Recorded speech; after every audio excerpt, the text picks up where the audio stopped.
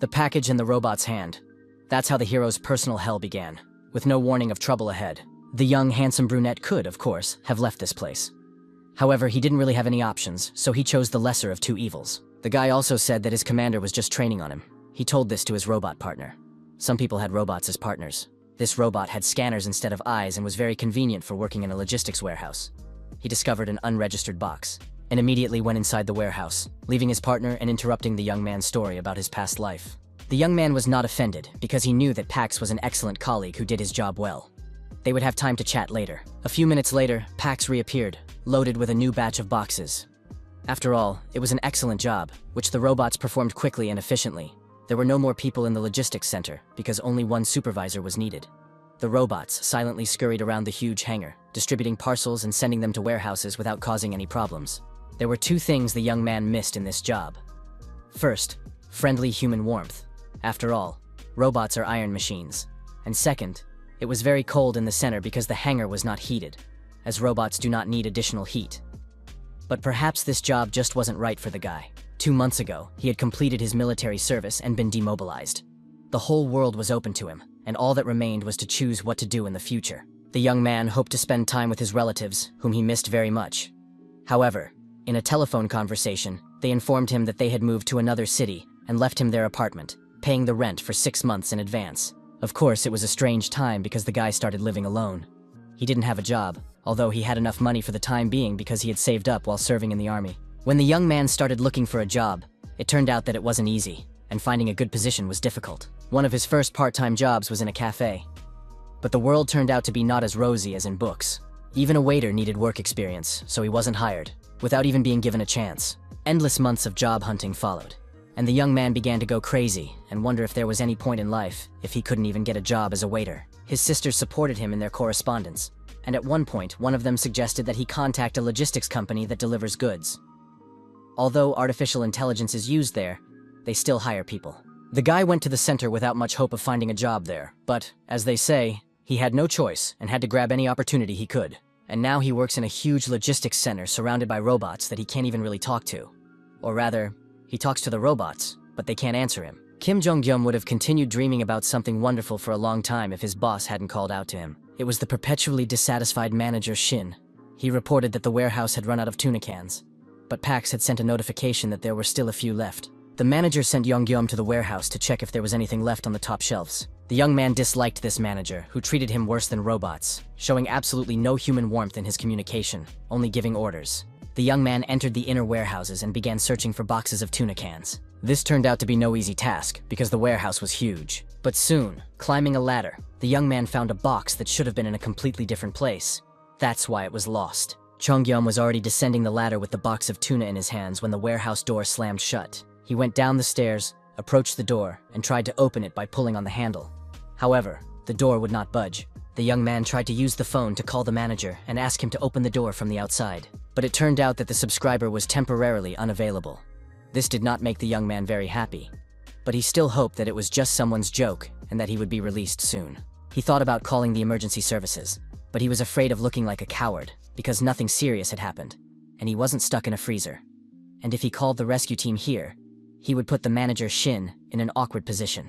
The guy messaged one of his sisters and told her that he was locked in a warehouse. They laughed about it a little, deciding that Yong was managing to relax at work. The girl told her brother that she had heard a building collapse near her house.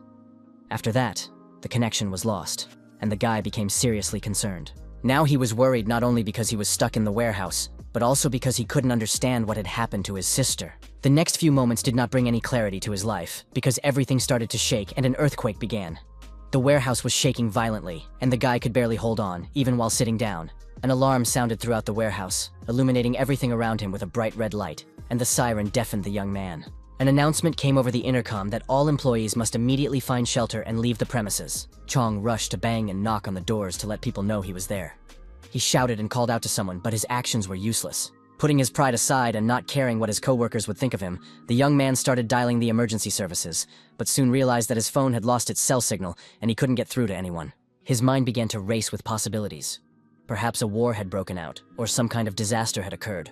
Of course, in such a situation, there were no good thoughts at all, so the guy was simply torn apart by uncertainty. But what happened next changed his life forever.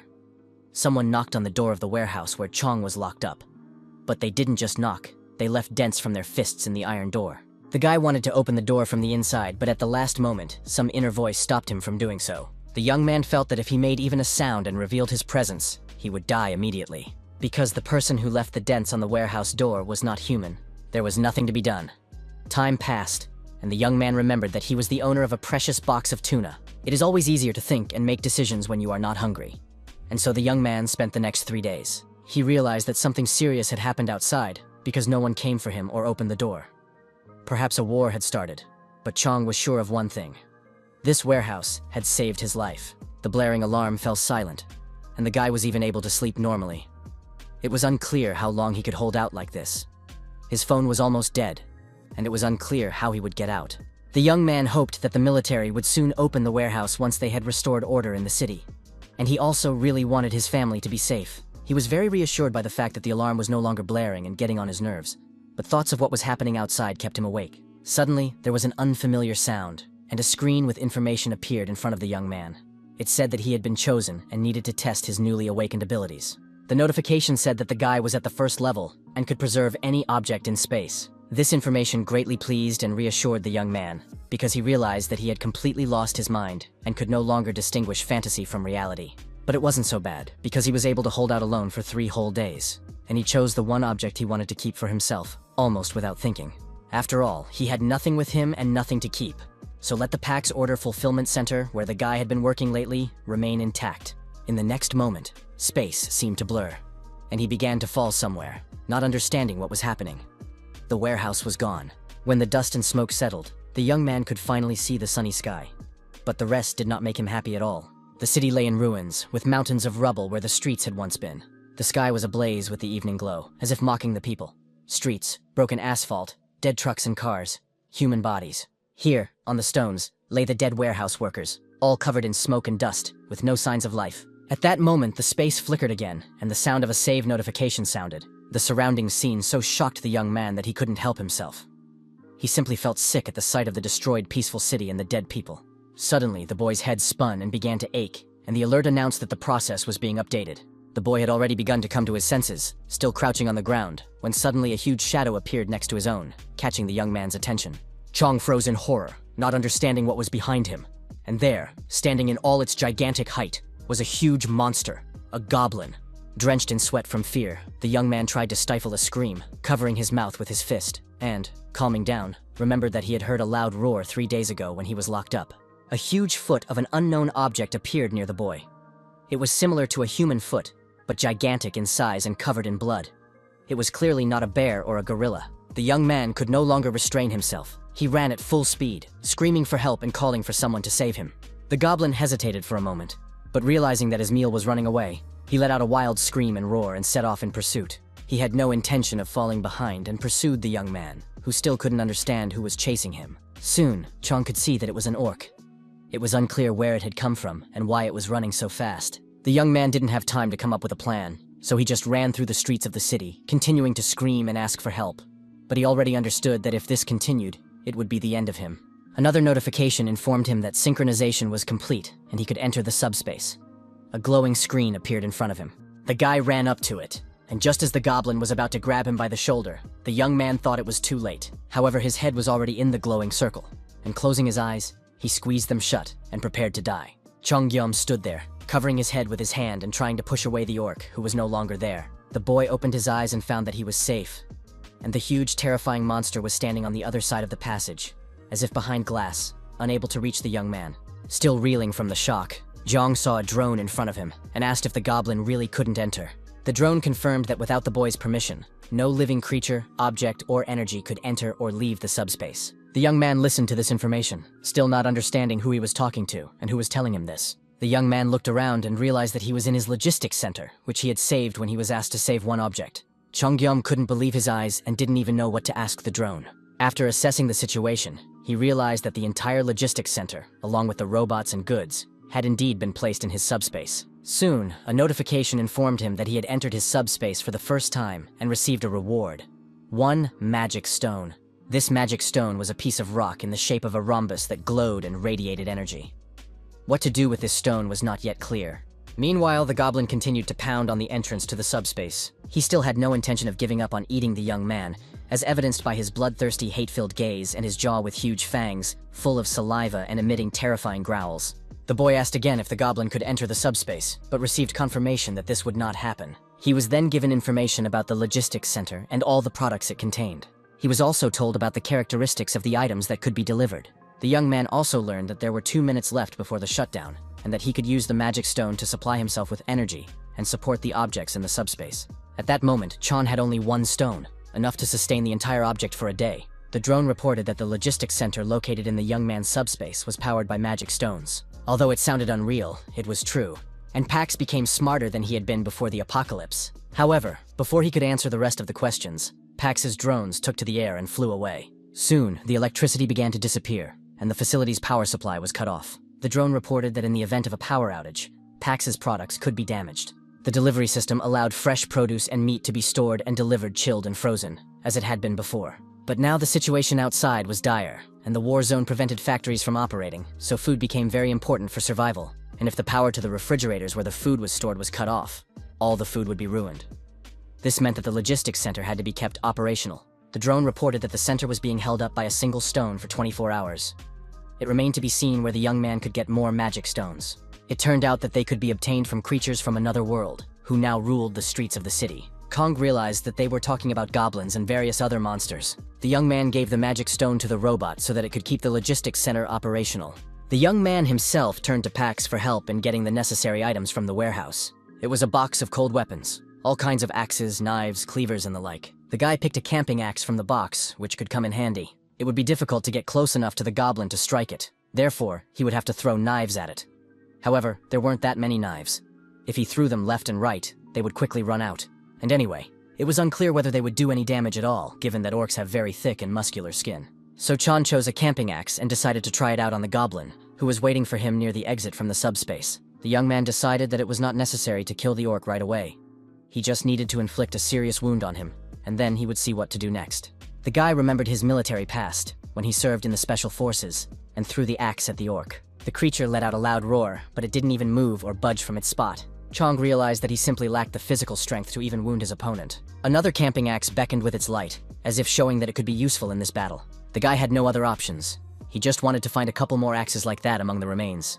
While Pax checked the information on camping axes, Chong continued to plan his attack, intending to throw something heavy at the orc because he wasn't sure he could pierce it with an axe. Pax found out that there were 15 camping axes in the warehouse. That wasn't very many.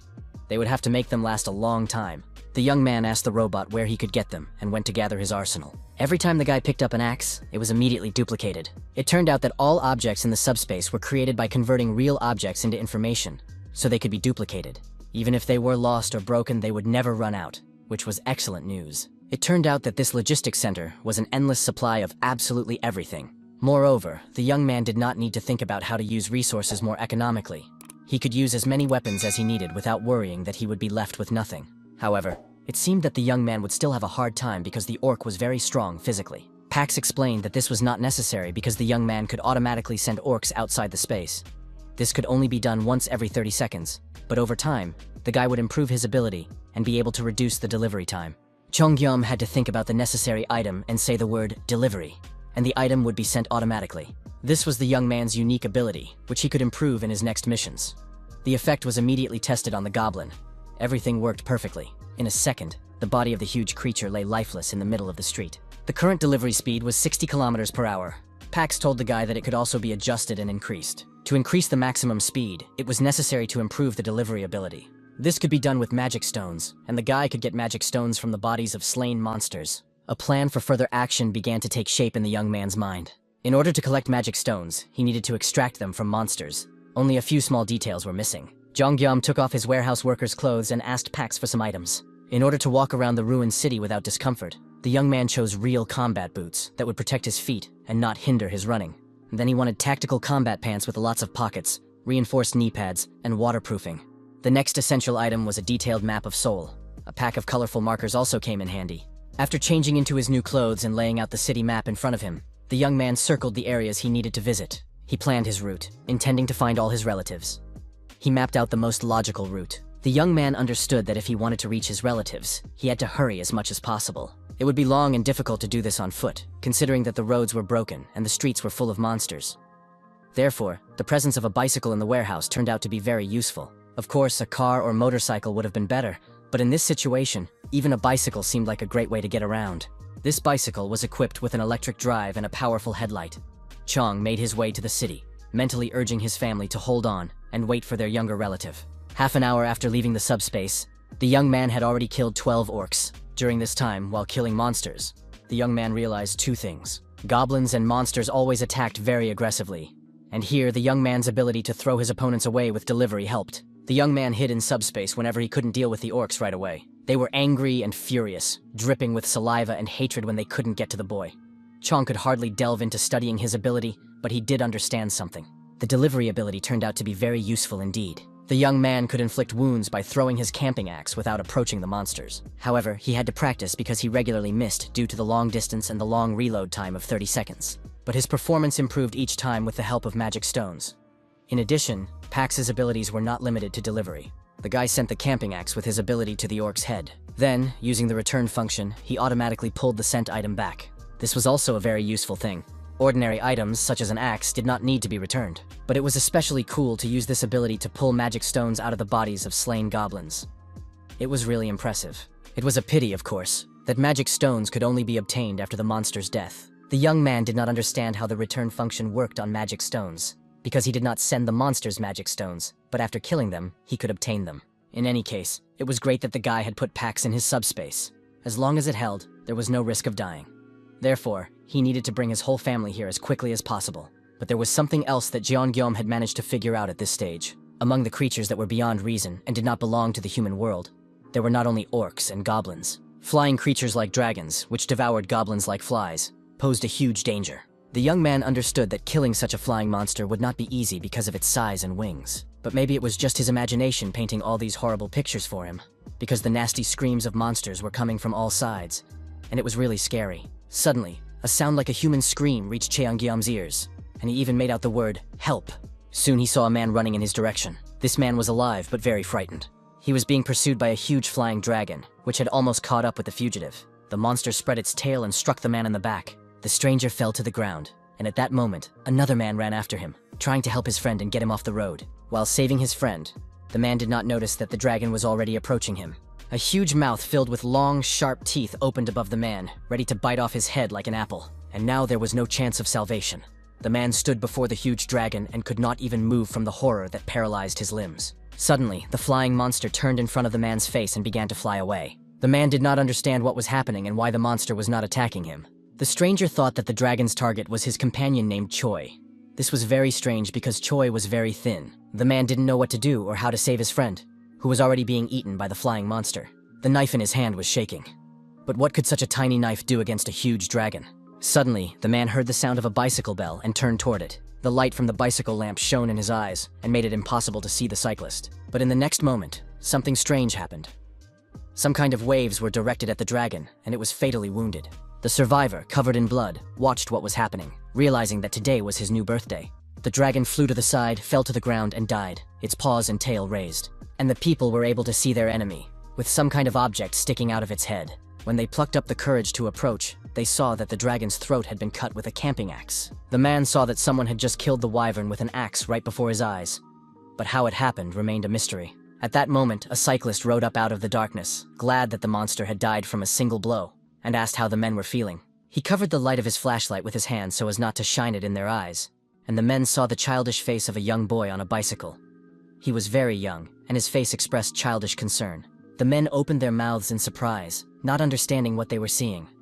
A boy on a bicycle, capable of killing a wyvern with an axe blow, clearly not a soldier. How could this be? They would have understood if a special forces unit had dealt with this dragon, but not a boy on a bicycle. The young man realized that he had made a strange impression on the men he had saved, but he didn't know how to respond. When they came to their senses, the men began to thank him for saving their lives. They bowed and expressed their sincere gratitude. The young man bowed back and said he was glad to help. The guy said that he was not a soldier, but simply worked for the logistics company Pax. The men were surprised by this fact. They mistook him for a soldier because of his clothes and amazing combat skills. After all, not everyone could kill a wyvern like that. The stranger admitted that he too had awakened certain skills. It was just the ability to drive, but now it was completely useless because he had never been behind the wheel of a car since the apocalypse. The third man had no abilities, so he was just lucky to meet the guys here. The strangers said that many people had originally come to this part of the city, where the logistics centers were located. But besides people, various monsters had also gathered here. Most of the people who came here are already dead. They were attacked and killed by orcs, and some were even eaten alive.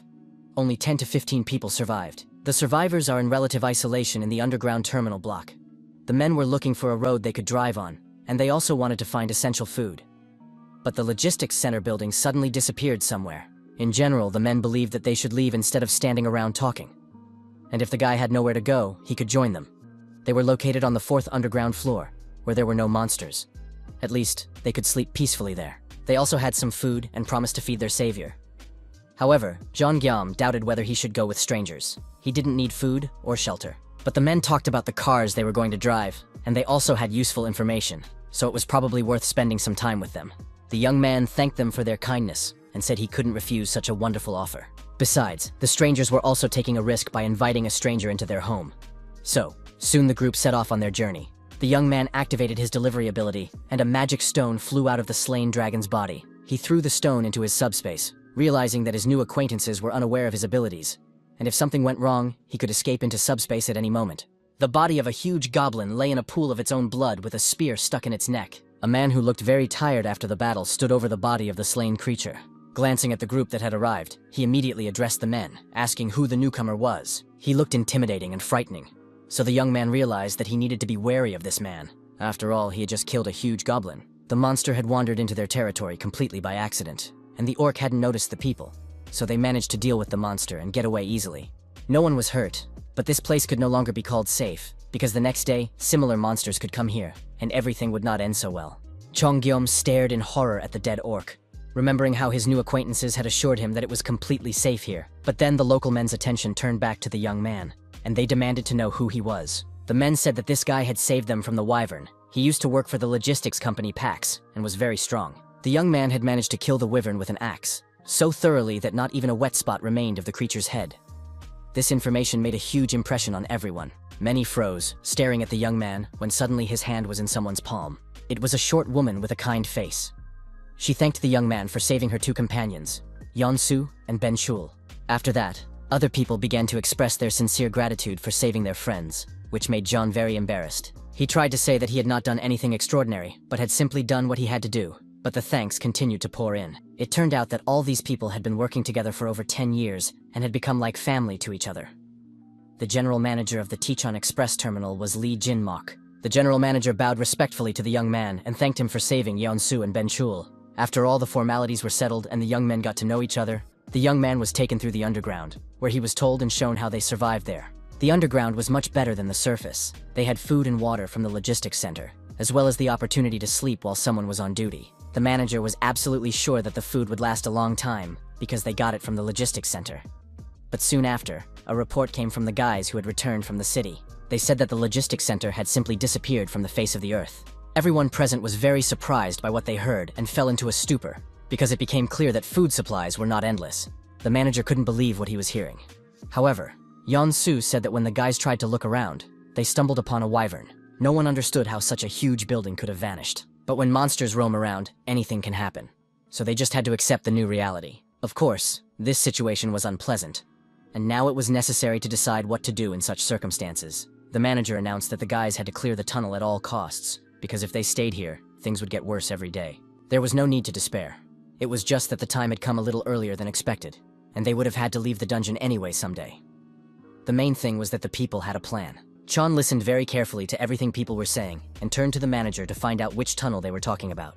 The manager explained that before the apocalypse, everyone lived in different places and needed transportation to get to work.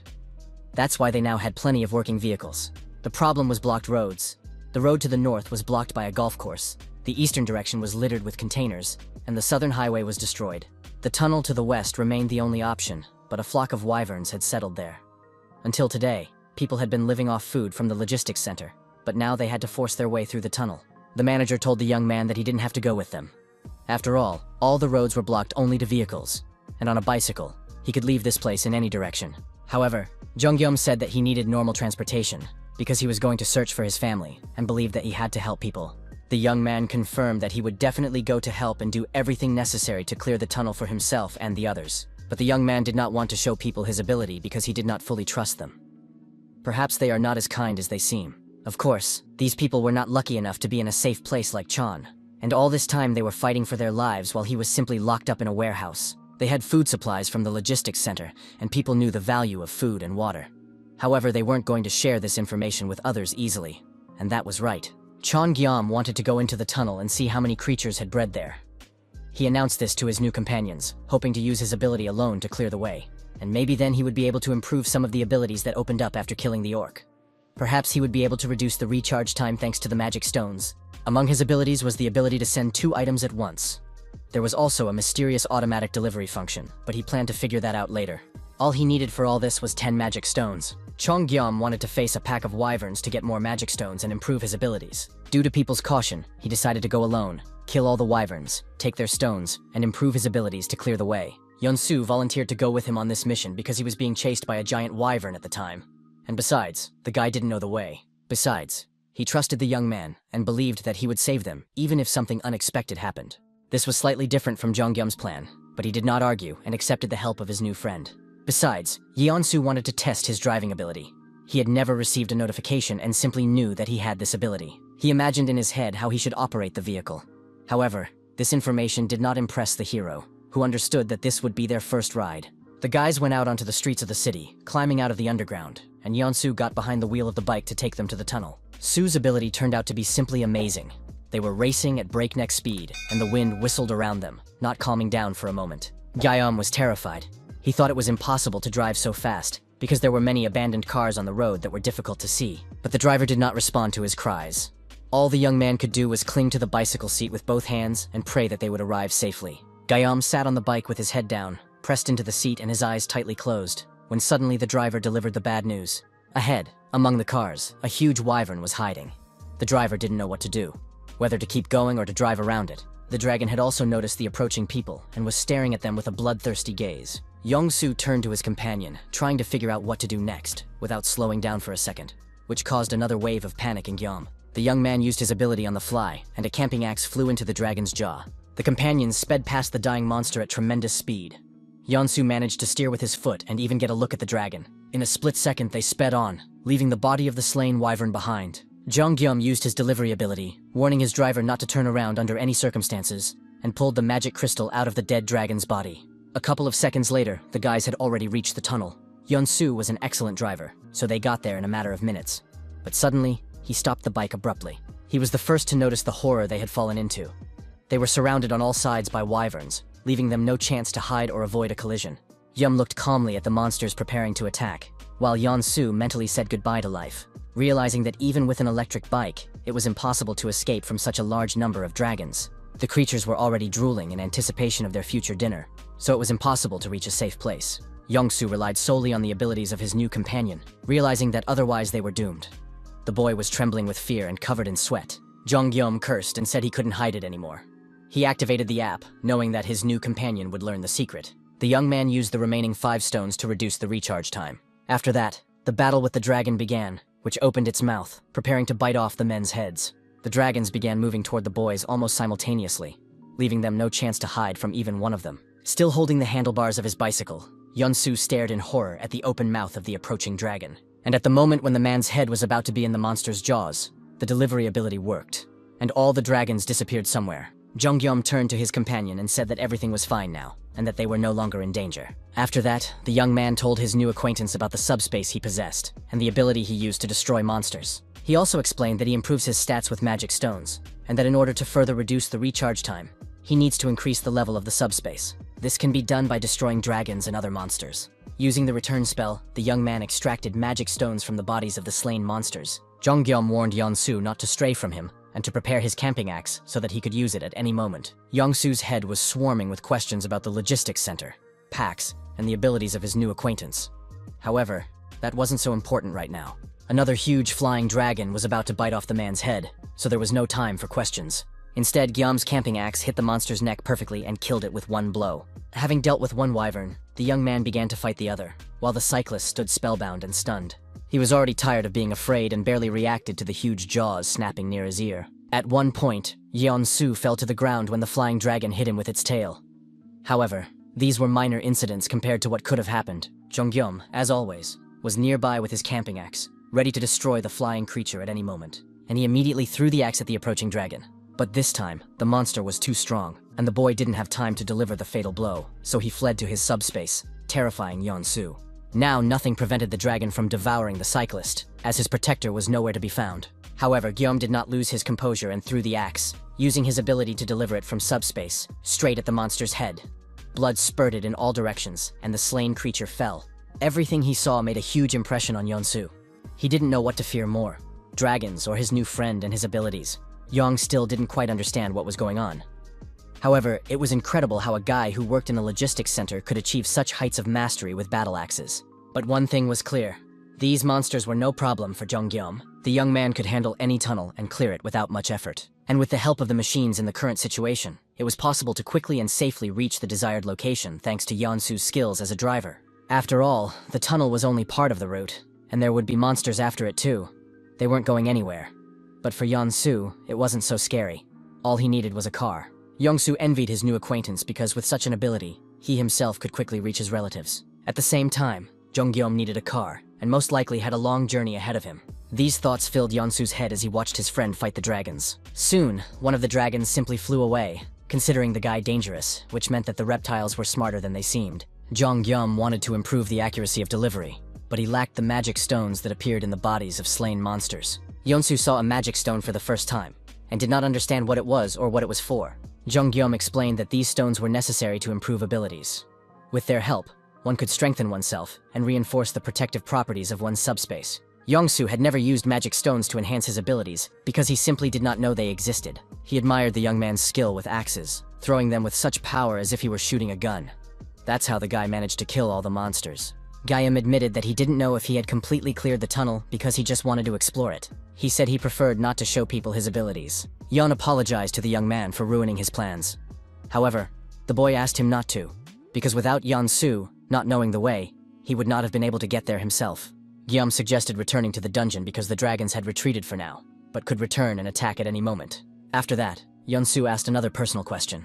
How far was Guillaume going to travel if he needed a car so badly? The young man replied that he was going to where his family was, in Gangnam, and his final destination was Yeongdongpo. Yeon-su admitted that he needed to go to Indiakwon. It was on the way, and perhaps they should travel together. This option was ideal for both of them. Yeon-su wasn't sure he would make it home even after passing through the tunnel. His ability was related to driving. He was an excellent driver.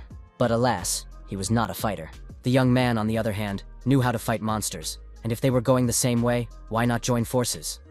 Gangnam was far away, but Yeon-su would get the young man there quickly. He understood, of course, that he was just a driver, but he promised not to be a burden to Guillaume. Besides, he had a small supply of food that they could share. The idea didn't seem so unreasonable, since Yeon-su's driving skills were beyond doubt. Jong-gyum really wanted to hide his abilities from the other players, because he couldn't imagine how they would react if they found out the truth about him. They might force him to do something against his will, such as not giving him the car keys until he fulfilled their demands. The young man wanted to trust Yeon-su because he had gone with him, risking his life, even though a monster had recently been chasing him. The guy confirmed his agreement, saying he was ready to team up with Yeon-su and drive together to his relative's house. However, he insisted that he would clear the tunnel alone and did not want anyone to interfere or learn about his ability. Guillaume asked that no one interfere with him and allow him to clean up the tunnel alone. Yeon-su, putting his hand on his heart, promised that people would not be stubborn and interfere if he asked them not to. Upon arriving in the underground, Yeon-su gathered all the residents and announced that they would soon be able to escape through the tunnel. Jong-gyum would clear the passage using his newly awakened ability, and the people would have to wait outside until he was done. He added that he couldn't explain what this ability was because it was a secret. All they could do was trust that Guillaume would succeed. It seemed unthinkable. He had revealed someone else's secret to everyone. The people were so surprised that they couldn't believe what they had heard. It turned out that their new acquaintance would clear the tunnel on his own, and they just had to wait until it was over. Yeon-su even promised to tell them exactly how the young man would do it. The situation was deteriorating before their eyes, because they were already wary of the young man, and now their trust could disappear altogether. The manager looked at the young man with a puzzled expression, not knowing what to do in the current situation. Guillaume also realized that it was too late to back down, so he announced that he would clear the tunnel by tomorrow morning so that everyone could pass through. And although it all sounded fantastic and unlikely, the people had no other options. Food supplies were running low, and the tunnel needed to be dealt with as soon as possible. Manager Chin Mok said he would not ask about his abilities, as he saw no point in it. The main thing for him was that the tunnel be cleared. Perhaps the guy decided to do this out of sympathy for the people. If it was easier for him without helpers, they would not get in the way. However, the manager asked the young man to accept the food and drinks that the people had collected, because he would need strength to clear the tunnel. The young man risked his life for all of them, and the only thing the people could do was share their food with him, especially since he was going to clear the tunnel alone. People began to bow to him, expressing their sincere and heartfelt gratitude. They regretted that they could only thank him. And although the young man tried to explain that this situation was beneficial to him, they did not listen. He asked them to leave the food for their families and not give it to him.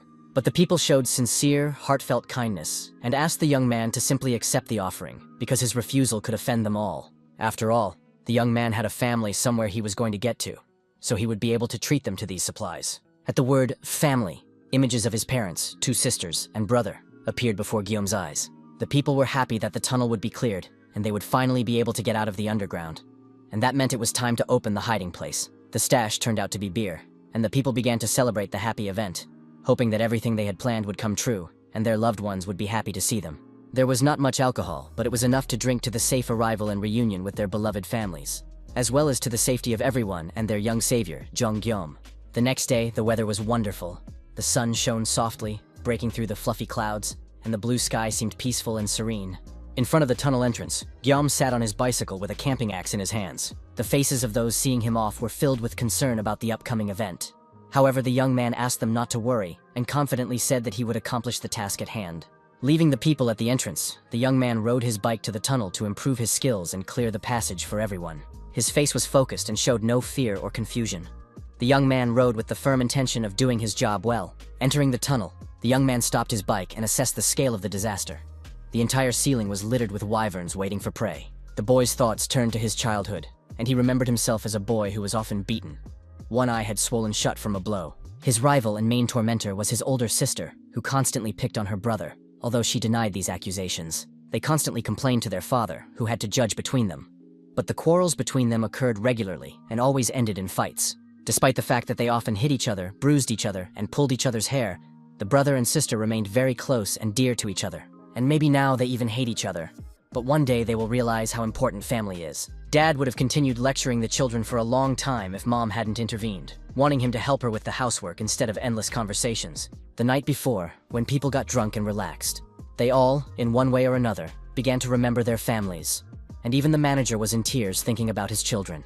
Soon, everyone fell into a drunken sleep, and loud snoring echoed through the dungeon.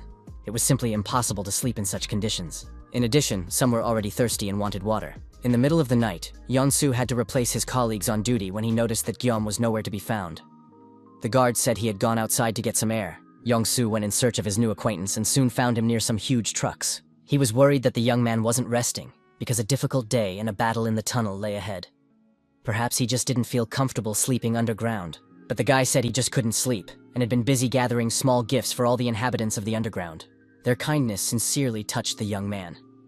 He didn't load the trucks completely to make them easier to drive, but in principle, the supplies should have been enough. It was the last of 15 trucks that he had already loaded with food and essential items. Guillaume asked him not to tell anyone about this until the tunnel was cleared. Yeon-soo didn't understand how the guy could give away food left and right and who he was anyway, if he could afford to do so. Meanwhile, in the underground, the work of clearing and destroying the dragons continued as usual. Jong Guillaume destroyed wyverns using his delivery ability, without even putting in much effort. He thought about how he would like to put all the people in his subspace to protect them. However, at this stage, it was impossible for him to do so with his abilities. If he could improve his subspace by a couple of levels, he might be able to accommodate up to 20 people there. But to do that, he would need to collect even more magic stones. There weren't that many dragons left in the tunnel. In addition, some of them flew away alone or in pairs, so it was unlikely that he would be able to raise the level significantly. But thanks to the upgrade of his precision delivery ability, the guy managed to kill quite a few lizards.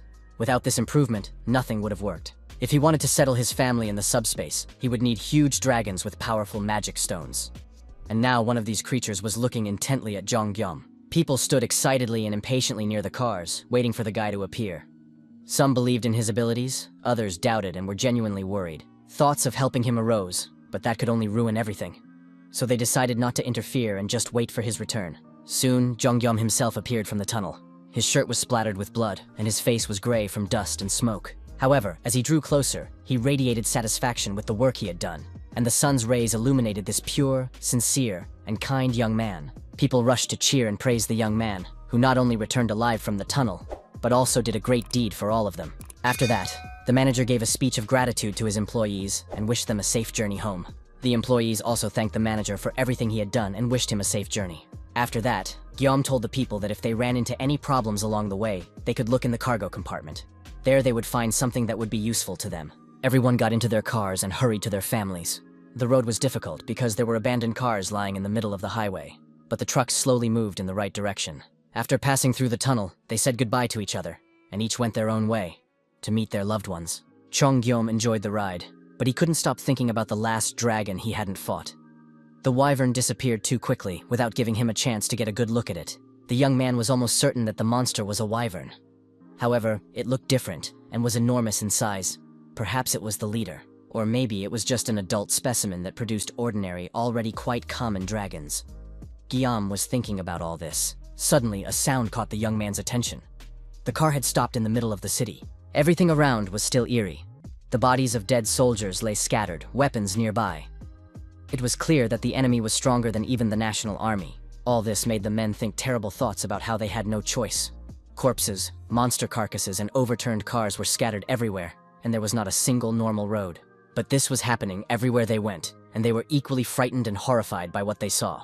The fact that the bodies of soldiers remained lying in the streets suggested that the situation was even worse than people could imagine. Zhongjum thought that if he had stayed in the army longer, he might have ended up in the place of these soldiers, abandoned to be torn apart by monsters. Soon, their path was blocked by a wire fence topped with barbed wire, and it was clear that it was impossible to pass. This fence was intended to block the path, but it could only be used against humans, as winged wyverns and huge orcs paid no attention to such barriers.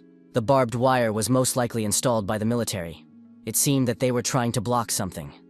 They could have looked for another road or tried to cross another bridge, which might not have been blocked yet. But Zhongguillaume did not listen to his companion because he saw something at the end of the bridge. Giant wolf-like monsters. The young man immediately figured that if he killed these creatures, he would be able to improve his subspace, although Yunsu was already about to turn back at that moment. However, before he did so, a daring plan formed in Guillaume's mind. The young man suggested trying to cross the bridge in one place. He asked the driver if he could drive the truck on the sidewalk. Of course, it was a bit narrow, but there was still a chance. With a satisfied smile and confident in his strength, Guillaume declared that he had come up with a good way to get through the barrier and demanded that the driver not turn the truck around. It was decided to make their way through here. While the guys were discussing the details of their future journey, new participants appeared before them. A giant orc who was tearing wolf-like monsters to pieces. But within a few minutes, the battle took a dramatic turn.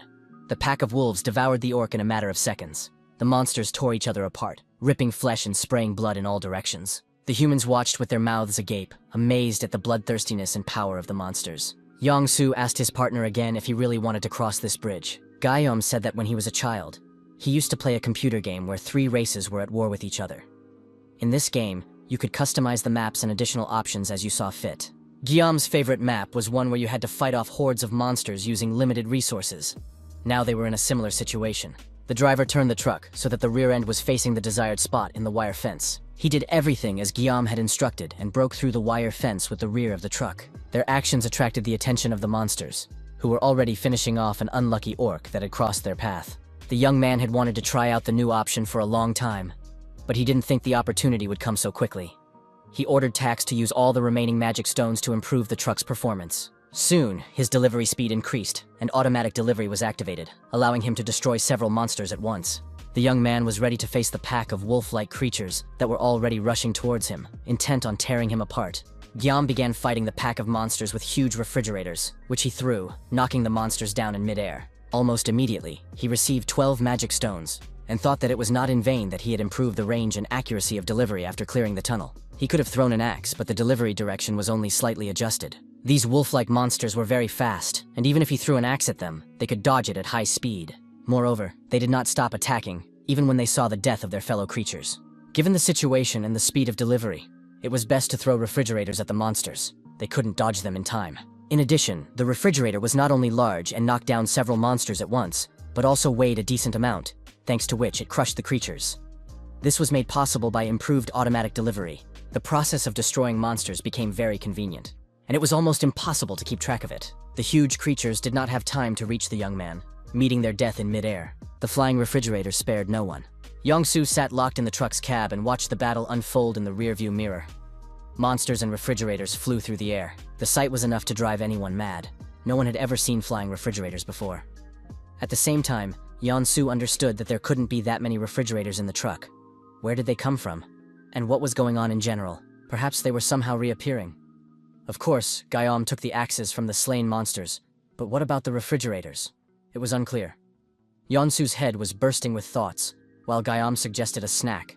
It dawned on the driver that the young man's supplies were endless. This knowledge struck him as much as everything else. He thought the guy was collecting axes because there weren't many of them, but it turned out there was a whole wagon load. Gyeom said he was picking up the axes so they wouldn't lie on the road and hurt someone. Perhaps Yeon-soo just didn't understand everything correctly. However, the young man did not deny that his supplies were endless, and the guys agreed to have a snack while the refrigerators continued to destroy monsters. Yeon-soo continued to argue that he still didn't know what abilities the guy had, but it didn't matter anymore. They were enough to get the job done. Yeon-soo said he was very grateful to Gyeom for clearing the tunnel and helping them get to the city. If they crossed the bridge, they would reach his home in about an hour. Yeon-soo hoped that nothing had happened to his family and believed that they were all right. To distract himself from his sad thoughts, Gyeom said that Yeon-soo couldn't appear in front of his family looking like that. It would take some time to destroy the wolf-like monsters, so the boys could find some clothes for Yeon-soo. At first, the driver was embarrassed, surprised that the young man was even helping him with clothes. However, he didn't have to beg him for long, and soon he voiced his preferences. Now there was a very cool guy behind the wheel, wearing aviator sunglasses and a stylish jacket that resembled the uniform from the movie Top Gun. Having received his new outfit, the driver felt like a real pilot and said that since almost all the problems had been solved, it was time to get going. Gyeom watched what was happening with apprehension and understood where this was leading. However, it was too late. The truck took off immediately, at breakneck speed. It raced across the bridge, crushing the surviving monsters and not slowing down for a moment. The truck raced so fast that it left no chance for anyone. The frightened creatures were left far behind. Less than half an hour later, the truck reached its destination before Gyeom lost consciousness from motion sickness. What his companion saw was very sad. Houses were destroyed, streets were littered with debris, windows were broken, and there were no signs of living souls. The buildings were in terrible condition, but there were no corpses in sight. The absence of dead bodies on the street gave him hope that Yeon-soo's family was all right. However, when all that remained was to open the door, the man was terrified. The truth he might find behind that door paralyzed him. Perhaps it would have been better to remain in ignorance than to confirm that his family had perished. Jong-gyeom guessed how his friend felt and offered his help. He understood how eager he was to see his family, and now the man was paralyzed with fear. He was afraid to find dead bodies inside. Gyeom volunteered to help his friend. He put his hand on the driver's shoulder, which was covered in sweat from tension and fear. Jong-gyeom asked permission to ring the doorbell instead of Yeon-soo. No one wants to confirm the death of their family, even if the probability is low. In Yeon-soo's place, no one would want to open that door. Gyeom asked his friend to get ready and was about to knock on the door when something happened. The door swung open silently and the men looked at what was hidden behind it. A beautiful young woman and a little 5-year-old girl were standing on the threshold of the apartment. They were frightened, but immediately recognized Yeon-soo. The woman couldn't believe her eyes. She couldn't believe that the man she loved, whom she had mourned for the past few days, was standing in front of her alive and well. In a burst of joy and happiness, Yeon-soo rushed to his beloved women. He hugged his wife, and his daughter clung to his pants and pressed herself tightly against her father. What followed was a touching scene. Tears, sobs, joy, and happiness. The woman said that she heard voices behind the door and saw a man who looked like her husband through the peephole. When the initial emotion subsided, everyone remembered Gyeom, who was standing quietly nearby, trying not to disturb the happy family. Yeon-soo introduced the young man as his savior, thanks to whom he was able to get here safely. But Gyeom was already very far away in his thoughts. The guy had lost a lot of strength fighting monsters. He hadn't slept the night before the tunnel cleanup, so his eyes closed, and he simply fell asleep. Gyeomu dreamed of his father, who was sitting very seriously. They were at his grandfather's funeral, and his father told him that parting does not always bring only sadness. The more time people spend together, the stronger their feelings of affection, gratitude, and regret become. Therefore, the moment of parting does not necessarily have to be sad. His father felt more gratitude to his parent for allowing him to experience true love. After all, when you give without asking for anything in return, it's hard to understand. But someday Gyeom will grow up and realize that love is not easy to receive and not easy to give. Then he dreamed of another fight with his older sister, who was practicing her moves on her little brother. She justified herself by saying that she didn't hit him. She put a pillow there to soften the blow. But the boy still ran to his father to complain. However, Dad didn't take either side because he knew that one day the children would stop fighting and understand how important and valuable family is. and that the love in their hearts is the most important thing. Years passed, the children grew up, and it became more and more difficult to gather everyone around the table. After some time, the children grew further apart as they grew up. The older brother advised Kim Sol to join a boxing club. Finally, it was time for Guillaume to go to middle school. He was very happy and proud of himself. However, the boys did not want to be friends with him because their suits were more expensive, and so were their phones. Guillaume got his older brother's jacket, which was full of holes and worn out. That's why no one wanted to be friends with him. Instead, his classmates enjoyed practicing their punches on him. Besides Guillaume, there was another bespectacled boy who was regularly beaten up by the other boys and couldn't defend himself, so they were both considered weaklings. During one such fight, when a classmate was about to deliver a powerful blow, someone grabbed his arm and stopped his fist in midair. It turned out to be his older sister, who had been practicing her moves on her brother for many years. Kim Sol announced that from now on, Guillaume would train with her in the mornings. This marked the beginning of another hell for the boy, because his sister exhausted him with physical exercises and continued to tease him, just like when they were children. Several more years passed, and Guillaume was now a high school student. No one dared to bully him because he had become physically fit and strong. Soon, the family received wonderful news. His older sister, Ju Young, had been accepted into medical school. Time passed, and soon there was news about Guillaume himself, which his parents had been eagerly awaiting. By that time, the young man had grown into a strong and handsome guy, capable of protecting himself and others. It was a letter confirming his enlistment in the military. His parents and Kim Sol saw off the young man, who was about to become not only a strong defender, but also a professional warrior. His parents wished him not to lose heart and to take care of himself. With that, the young man's childhood came to an end. Together with other young men, he left to serve in the army. The young man woke up lying on a bed in an unfamiliar place. He couldn't understand where he was or how he got there. He assumed that he had fainted and lost consciousness. Guillaume remembered how Yeon-soo met his family. But after that, there was only silence and darkness. An unfamiliar voice called out to him, greeting him just as he was about to use his camping hatchet. He saw a woman and a girl sitting at the kitchen table, eating their dinner with gusto. Nearby, exhausted from the long journey, driver Yeon-soo was sleeping on a mattress. The woman explained that Guillaume had lost consciousness, and then immediately fallen asleep, so they had put him to bed and tried not to wake him. Guillaume looked in horror at the axe he was still holding in his hands, and realized that he could have accidentally used it against these defenseless people. He immediately put the weapon away in his subspace, and asked how much time had passed, and how long he had been asleep. The woman said that only 3 hours had passed, but she wanted to thank him for what he had done for her family. Her husband told her that they had only been able to get there thanks to Guillaume's strength. And now, finally, their family was reunited. At that moment, Yeon-soo woke up and said that the young man had saved his life many times, and that his help with driving was nothing compared to what Guillaume had done. The woman assumed that the young man was hungry and suggested that the men eat first before continuing their conversation. Yeon-soo did not want to eat without his friend, and waited for him to wake up so they could share their food. The woman prepared stewed fish, just like Guillaume's mother used to make. The young man was sincerely touched by this situation and the hospitality shown to him by this family. He said that it was his favorite and most luxurious dish. The woman and the girl had already eaten and left the men so that they could enjoy their meal and talk in peace. It was the most delicious food Guillaume had had since he left his parents' home and went to serve in the army. The delicious lunch was eaten. Nostalgic feelings overwhelmed the young man. He remembered his family and the food his mother used to cook for him. When lunch was over, Yeon-soo got down to business and said he wanted to take Guillaume to his relatives. This proposal surprised the young man, but Yeon-soo insisted that he had already discussed everything with his wife, and she supported his decision. Guillaume tried to stop Yeon-soo, saying that the nearest town, Gangnam, was not the final destination of his journey, because he was going to travel further and would need a car. Yeon-soo understood all this and set only one condition. First, he wanted to talk outside. Standing by the car, the guys continued their conversation. Yeon-soo was going to drive the truck to the nearest town, Gangnam. Then he wanted to leave the truck with the young man and get an electric bike from him in return, so he could return to his family himself. He planned to ride the bike back home very quickly. It all seemed convenient, of course, but suspicious Guillaume immediately had questions. Of course, Yeon-soo was an excellent driver and could outrun any monster.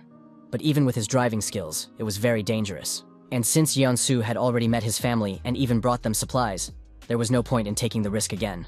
After all, the man had come all this way for his wife and daughter, and now he was ready to take the risk again. Guillaume asked directly why Yeon-soo was trying to help him. Scratching behind his ear, the driver said that he just wanted to repay his savior because he felt he owed him his life. This answer seemed very strange to Guillaume, and he hesitated, wondering whether to accept Yeon-soo's help. Of course, if it weren't for Guillaume's help, they would all have died in that tunnel. And now Yeon-soo was simply trying to help as best he could. They were both in the same situation. Their normal lives had collapsed, and now each was struggling in their own way.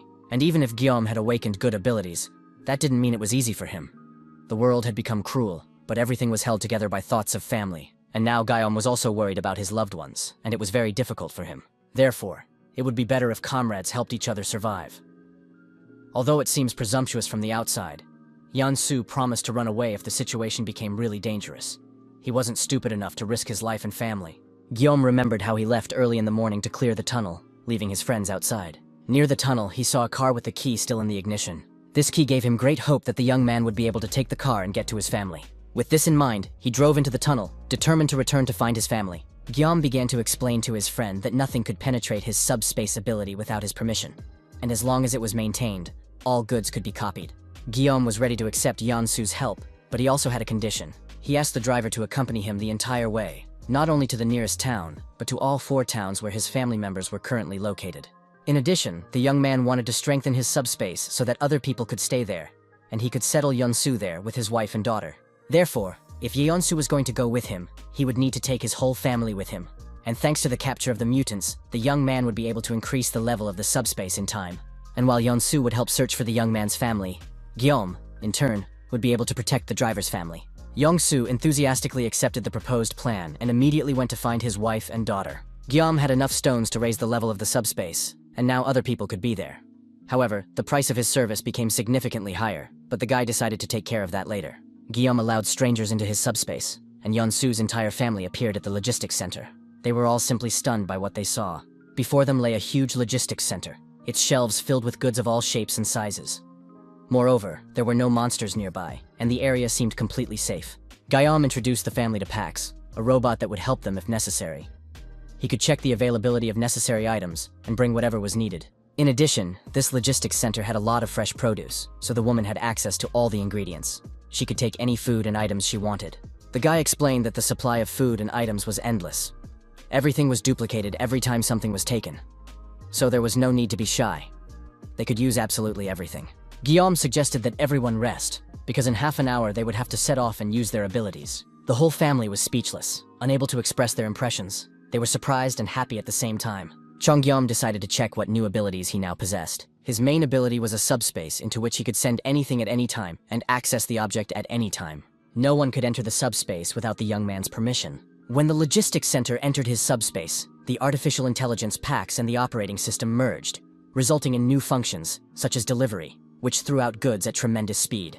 After the merger, the capabilities of the subspace became simply fantastic, and now the young man didn't even have to control some of the functions. It was very impressive, and it seemed that the level of new abilities could not be increased any further. However, this turned out not to be the case. The young man could now store items right in front of him, as well as create a laboratory capable of combining and transforming goods in space to create new items. In any case, it became clear that as he leveled up, he would gain even more powerful abilities. However, this was not yet possible due to a lack of magic stones. Suddenly, a bold idea popped into the young man's head: to put the entire planet Earth into his subspace. But at this stage, this function was unavailable. The subspace tried to execute the command, but nothing happened. The target was outside the range of the ability, and the young man suspected that it would not work, because the idea itself was too bold and even terrifying. At that moment, Yeonsu approached the young man. Having studied the city map and looked up the route to the Kanam district, he suggested a different route, saying he thought it would be better. Guillaume was surprised that the driver was already busy planning his future trip instead of spending time with his daughter. But it turned out that the girl was fine. She had gathered her favorite toys, played to her heart's content, and was now fast asleep, feeling completely safe. Yeonsu thanked the guy again for his help, but he replied that everything was fair. They had helped each other, and there was complete balance between them. When the guys were sitting in the car and started their journey, Guillaume had a bad feeling because the driver suddenly became very serious. Yeonsu said that he could only help in one way, by driving the car, but he would do it faster than anyone else. And although Guillaume hinted that it was possible not to drive too fast, it was useless. The driver was already speeding at a tremendous speed. Soon they left the city, and the landscape around them changed. The streets and roads became completely deserted. The driver said that he had deliberately chosen routes where there were fewer monsters, because they usually gathered near people. For Guillaume, this was a completely unfamiliar place. The road was bumpy, he felt very sick, and all he wanted was for the journey to end as soon as possible. Suddenly, they drove up to a completely empty area and saw that the road was blocked by a barrier. These were military barricades with iron spikes, which were impossible to cross without damaging the wheels. The guys didn't know if there were any soldiers nearby who had left these barriers, but then Guillaume saw the headlights of the car that was chasing them in the side mirror. The equipment and weapons in that car did indeed belong to the military, but the people inside were clearly not soldiers. It seemed that they had set up an ambush and were watching the truck approach.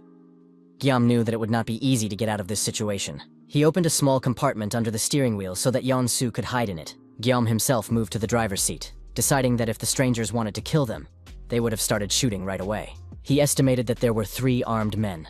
When one of them approached the driver's window, Guillaume asked what was going on. The stranger replied rudely that it was a check. He demanded that the young man get out of the car and open the trunk for inspection. The young man obediently complied with the armed stranger's demands, and they saw that the car was filled to the brim with goods.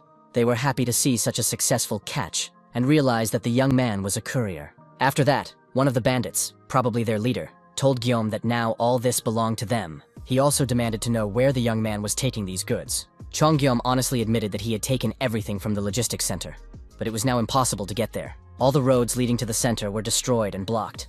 However, he was willing to bring supplies to these people if they needed them. The leader was interested in how many more supplies were in that logistics center. While they were talking, one of the bandits hinted that they had no choice. Time was running out. But suddenly the soldiers became agitated and began to discuss that it was too late and time was running out. Therefore, they needed to take the food and stop talking. They took the truck and were about to harm the young man. Before Guillaume could escape into his subspace, he received a powerful blow to the solar plexus. It was very unexpected and painful, and the young man fell to his knees because his breathing was labored, and excruciating pain spread throughout his body. His further impressions were only auditory, because a bag was placed over his head. He heard how he was taken somewhere, and explained to someone that he had brought food from the logistics center. As soon as the bag was removed from the young man's head, a bright light blinded him, and at first he could not see anything. When his vision returned, he realized that he was sitting on a chair with his hands tied behind his back in the middle of the room, and there was an unknown man sitting at the table. A guard was standing next to Guillaume, and a little to his left, he noticed another prisoner with his hands tied behind his back. The stranger was lying in a pool of his own blood, showing no signs of life. The commandant of the place spoke to him, saying that his men had told him about the truck with food that the young man was driving. According to the military, the young man was the only one who could get into the logistics center, and now the commandant was interested in whether this was really true. Why only he could get into the center, and where it was located. Guillaume confirmed that he had picked up food at the Kunpo Center, and of course, the commandant himself wanted to get into such a place. The young man also had questions. He wanted to know where he was and what was going on. It turned out that he was on military property. The commandant himself did not remember exactly which military structure this unit belonged to. The Communications Command or the Command Communications. But it did not matter. The military man himself had not served here before, and he was not going to explain anything about what was happening. But it would soon be 6 o'clock, so the young man could see everything for himself. That would be easier than explaining. At that moment, the whole room was illuminated by a red light, and the commandant announced that they had arrived. At the same time, there was a terrible, familiar sound that even Guillaume recognized. It was the wyverns flying over the military unit. For some reason, they did not touch the soldiers, as if they did not notice them at all. There were many dragons, varying in size, and soon their huge numbers practically blocked out the daylight. The young man watched in horror as the huge wyverns flew past the window. The commandant said that these creatures were extremely dangerous. In addition, they were unusually strong, because the commandant himself possessed strength. But during attacks and battles with wyverns, all his abilities were blocked by the dragons. The commandant drew Guillaume's attention to a soldier who was lying there in the room, his hands tied, in a pool of his own blood. This guy was a real soldier, and the army had a plan to attack the wyverns with weapons. However, it didn't help, and all the soldiers who were recruited to fight the monsters died. This particular soldier wasn't killed, he just wasn't feeling well and probably knew a lot of useful stuff. But now he wasn't in the best shape because he hadn't been fed in a long time. Now the commandant ruled this place. He reported that the military base was full of weapons, but there was no food at all. So Guillaume had to take his men, go with them to the logistics center, and get food. If they succeeded, the young man would be accepted into their ranks. This would be beneficial both to the bandits and to him, because they would be able to protect him from the monsters. Guillaume began to say something strange about how this place seemed perfect, and therefore he wanted Pax to send the Ministry's Communications Command to the subspace. It seemed like complete nonsense, and the soldiers nearby decided that the guy had simply gone mad. The next moment, the young man found himself with everyone around him in a completely different place. They were sitting on chairs under the open sky, against the backdrop of high mountains and a ruined city. The sun shone brightly on everything around them, creating a peaceful landscape. The men looked around in confusion, not understanding what had happened and where the building they had been in had disappeared to. Guillaume was still sitting on a chair with his hands tied, and next to him was a guard with an automatic weapon. The commandant looked around in confusion, not understanding how this was possible and where the building had gone. At that moment, the young man sitting on the chair with his hands tied was seized by another attack. and he vomited right in front of him. This was a side effect of being packed into subspace. The rope had to be cut quickly before it was too late. But then there were sounds that needed no explanation. A huge flock of wyverns was approaching the people, and all eyes were fixed on these sources of death flying straight at them. The dragons were impressive with their gigantic size, enormous wingspan, and powerful, well-developed musculature. Their mouths were full of sharp, long teeth, and their ever-hungry mouths were ready to start their meal. The people rushed to flee as soon as their stupor passed. Guillaume tore the ropes and tried to pull himself together to meet the dragons, preparing his camping axe. The commandant came to his senses and shouted at his men not to run away, but to start shooting at the small wyverns with their firearms. Then, according to his plan, they would take down the large ones together. If the weapons didn't help, he would use his strength. However, it turned out that all his subordinates were traitors and cowards. They simply ran away, leaving their boss alone with the huge dragons. The commandant realized that he had no choice but to fight when he found himself face to face with a giant wyvern. The dragon's attention was drawn to Guillaume, who, supporting the wounded soldier, was retreating into subspace. Chong allowed subspace to let the soldier in. The stranger was in very bad shape. He was exhausted and could barely move his legs. Guillaume managed to safely enter subspace while the others were distracted. But next time, he should think about the consequences. The side effect could rob him of his senses. The young man was preoccupied with what was happening outside. He saw that the commandant was not afraid at all and was standing in front of the wyvern, not even trying to run away or hide. The dragon itself watched the man with obvious interest, following him with its gaze. It seemed as if the monster was thinking or remembering something, as if it possessed a mind. At that moment, the commandant punched the wyvern in the chest, and the monster finally turned its attention to what was happening right in front of it. The commandant shouted that he had already raised his level and was no longer as soft-hearted as before. Besides, he was not a coward who ran away. The last thing Guillaume saw from his subspace was the wyvern devouring the commandant, despite all the man's abilities. Once he got to his logistics center, Guillaume was able to catch his breath and said he felt fine.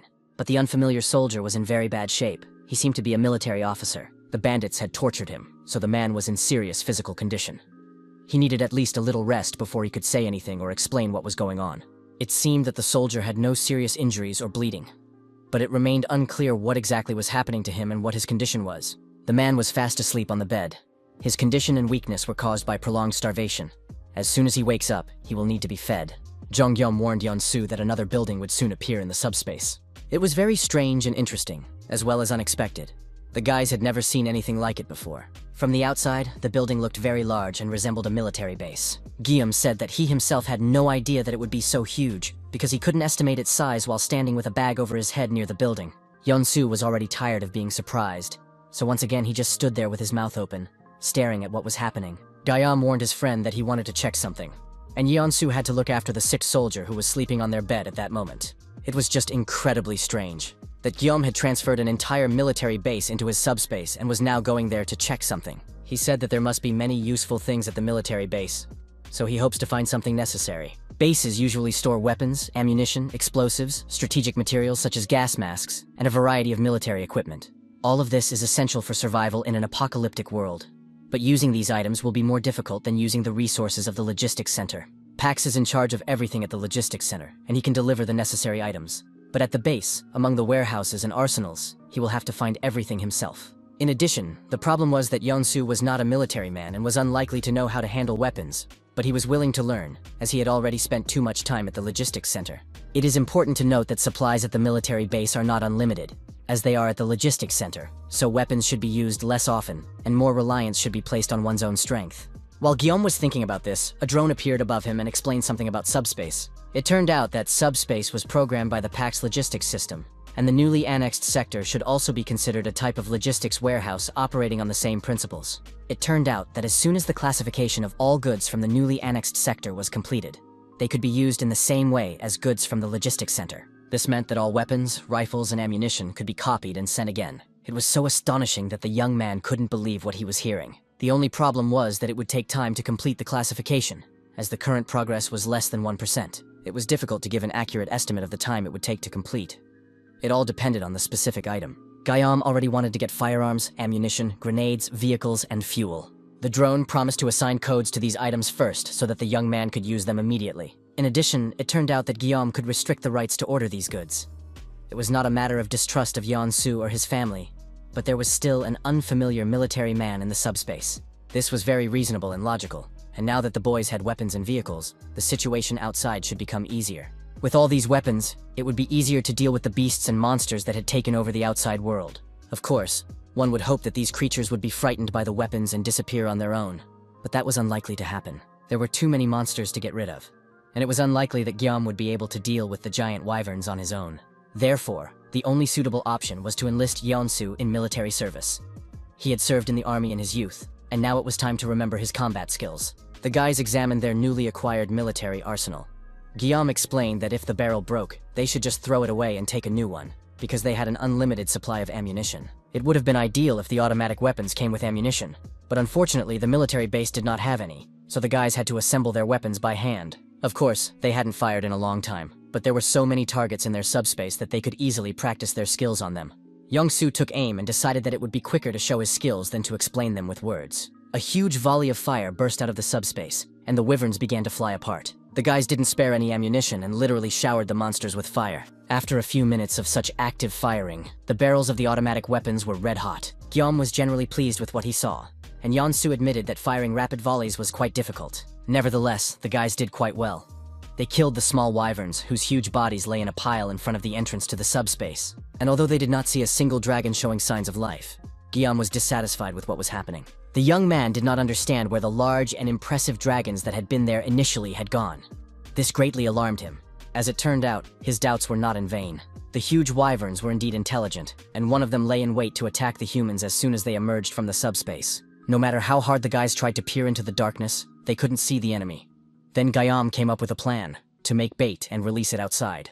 If no new dragon appeared after the bait was released, they would be able to move on, and if the wyvern showed itself, they would ambush it. Soon the bait was ready. The guys made a mannequin out of whatever they had on hand and placed it on 4 remote-controlled cars. Using the remote controls, they activated the movement, and the mannequin lying on the cars drove out of the subspace onto the street. In the next moment, the giant wyvern's huge claw pierced the mannequin through and through.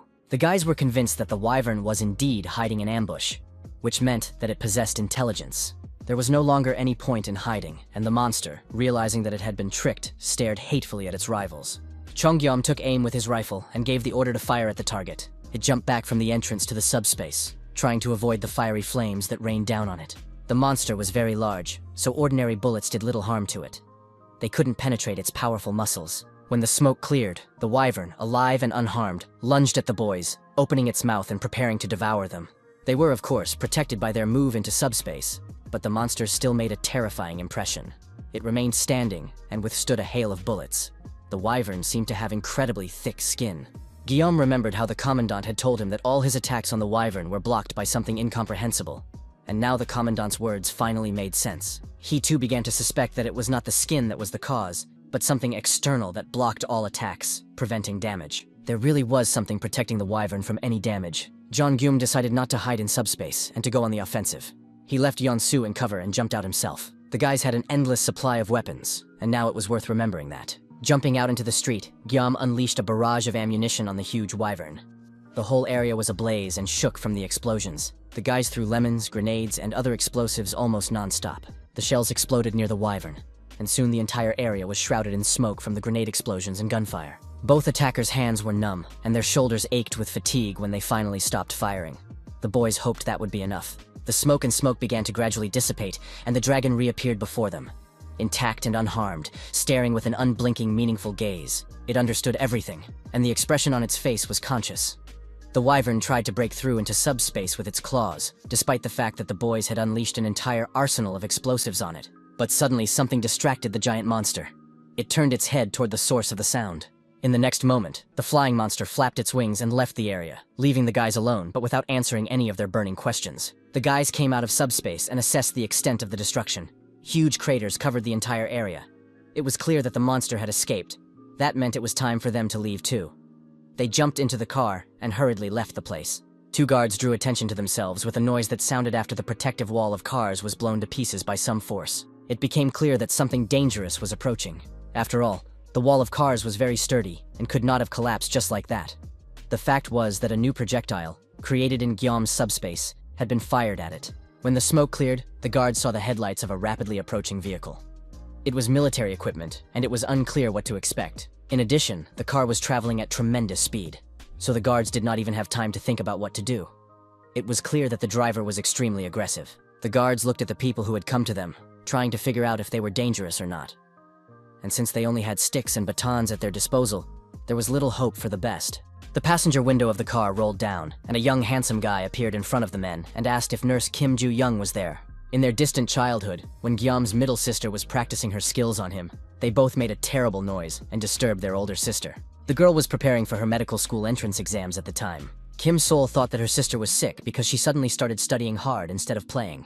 The younger siblings decided that something was wrong with their older sister and that they needed to tell their mother about it. Joo-young was 8 years older than her brother, and when she suddenly changed, deciding to get her act together and start studying hard, the whole family was alarmed by this change. However, the girl explained that she had a dream, which is why she had changed her habits so radically. One of the fiction books she read during that period made a huge impression on her. The beauty decided that even if the end of the world came tomorrow, she would continue to care for the sick and suffering until the very end. Her younger relatives did not understand her actions and her desire to become a nurse. But soon her efforts were rewarded. Her aspiration turned out to be more than just a childhood dream. The girl's grades improved, and she was eventually admitted to medical college. And now this young, beautiful girl in a medical uniform was standing on the street, not believing her eyes. Tears of joy and happiness streamed from her eyes when she realized who she was looking at. Questions poured out one after another. Where was he from? How did he find her? Why hadn't he shown up before? Jong Gyeom couldn't hold back either.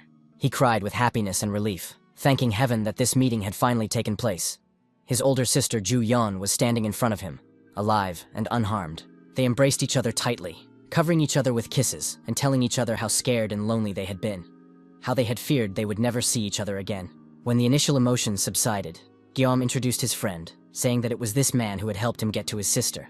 In turn, Kim Joo-yeon thanked Lee Soo-yeon for helping her brother and took a chocolate bar she had stashed away for a rainy day out of her pocket to share between the men, knowing that food was now worth its weight in gold. Jong tried to say that there was no need to treat them. He had something more important, namely a patient who needed medical attention. Joo-yeon immediately got to work, demanding that the patient be taken out of the car immediately. However, it soon became clear that the patient was not there. He was in a subspace that could only be accessed with the help of Gyeom's power. The nurse realized that her brother had awakened, and although this surprised her, such cases had become common recently. Gyeom did not want to open the subspace in front of strangers, as he did not intend to tell anyone about his abilities. But Joo-yeon noticed that there were too many prying eyes around, and that it was impossible to act openly.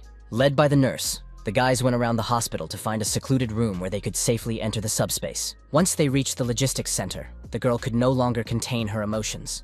Everything seemed simply amazing and unreal to her. In addition to the logistics center, her brother also controlled a military complex with an entire arsenal. Gyeom promised to tell her everything later. They immediately brought the medic to the soldier, who was still lying on the same bed, showing no signs of life, but not dying either. He seemed to be in a deep, lethargic sleep.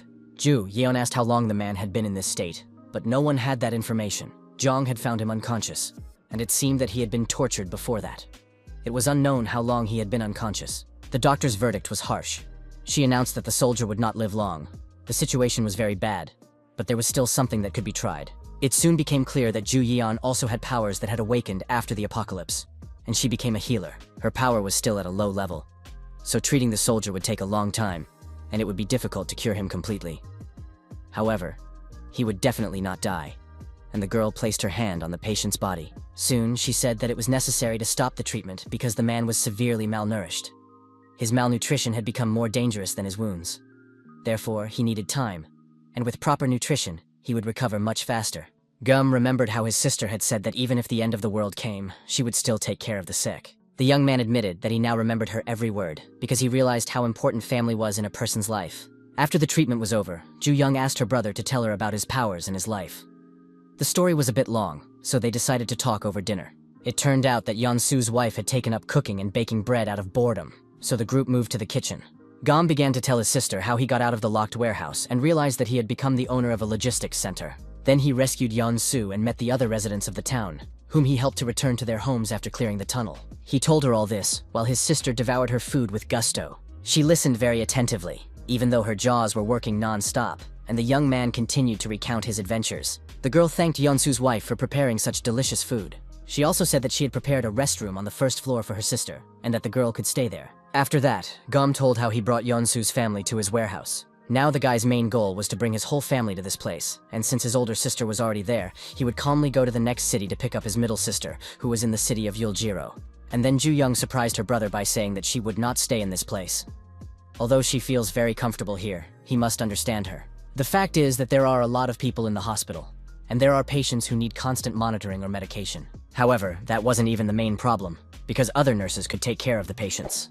The problem was something else entirely. The buildings around the hospital looked completely abandoned and deserted. At that moment, the man was looking into the night and listening to his subordinate's report. He was told that there were two strangers, that there was a loud noise, and that the protective wall of cars collapsed, and then a military vehicle arrived. According to the guards, they were not special forces, and one of the men in the vehicle turned out to be the younger brother of nurse Ju Young. It seemed that the men were not hostile to the doctors, and that they had nothing to worry about. The head of the hospital department, Jin Seong-hak, believed that the strangers had come to eat and spend the night at the hospital. Their food could be controlled, and nurse Kim Ju-yeon could also be used. In any case, no matter how strong these men were, they were clearly not stronger than the man the doctor had spoken to. The huge bruiser, whose neck was no smaller than a bull's, said that it was indeed unlikely that anyone could be stronger than him. Sun Hak instructed the strong man to first warmly welcome the strangers and pretend to be nice. The Hulk said that he had already repaired the broken wall and even made it higher. Gam listened to his sister's story about how people changed overnight. Most likely, it was either poisoning or withdrawal syndrome. It turned out that Sun Hak, the head of the infectious diseases department, was using his position to poison people and control them. It could be said that all those who had awakened had died, except for his sister. In essence, they were all drug addicts. The doctor guarded his food and magic stones. The girl did not know why the other nurses had not become addicted. She gradually stole the magic stones to strengthen her abilities. If she raises her level a little more, she will be able to cure people of their harmful habits. She agrees that her brother should go in search of their entire family, while she will try to survive here somehow. She demanded that her brother leave and not interfere, because the situation is very dangerous, and she is worried about him. But Gam said he was not afraid at all because the only weapon the manager had was food. Gam will deal with this part as quickly as possible, so during this time, it is necessary to take a closer look to find out what abilities her brother has. And to stop the pointless arguments with his sister, Gam activated the delivery, and boxes full of food and medicine piled up into huge stacks. The most essential medicines were also stored here to make life easier for the patients and get rid of the evil head nurse. Soon, a subordinate came to the head of the department and reported urgently that the nurse's younger brother had brought food. This information did not please the doctor at all, and even the fact that there was a lot of food did not impress him. He believed that two people could only bring a small amount of food, considering that they had arrived in a simple military vehicle. However, the reporter said that the guys did not hide the food, but shared it with everyone. But when the supplies ran out, the nurse's brother would also come to the hospital and start asking for a share. The doctor believed that the task had become easier because they didn't even have to do anything. But then it turned out that the military had more supplies than the doctor. This was very strange, and even unbelievable. Currently, all hospital food was delivered from outside, and it would hardly be enough to fill an entire truck.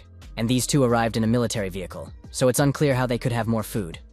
Most likely there is an ability at work here. An ability to produce something. Or maybe the guy can shrink objects and then return them to their normal size.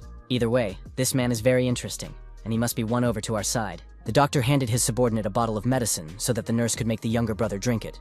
And if that didn't help, the brother would have to be killed. Late at night, canned food and energy bars appeared near all the patients. Jongum personally delivered it, and now wanted to deal with the man who had kept the patients without food and manipulated them. Jeom left the ward, trying to find the stranger who, according to his sister, he would recognize at first glance. Jong Geum wanted to find the right person as soon as possible so he could finish his business here and go in search of the rest of his family. His sister Ju Young's plan was to neutralize the weapon in the hands of the head of the infectious diseases department. Although it would have been easier to slip something into his food to subdue the drug addict with abilities. The girl did not know what abilities the poison patients had, and she did not understand whether the doctor himself was a threat. There were people who could open cans or do laundry for others. It sounded like a joke, but it turned out to be true. There weren't many people in the world whose abilities were a threat in themselves, except for one man named Sun Hyung-gu. After chaos reigned in the world, this man had traveled a long way from afar because he was worried about his mother, who had been hospitalized. And now Gyeom was able to meet this man in person. His strength lay in his extraordinary physical power. He was simply huge, and it was immediately obvious. This guy built a mountain of cars near the hospital with his own hands. Soon, a big guy named Hyung-gu appeared in front of Gyeom and asked if he was the nurse's younger brother. It turned out that Hyung-gu wanted to talk. He was so tall that Gyeom looked like a junior high school student next to him. The big guy wasn't aggressive and stayed totally calm when he heard that Gyeom also had business with him. The guys went outside. The big guy stood there, and the look in his eyes was just inhuman. It was immediately clear that the man was under the influence of some kind of drugs. He got straight to the point and said that Gyeom had only two options for his future. Either he would drink the medicine right now and then live happily ever after with all the other patients in the hospital, or he could refuse and die immediately. The big man warned him that escape was impossible. Guillaume did not understand why the man had brought him to such a gloomy place, because he had no intention of fighting or running away. With a physique like his interlocutors, he would catch the young man immediately.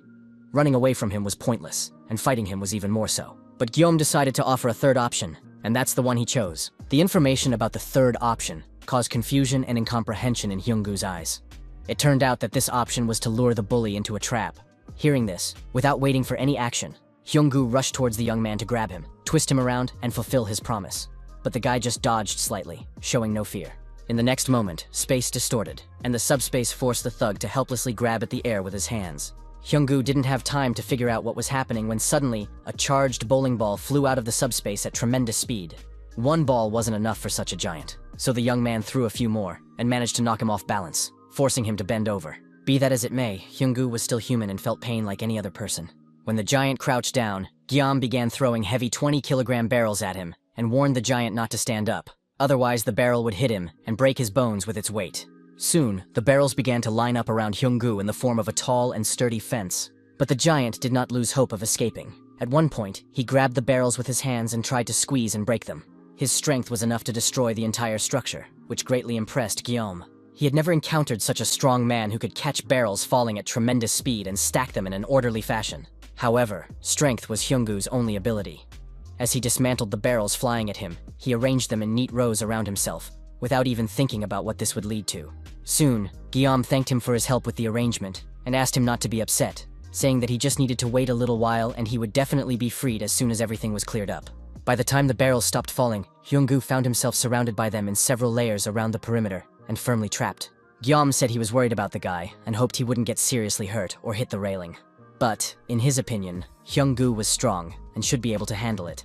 After the matter with the thug was settled, Guillaume entered the hospital to deal with the main culprit of the problems in this place. The guy told his sister that he had already met with the thug, and that everything had gone very well. He warned that Hyung-goo was in the barrel tower, and had agreed to wait there for further developments. Ju-young told her brother that she had already distributed food to all the patients, and now all that remained was to wait for Yeonsu's return. At that moment, Yeonsu himself appeared. He had a terrible headache and could barely move, completely bent over from feeling unwell. He didn't understand what was happening. His head was splitting.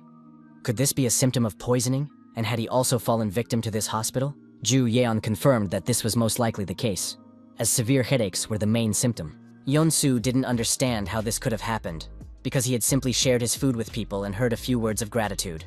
Then, an attentive nurse noticed a cut on the young man's arm that didn't seem to have been there before. It seemed that someone had stabbed Yeonsu with a knife and poisoned him. Although the wound was shallow, it was enough. Yeonsu didn't notice anything because the person probably just bumped into him by accident. His friends decided to immediately go to the subspace to rest there. It was necessary to isolate Yeonsu from his family and keep him locked up for a while. This was extremely unpleasant because Guillaume did not know how the poison worked. But if Yeonsu completely succumbed to its effects, the situation would become critical. Therefore, it was necessary to urgently meet with a doctor and find out how to cure their friend. Guillaume decided to send his friend to the recreation room and, just in case, block the windows and doors. However, this proved impossible. The subspace did not want to let in the unidentified energy that was trying to penetrate from the outside along with Yeonsu's body. At that moment, it became clear that Yeonsu's head no longer hurt. But then Hyung-goo broke out of the barrels, and together with his friends, tried to enter the subspace.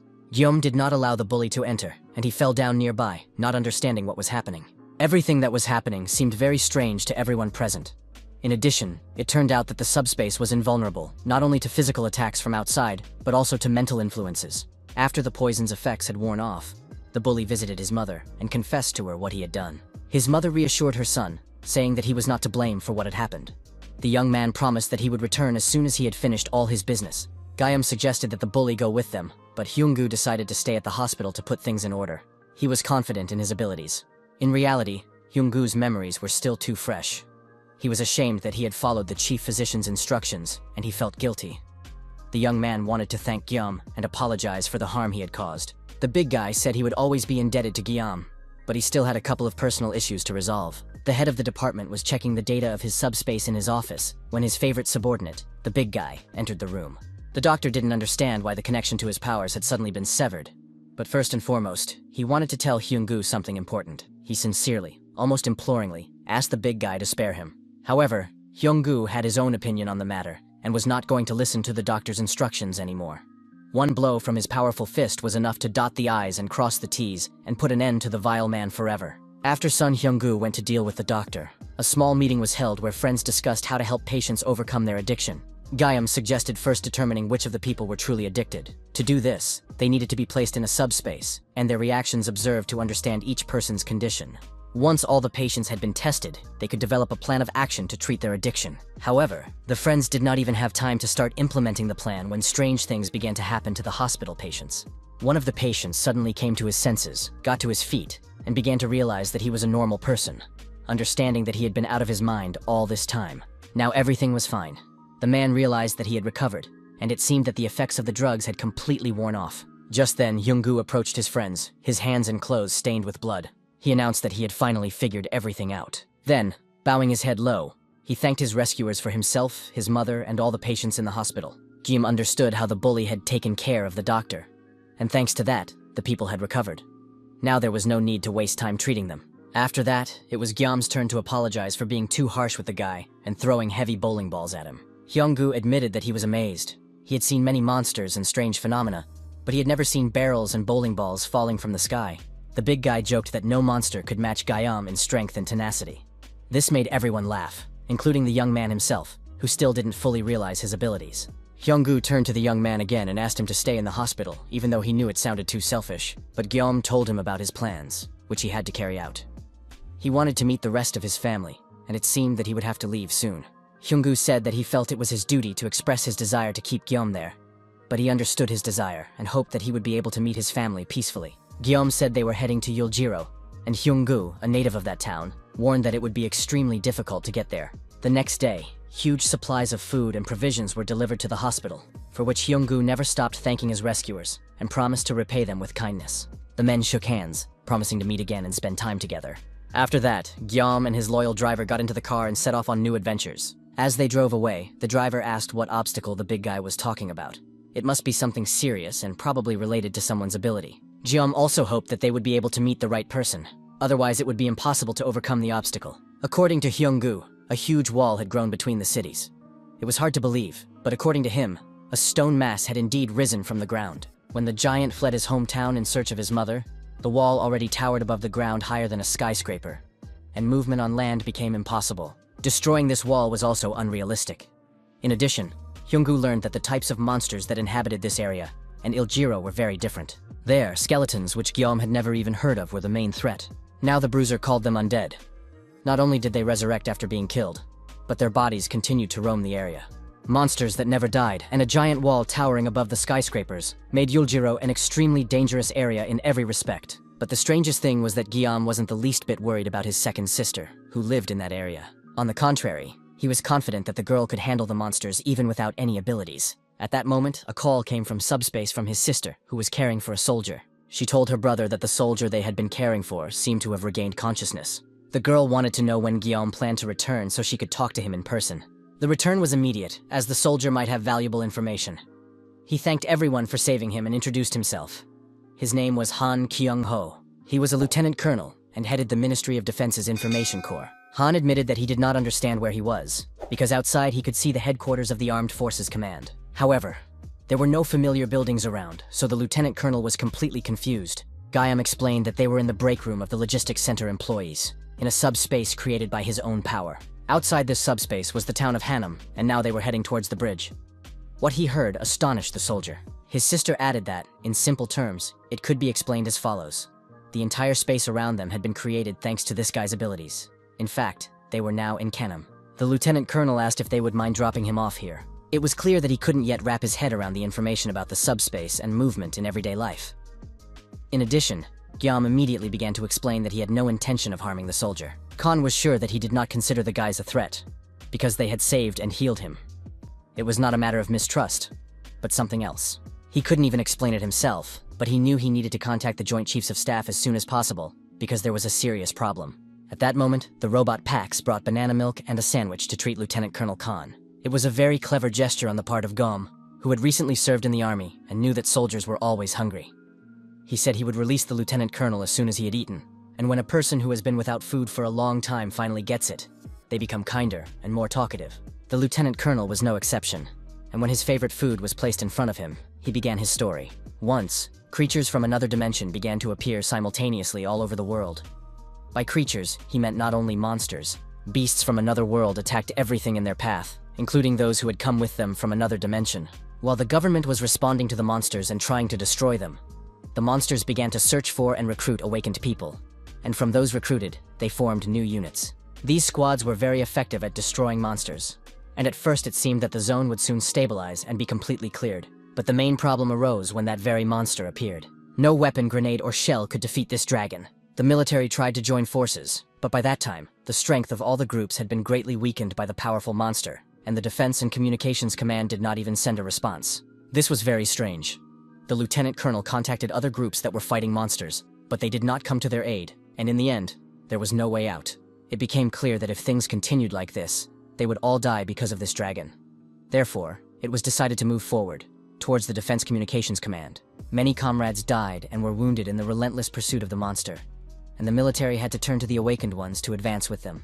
After several long journeys and dangerous battles, they finally reached the command post. But as expected, the command post was already empty, and it soon became clear why. Documents found in the archives of the command building indicated that a plan for a coup d'etat had been devised. After that, Lieutenant Colonel Khan tried to contact the Joint Chiefs of Staff, but fell into a trap. The dragon pursued him, and the awakened ones he had called for help killed the regular soldiers and seized control of the command.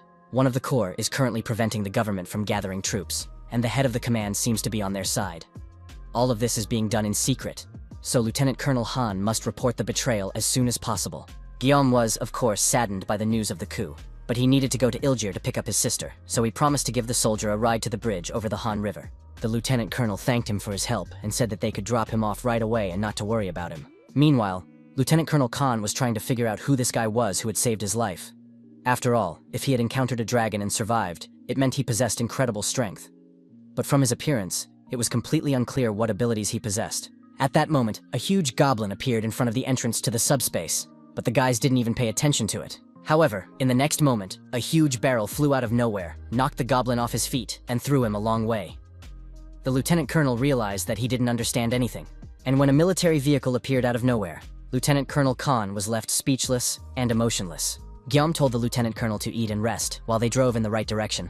Khan would be able to watch what was happening through the open portal. Guillaume launched a stack of discs and even summoned a military vehicle.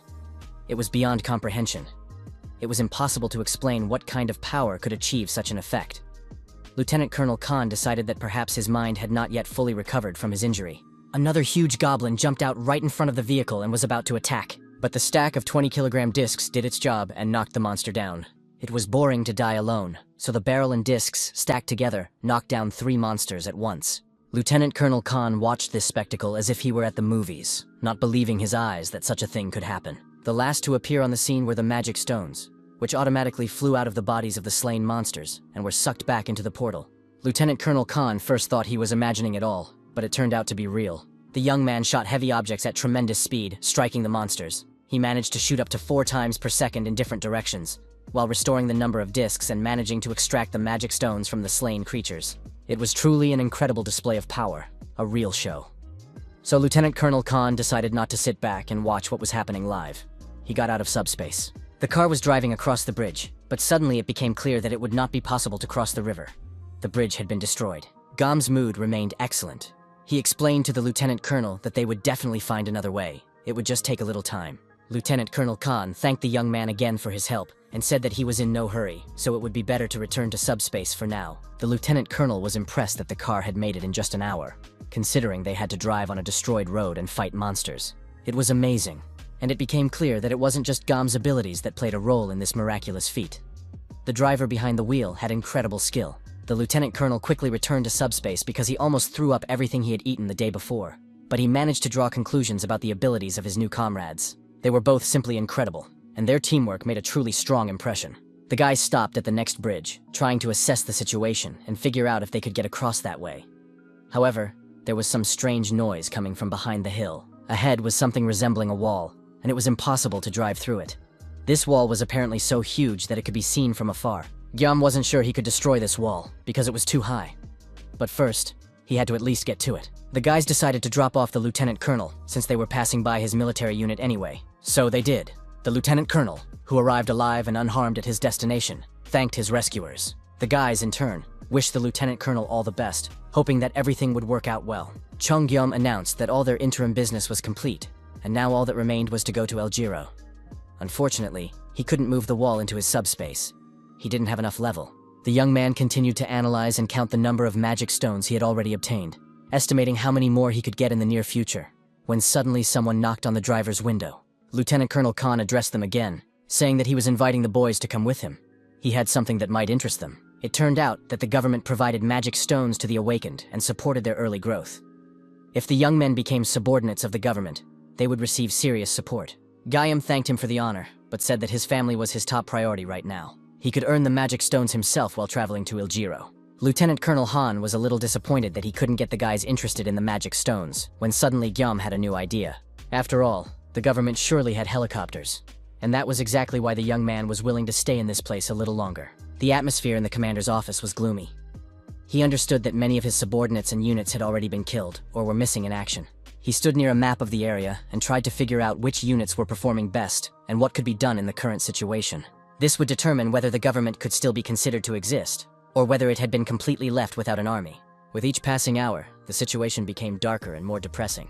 His thoughts were interrupted by his secretary, who announced a visitor. The visitor turned out to be the sole survivor of the 1st National Defense Information Corps, and he had urgent news. The very fact that the commander of the National Defense Information Corps had appeared was a miracle in itself. The men greeted each other, unable to believe their eyes that they had finally managed to meet. Lieutenant Colonel Khan handed over an important document that he had obtained during his mission.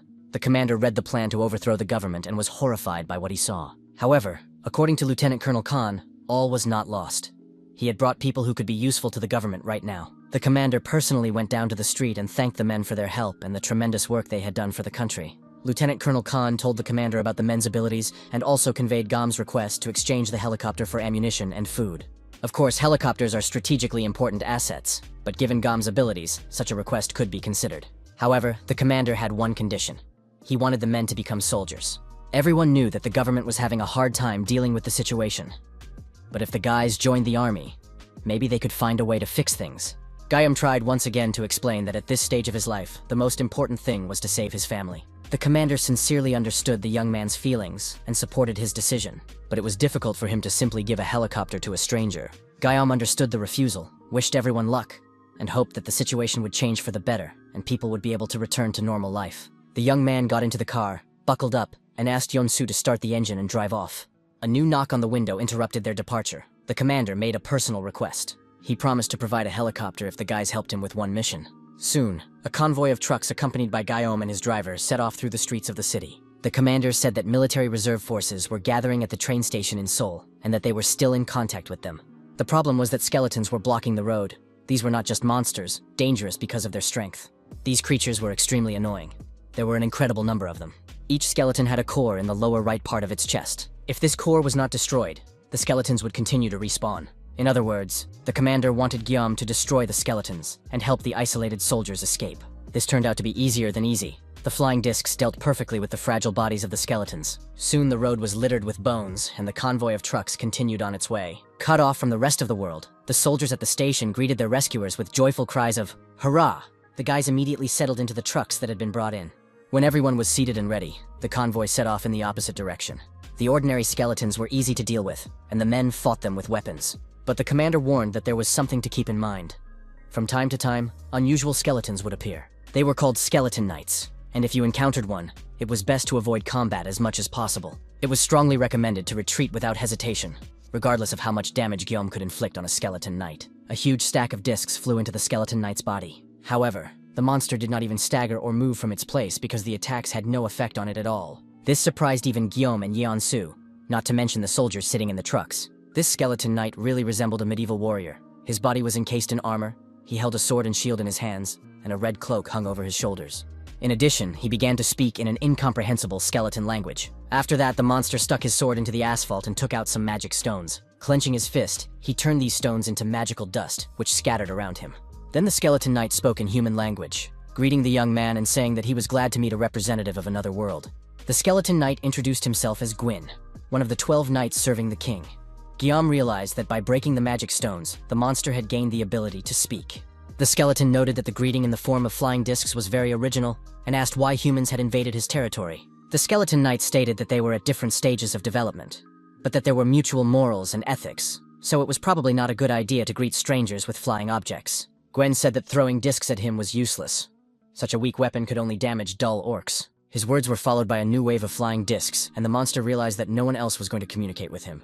Guillaume had no other options or backup plan, so he focused all his power on throwing the discs as fast as possible. The skeleton knight did an excellent job of deflecting the flying discs with his sword and shield. The next moment, the monster decided to counterattack and rushed at full speed toward the trucks. The guys were in shock, while Guillaume continued to wonder how the skeleton knight was able to handle all these projectiles as if he were cutting soft tofu. But then an idea popped into the young man's head. He needed to throw another object at it that could cause damage and bounce off the sword. Guillaume activated track delivery and programmed it to be delivered directly to the chest. Another batch of discs was released from subspace in the direction of the skeleton knight. Now they weren't just flying, they had a guided trajectory. No matter where the knight dodged, the delivery had to be made. And so it happened. A huge stack of discs knocked the skeleton knight off his feet. The monster quickly recovered from the blow and was eventually able to deflect the discs, although it sustained minor damage. But the next blow, delivered with pinpoint accuracy, proved to be much more dangerous. This time the object had to be delivered directly to the skeleton knight's eye to blind him. The bowling ball did an excellent job of this task, and one ball was followed by others, giving the skeleton knight no time to recover.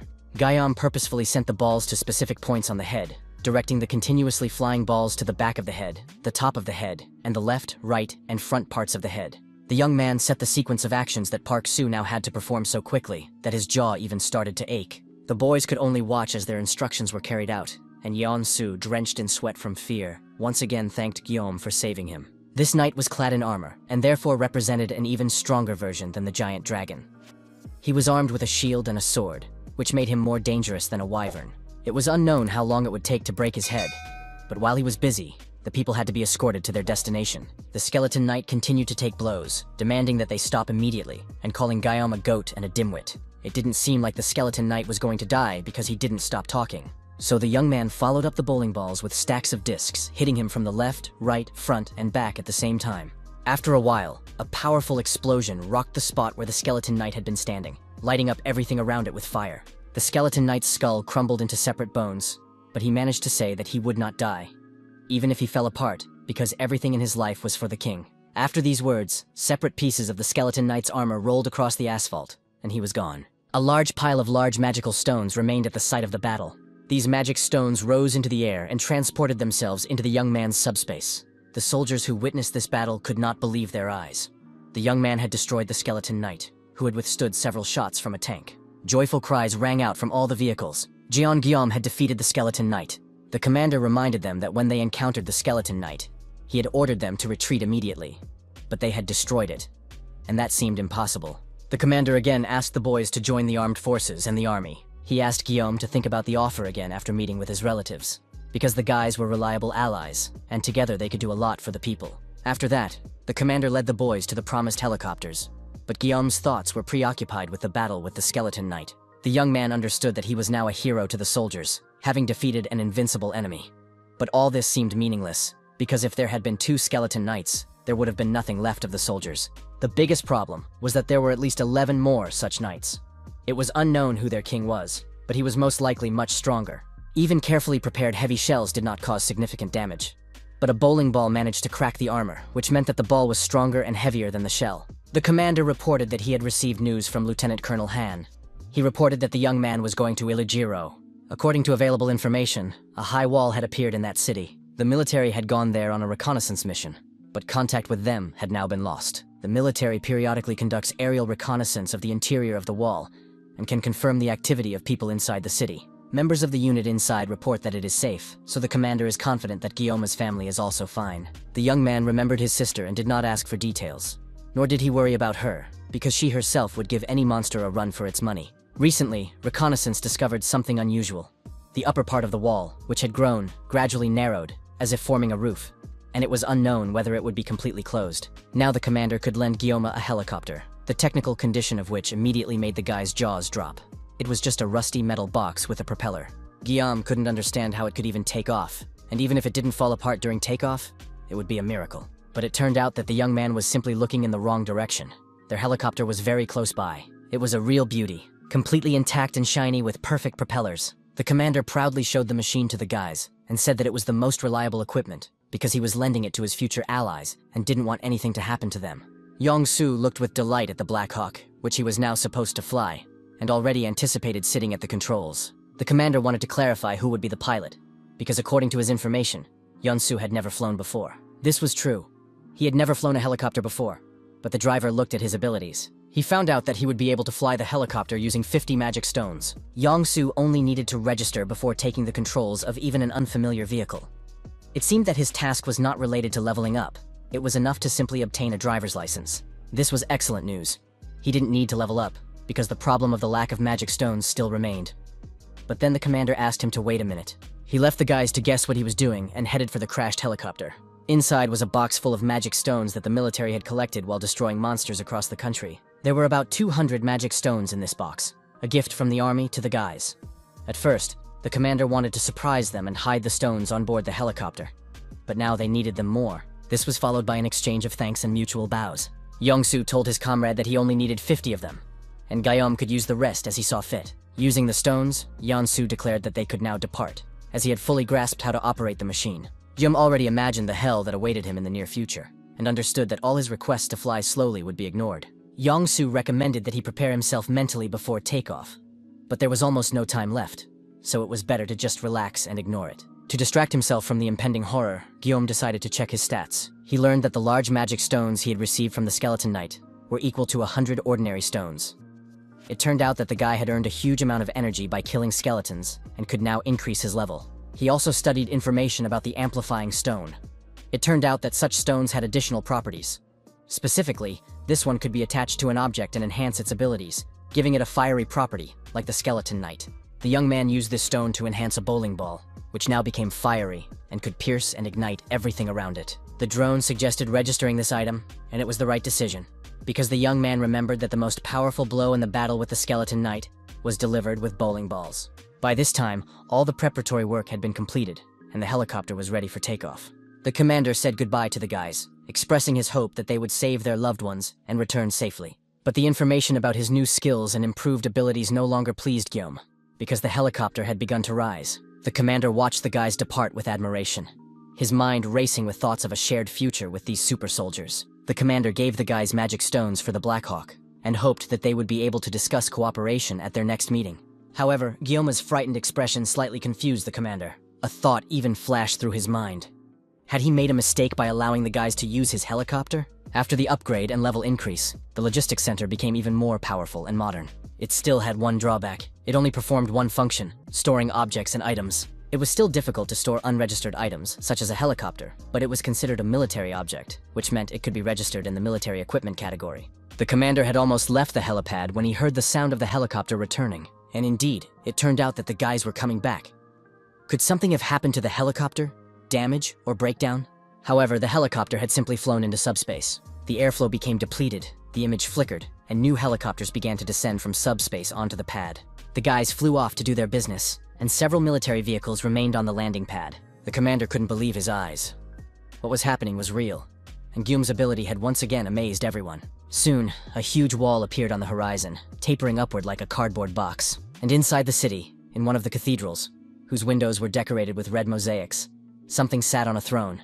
Most likely, it was the king of the Skeleton Knights, for he wore a crown on his head and sat on the throne, propping his cheek with his hand. The king of Skeleton Knights had received terrible news. No matter how much he thought about it, he couldn't understand how it was possible. The initial level of the earthly dimension was only 8th, and in order to get to Earth, he had to lower his own level. But an unknown mage, famous for his arrogance, had risked lowering his level and come here, to the place where the king lived, and had also killed Gwen. According to what Gwen told his king before his death, the knight tried to talk to the mage, but the mage immediately attacked him. This mage was very dangerous, and another skeleton knight named Lancelot was ready to cut off his head and bring it to his king.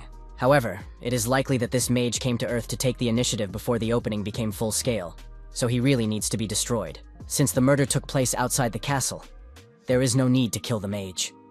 However, it is necessary to obtain a strengthening stone, with which it will be possible to go to the wizard.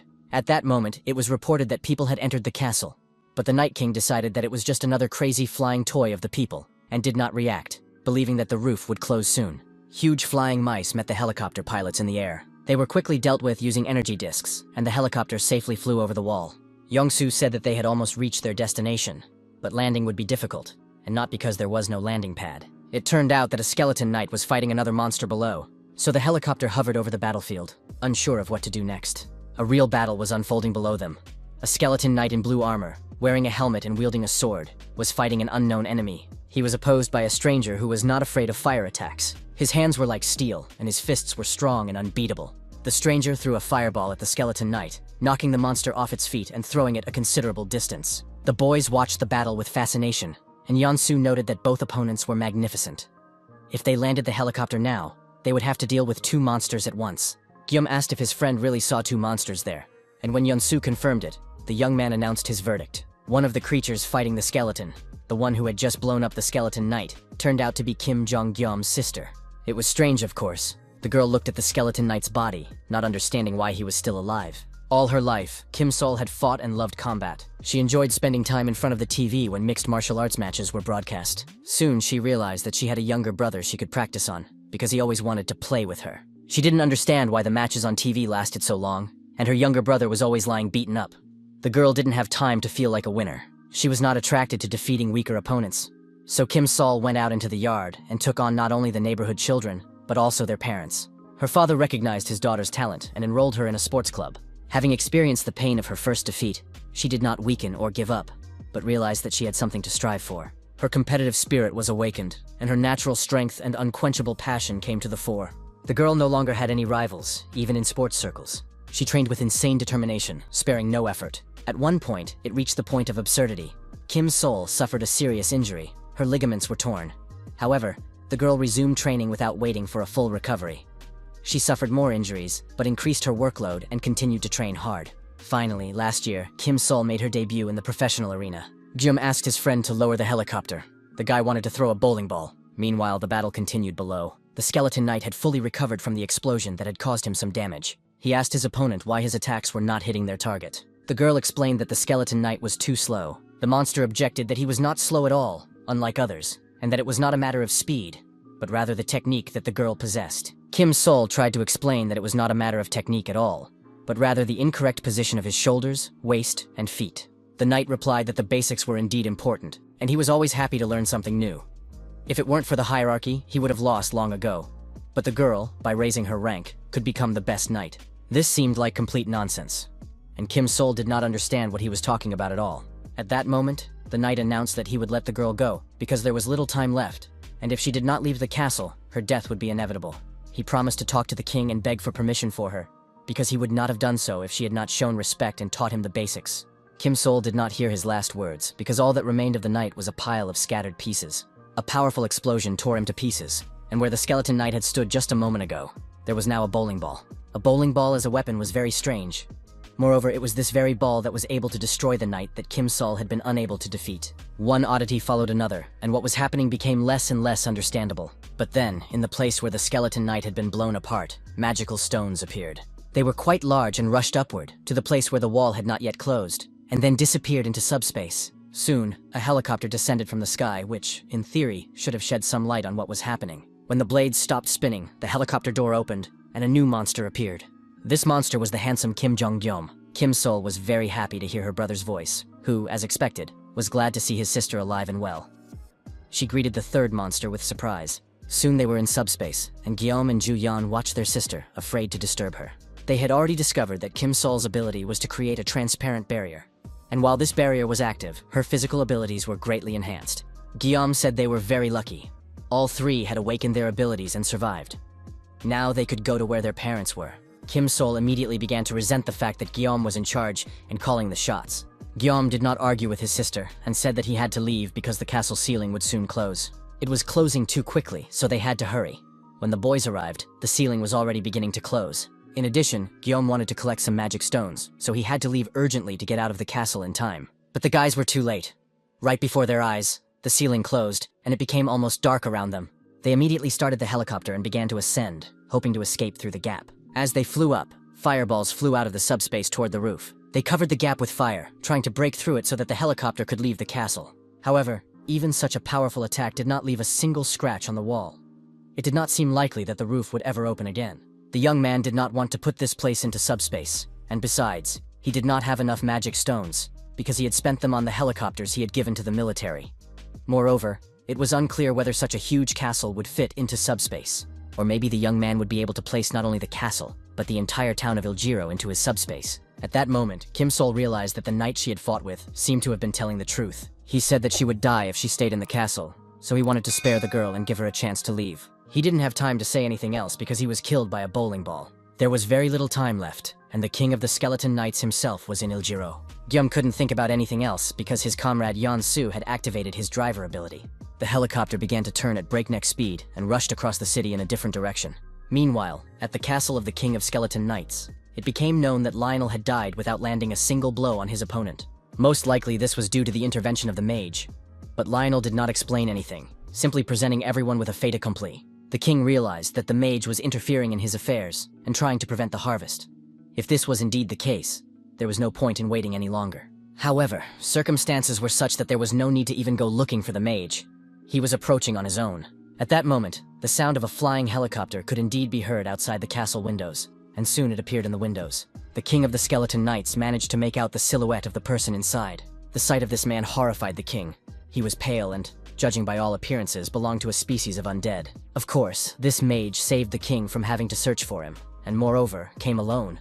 But the skeleton king did not want to go that far. After all, these mages could be dealt with by the hands of the guys who had already been hired and scattered around the neighborhood.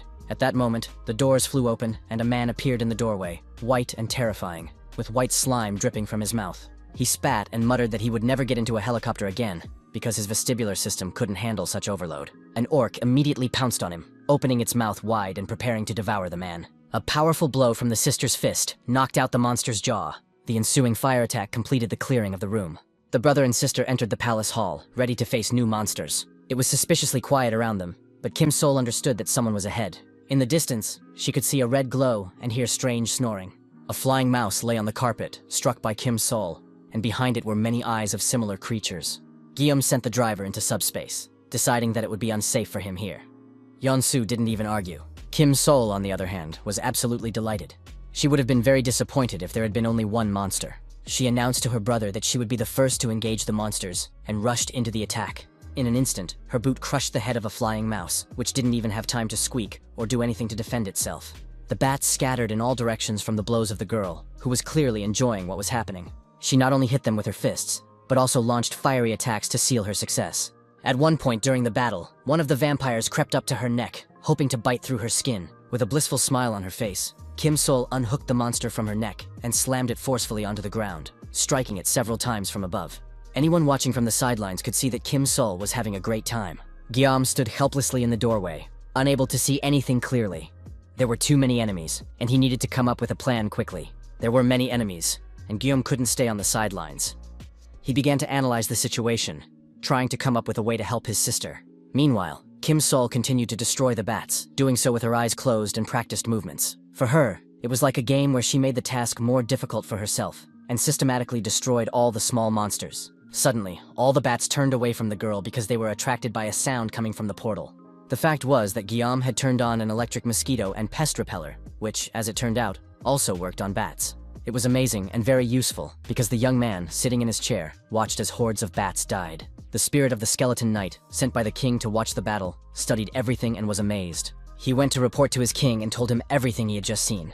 In addition to the wizard, who used unfamiliar objects, there was another man whose abilities were on par with those of a knight. The king clutched his head in horror, for he would have to fight not only the wizard, but also such a strong man.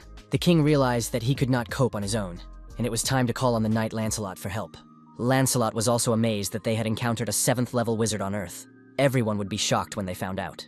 It turned out that the wizard was at least level 8, and even if the king had the same rank, the wizard's power was still greater.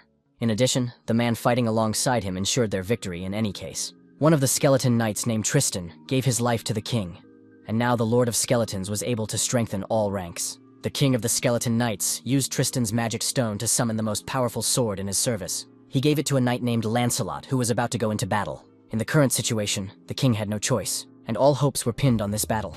Kim Sol was offended by her brother for interfering in her battle and not letting her enjoy the process of destroying the bats, so she broke the insect repellents. Then she took the wires from them and wound them around a baseball bat. thus creating a new weapon that did not yet have a name. She was pleased with her invention and was about to test it on the bats that were still alive. Kim Sol immediately felt that the space had become more powerful and thanked her brother for the weapon, believing that this electric baton would be perfect for crushing heads. Jong Gyom warned that when combining a reinforced item with another, the power decreases. The class drops to semi-rare, and the characteristics receive a minus. But even in this case, the item, albeit semi-rare, was still valuable and could be useful in battle due to its uniqueness. She scratched her neck again, and her brother noticed. Then the girl confessed where she got the bite. Everything was fine until she entered and exited the subspace.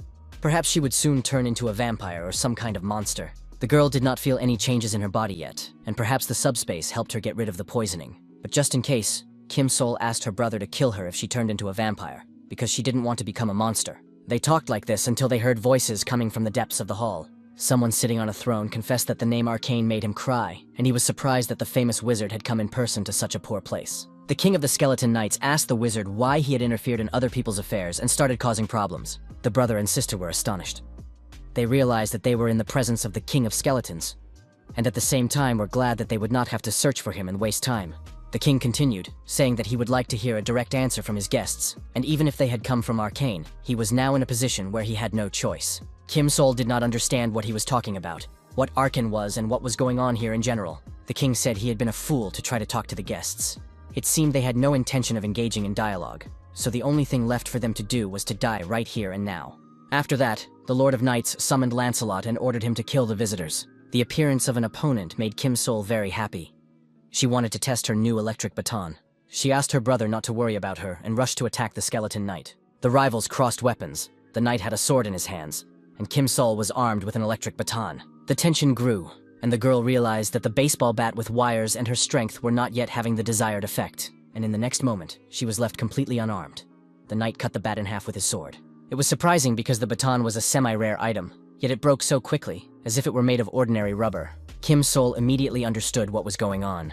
The problem was not the fragility of the bat, but the fact that this knight was really very strong. Guillaume knew that his sister rarely called anyone strong, which meant that the opponent was truly worthy. In addition, Guillaume had run out of magic stones because he had used them to create the baseball bat. Meanwhile, the Skeleton Knight was advancing on his opponents, intending to destroy them on the king's orders. Guillaume launched a volley of fireballs which flew toward the knight at tremendous speed. But strength and a sturdy sword once again came to the aid of his opponent, and he chopped the fireballs flying at him like grapes. His strength and speed were enough to repel absolutely all attacks. But while Knight Lancelot was busy with the bowling balls, Kim Sol rushed to attack. She figured the knight's attention was distracted by the balls and hoped she could land a precise blow.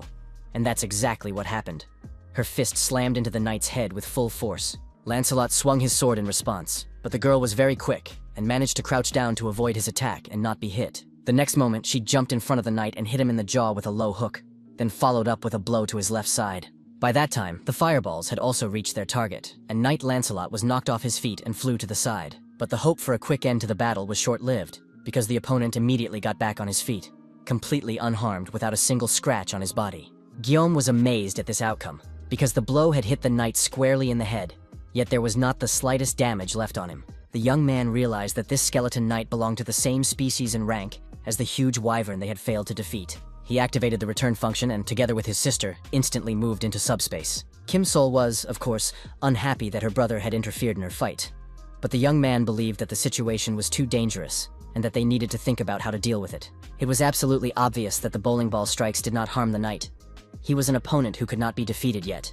The king of the Skeleton Knights gave the order to catch up with the humans and kill them, so the knight even tried to break through the subspace with his spear. Guillaume and his sister were amazed at how the knight was trying to get inside the portal. It became clear to them that their opponent was indeed very strong and dangerous. Standing in front of the screen, Guillaume began to consult with his subspace's operating system. It was decided to attack the knight with fireballs from a minimum distance in order to inflict maximum damage. But the result was just as disastrous. Even the balls flying right in front of him did not stop the knight. He continued to chop them with his sword like grapes, as if he felt neither the power nor the force of the weapon's blow. The Skeleton King, watching this battle, analyzed the enemy and realized that he was hiding behind the gates of dimensions and only using items. Such a strategy and tactics could be justified if the opponents were equal in strength and trying to avoid defeat. But the mages were indeed very strong, and Lancelot was a 7th level knight, invulnerable to attacks. The king summoned only one fighter, so no penalties were imposed on him. But he felt that his end was near, for the king had invested all his resources in coming here. If he hadn't summoned Lancelot, he would have already died and lost all his property. And since he was destined to die, it was better to receive punishment from the Chamber of Commerce. However, he was disappointed by the pitiful spectacle that this battle now presented. If the king had known that everything would turn out this way, he would never have summoned Lancelot. The Skeleton King watched the battle and wondered how many items the enemy had. Moreover, the enemy did not use magic, which meant that he obtained items by some other means. Instead of wasting items, it would be much more effective to use magic. So why wasn't this wizard doing so? Guillaume continued to watch from the portal as the Skeleton Knight dealt with his attacks, trying to figure out what to do next, perhaps using his new abilities. Usually, creating new items required a lot of magic stones, but perhaps due to the current high level of the subspace, his abilities had expanded, and the young man would be able to create weapons without worrying about the consequences. After all, he had to deal with enemies using what he already had in stock, and the most powerful weapon at the moment was still the fireball for bowling. But the problem was that this fireball was useless. The boy tried to figure out whether it was worth continuing to hide in the subspace, because if the knight killed him in front of the portal, he would be able to get inside and heal himself. But suddenly his further reflections were interrupted.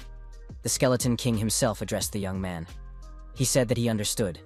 He was not facing a mage, but a human. And if he was a human, then he was capable of duplicating objects. This Skeleton King turned out to be not so foolish after all, and managed to figure it out by watching the battle. Indeed, it was impossible for a mage to have come to such a place. It seemed that the young man simply did not realize what power he now possessed. The king ordered Lancelot to put away his sword because his opponents were not mages. Now they were on the same side and could even become partners. The brother and sister listened to the king's speech, trying to connect the dots and understand what kind of partnership he was talking about. The Skeleton King realized that the humans still knew nothing and decided to start with explanations, telling them everything from the beginning. The people met the Skeleton Knights on their way to this city, killed them, and obtained the strengthening stones. These stones can only be created in the castle. To be precise, the castle is called Camelot, and it is capable of creating power stones in exchange for living beings. Enhancement stones are mainly used to enhance items and increase their stats, but they are also used for artifacts with special functions. If such a stone is used in Camelot, 12 knights belonging to the castle can be summoned, including Lancelot, who is now standing before them. The enhancement stone is a valuable commodity, but the boy is capable of copying objects, so the Skeleton King offered a partnership to create copies of the stones. It is strange that no one has offered the young man anything like this before. Perhaps it will take some time at first. Due to the nature of the item, which absorbs living beings in the castle to create the strengthening stone, they will have to wait. But as soon as the stone is ready, the king guarantees that everything will go smoothly. In addition, any requests the young man makes in the future will be carried out by the knights without question. At this point, Guillaume interrupted him, saying that the idea of cooperation was indeed excellent, and he was grateful for it. Thanks to the king's advice, everything worked out perfectly, and Pax moved Camelot into subspace. The King of Knights did not expect this at all. It turned out that the castle he had built no longer belonged to him.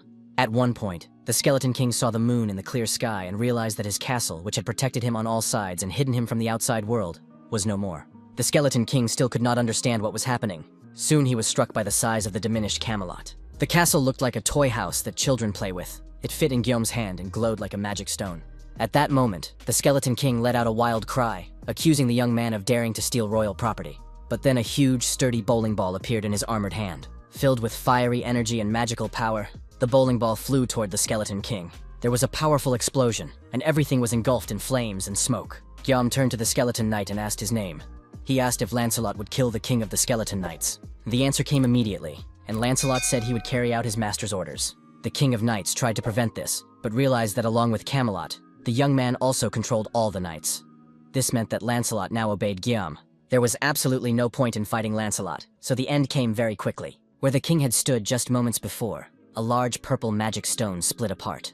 When the smoke and dust settled, everyone saw the shreds of armor and the crown lying on the ground. The large yellow magic stone went to Guillaume, along with all the king's knights and all the power he possessed. The young man was amazed at the number of magic stones he now owned. Of course, he didn't count how many creatures he had killed, but then his sister intervened and spoiled her beloved brother's joyful mood.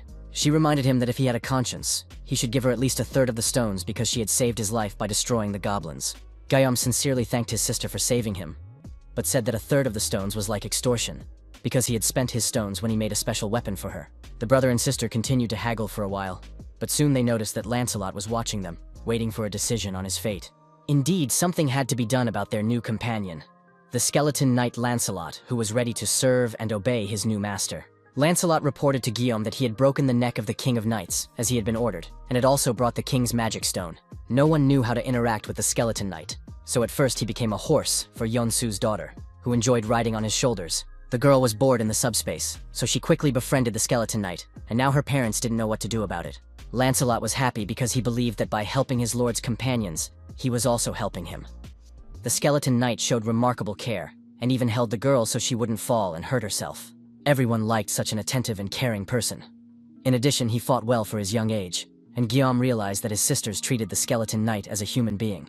In any case, Guillaume was going to leave for the Dobong area because there was a house there that he wanted to visit. The young man wanted to get there as soon as possible because he was still worried about his relatives. But his older sister, a nurse, showed concern and said that her brother had hardly rested in the last few days. She didn't want him to faint from exhaustion, so she suggested that he stay and sleep in the subspace with her that night. Such care touched the young man deeply. Besides, it was more dangerous to travel at night, and Yeonsu's daughter had not yet finished playing with Lancelot. When everyone went to rest, Guillaume decided to prepare a place for Sir Lancelot to sleep. First, he needed to study the data on Camelot. It turned out that this castle could be expanded to different sizes, but the young man did not understand how many stones he would need to expand the castle to the right size for 12 knights. He spent 300 magic stones, and the castle became quite large, but something eerie appeared in the subspace. Guillaume wanted to know if all the knights could live together in this castle. Lancelot said that it was not a problem for him, but it was too small for the king.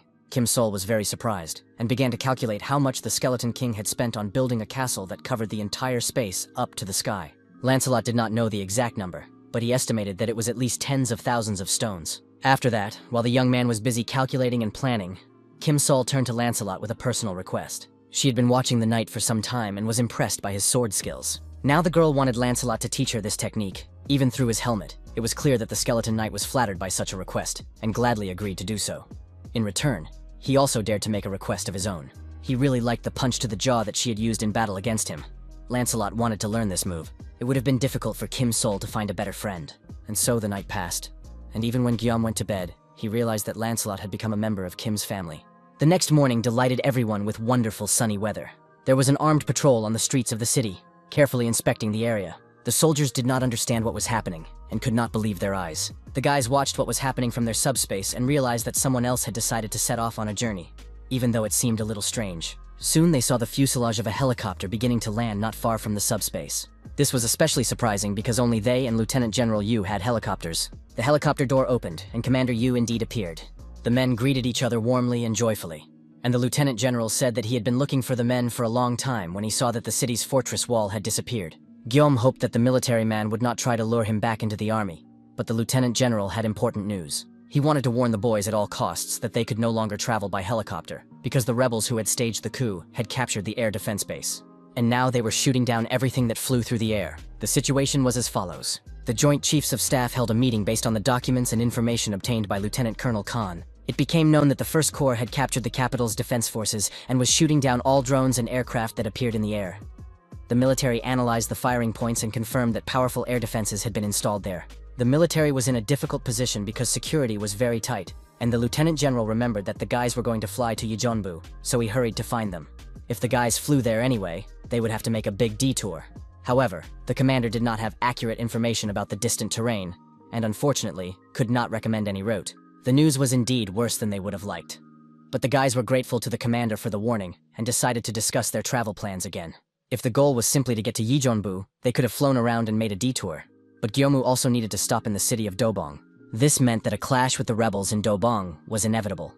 The problem was that, in a sense, the rebels were even more dangerous than the monsters. It turned out that his brother, his wife, and his parents were now threatened not only by monsters and beasts, but also by militarized rebels. The young man realized that there was no time to waste, and that they had to move out immediately, so he immediately summoned Lancelot.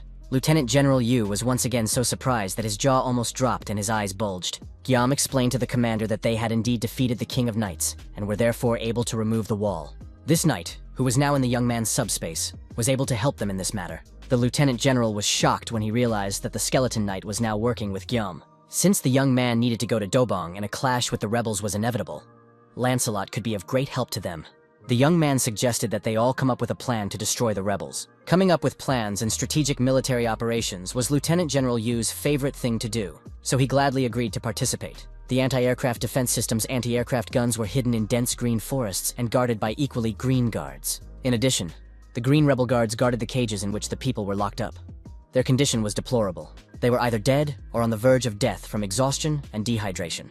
This was the scene that the skeleton knight's spirit saw. Lancelot carefully studied the area and estimated how many rebels were in the vicinity. One of the green goblins had officer's epaulets, and the creature looked like a mixture of a human and a green goblin. The knight's spirit watched and listened very carefully to everything that was happening at the base. One of the options available to Camelot Castle was to summon skeleton knights. A knight in ghost form had no physical contact with anything, but could pass freely through walls and fly through the air. If you summon a knight in one form, physical or spiritual, you can change his incarnation at any moment.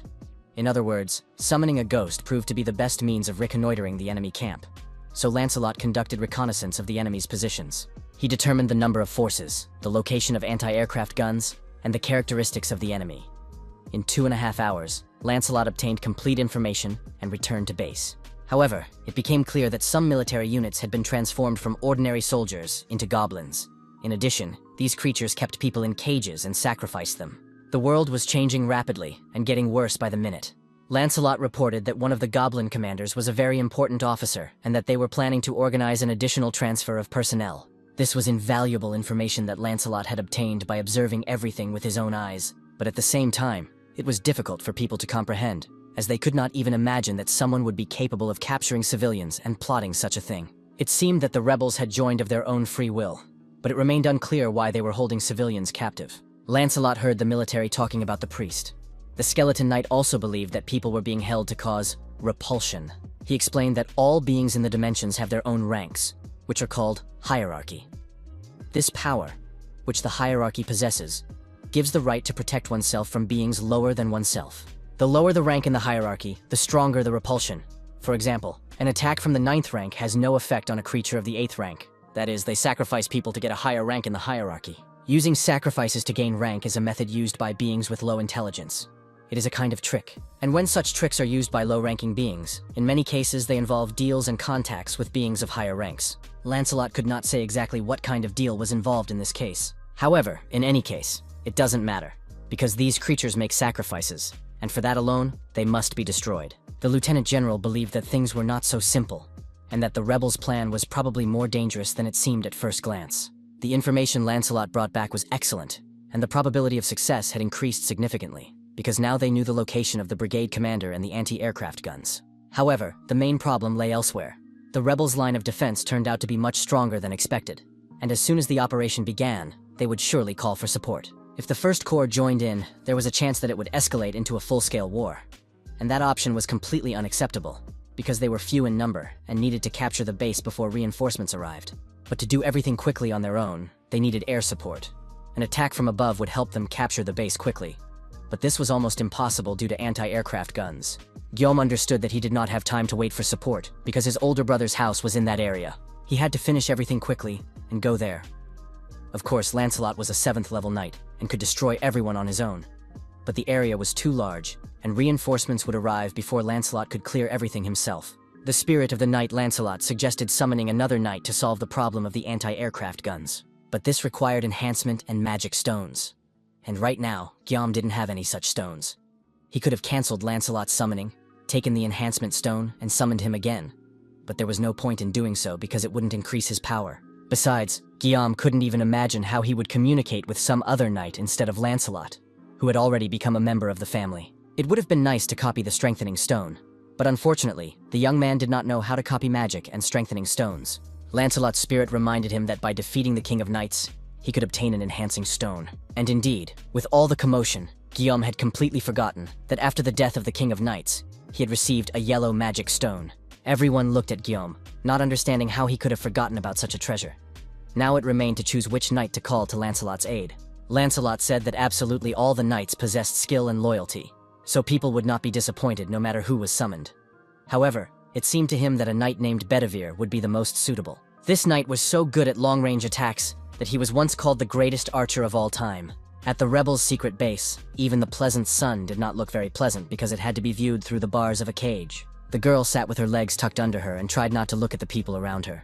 Most of them were already dead, and the same fate awaited the girl. Suddenly, she heard footsteps, and then a whisper directed at her. One of the mutants, a military rebel, was standing near the cage. He said he had a business proposal for the girl. The freak offered to help her escape if she was kind to him and fulfilled one personal request. The girl did not even have time to think about such an ambiguous offer when the mutant's head flew off his shoulders. It happened so quickly that the captive didn't even have time to react or scream. She was numb from what she had seen and watched what was happening. A skeleton knight passed by the cage in which she was held, cutting off the heads of goblins as he went and breaking the locks that secured the cages. A few seconds passed and the girl was free, not understanding who had saved her.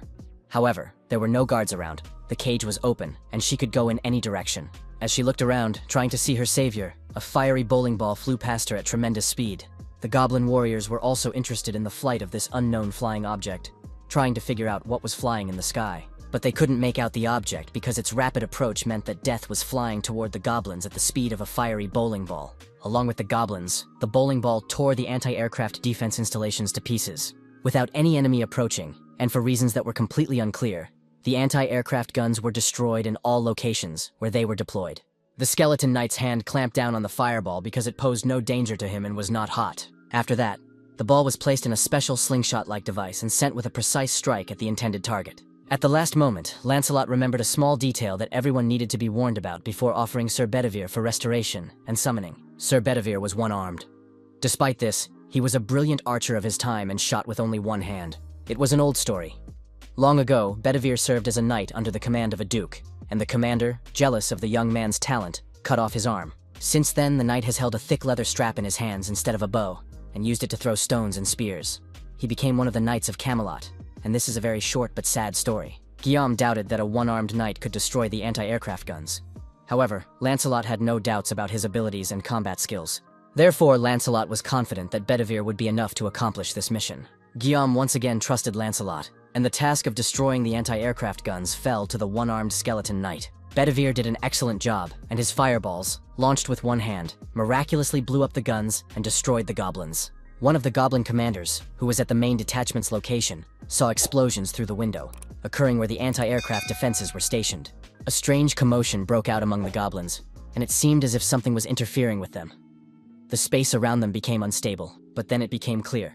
The commander saw that his lieutenant had already been killed. A skeleton knight with a long sword in his hands was moving towards him across the room. The goblin understood that it was impossible to get to where he was just like that, which meant that this knight was no ordinary monster. At this time, Guillaume was studying his profile, trying to figure out the number of stones and the possibilities available to him. The speed at which the number of magic stones was increasing was simply astonishing, and Guillaume even broke out in a sweat from the tension. Of course, this was very good, but even Yansu was surprised as he watched what was happening. Fireballs flew out one after another at tremendous speed. After that, they all exploded together, leaving no chance for anyone to survive in this fiery hell. And in the end, a fiery flower bloomed in the sky. This was the signal that the knights were to give if all the anti-aircraft guns were destroyed. Apparently, it happened very quickly. Lancelot's tactics and Bedivere's skill proved to be just perfect, so the guys could be immediately enrolled in the special forces. The guys really turned out to be excellent knights, and Guillaume could now advance to his destination without fear of being ambushed. Bedivere was trying to read the instructions at that moment to understand where to go next. He had already destroyed everything that needed to be destroyed, and even sent a signal. But now he didn't understand where Lancelot had told him to go. The knight stood at a crossroads and did not know which direction to turn, so he decided to go where his intuition told him to go. Meanwhile, Lancelot was dealing with the goblin commander. It was very difficult for the knight to control his power. He wanted to hear the truth from the goblin before accidentally killing him. Lancelot wanted to find out from the goblin who had trained them in the art of war and sent them here, where their leader was, what their plans were, and how many soldiers were in the First Legion. The goblin noted that the knight knew too much about them. He agreed to tell the whole truth that the skeleton knight had asked him about. Their commander's name was Tonatiuh, a creature of such magnitude that the skeleton knight, who was 8th in rank, was not even fit to be his footstool. Lancelot had never heard of such a creature. He wanted to know what Tonatiuh's plans were. The goblin admitted that he knew nothing about it and begged not to be beaten because he was old and sick. While the knight was thinking, trying to remember the name of this creature, the goblin began to slowly crawl away. And as soon as he felt that he needed to seize the moment, the goblin jumped to his feet and rushed to the window, breaking the glass and flying down from a height.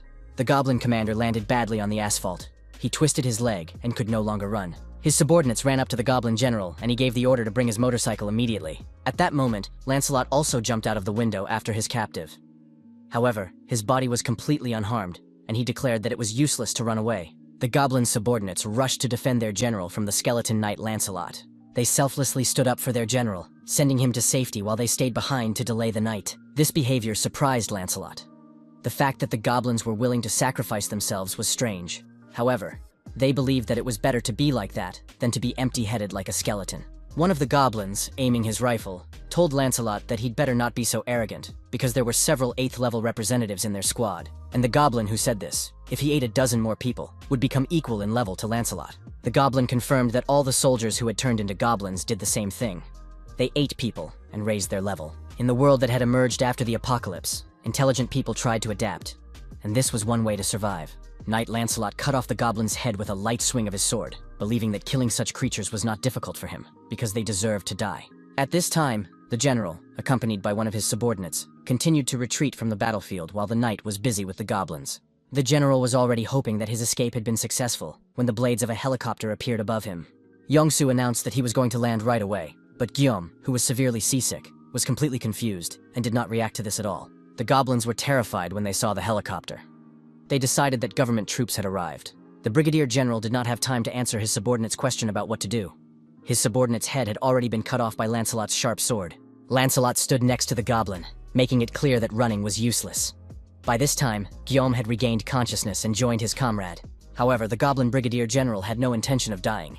He grabbed a handful of magic stones and swallowed them. After that, his transformation took place, and the monster became an 8th level creature. He grew in size, became even more powerful and embittered. His eyes glowed with hatred and burned with fire. In order to raise his level, the brigade general completely lost his humanity, and his body now resembled that of a gorilla. This happened because he tried to raise his level too quickly. After all, it was the shortest path. The brigadier general stood facing his pursuers and was no longer going to run away, because he did not feel threatened by them. Lancelot's level was only 7, but Lancelot was not upset, because he knew that Bedivere would deal with this guy perfectly well. At that moment, the one-armed knight was on the roof of the building where everything was happening. He happened to be in the right place, and was glad that he hadn't followed the plan, but had gone where his feelings led him. The spinning, flaming bowling ball hit its target and tore the brigadier general to pieces. The lieutenant general of the army also arrived at the scene, and was delighted with how the 2 knights had destroyed the key target and saved the civilians. In addition, all that remained of the brigadier general, who had become a goblin, was a pile of dead muscles. Unfortunately, Lancelot was unable to learn anything about the rebels' plans, except for the fact that they had a high-level creature giving them orders. This creature is called Tonatiuh, and Knight Lancelot himself heard this name for the first time. This was another mystery, but Lieutenant General Yu suggested looking through the documents in the building where the brigadier general was located. Lancelot reported that the room they needed was on the 4th floor of the building, but the scale of the work was enormous because there were so many documents there. The lieutenant general thanked him for his help, and said that now the military would take care of sorting through the papers, since the knights had already done so much. But then Guillaume asked Pax to classify all the documents and maps as military, because sorting them would require 120 magic stones. Guillaume told the lieutenant general that Pax would take care of it, and that the military would not need to waste time on paperwork. The young man himself wanted to go in search of his family as soon as possible. Suddenly, a notification came from Pax. Documents that did not fit into the military category had been found, and he was asking for instructions on what to do with them. It turned out to be a spatial being registration form, a document that could increase one's rating. Lancelot stated that the document written correctly was official, and the one in poor condition was a forgery. It turned out that the military was turning into goblins by using fake document registration methods. The document stated that magic stones in an account were required to register one's existence in the dimension. However, unlike the usual dimension, the current dimension of Earth was just beginning to develop, and at present, there was no one who could meet these conditions. The only person who met the conditions was Guillaume, because he killed an 8th level creature that already had an account in the dimension and got it. In any case, such a document should not exist on Earth. But since Guillaume now has this document and meets all the conditions, why shouldn't he register right now? If the young man fills out the official application form, he will not become a goblin. The registration application form is adapted to each dimension, therefore it was written in plain language. Guillaume carefully reread the application form and saw that 1,000 magic stones had to be paid for registration. The young man signed his name, and the registration of the spatial being was complete. As soon as this happened, Lancelot began to explain to his lord how to send this document. At that moment, one of the goblins who had been sent to fetch the motorcycle finally returned and began apologizing to his commander for the delay. He found the brigadier general in terrible condition, practically smeared across the asphalt. The one-armed knight Bedivere was sitting on the roof admiring the surroundings when he heard voices coming from below. He looked down in surprise and saw a motorcycle on the asphalt, and next to it a couple of goblins who, in theory, should no longer have been alive. At that moment, Pax finished registering the documents. It turned out that there were more than 40,000 papers related to the military. Guillaume left all these documents with Lieutenant General Yu as he was in a hurry to find his family. It was known that the Dobong area had been captured by rebels, so Guillaume decided to drive the car himself. It was too dangerous to trust the wheel to Yeon-su. The young man was going to take only the skeleton knights with him and planned to travel in a regular vehicle. However, a new problem arose. The entire transport fleet consisted exclusively of military vehicles. Guillaume wondered what to do now. He hadn't thought to acquire civilian transport after all that had happened. In the end, the young man decided to ride an electric bike for now and find a normal car in time. Of course, the journey would take longer, but he had no choice.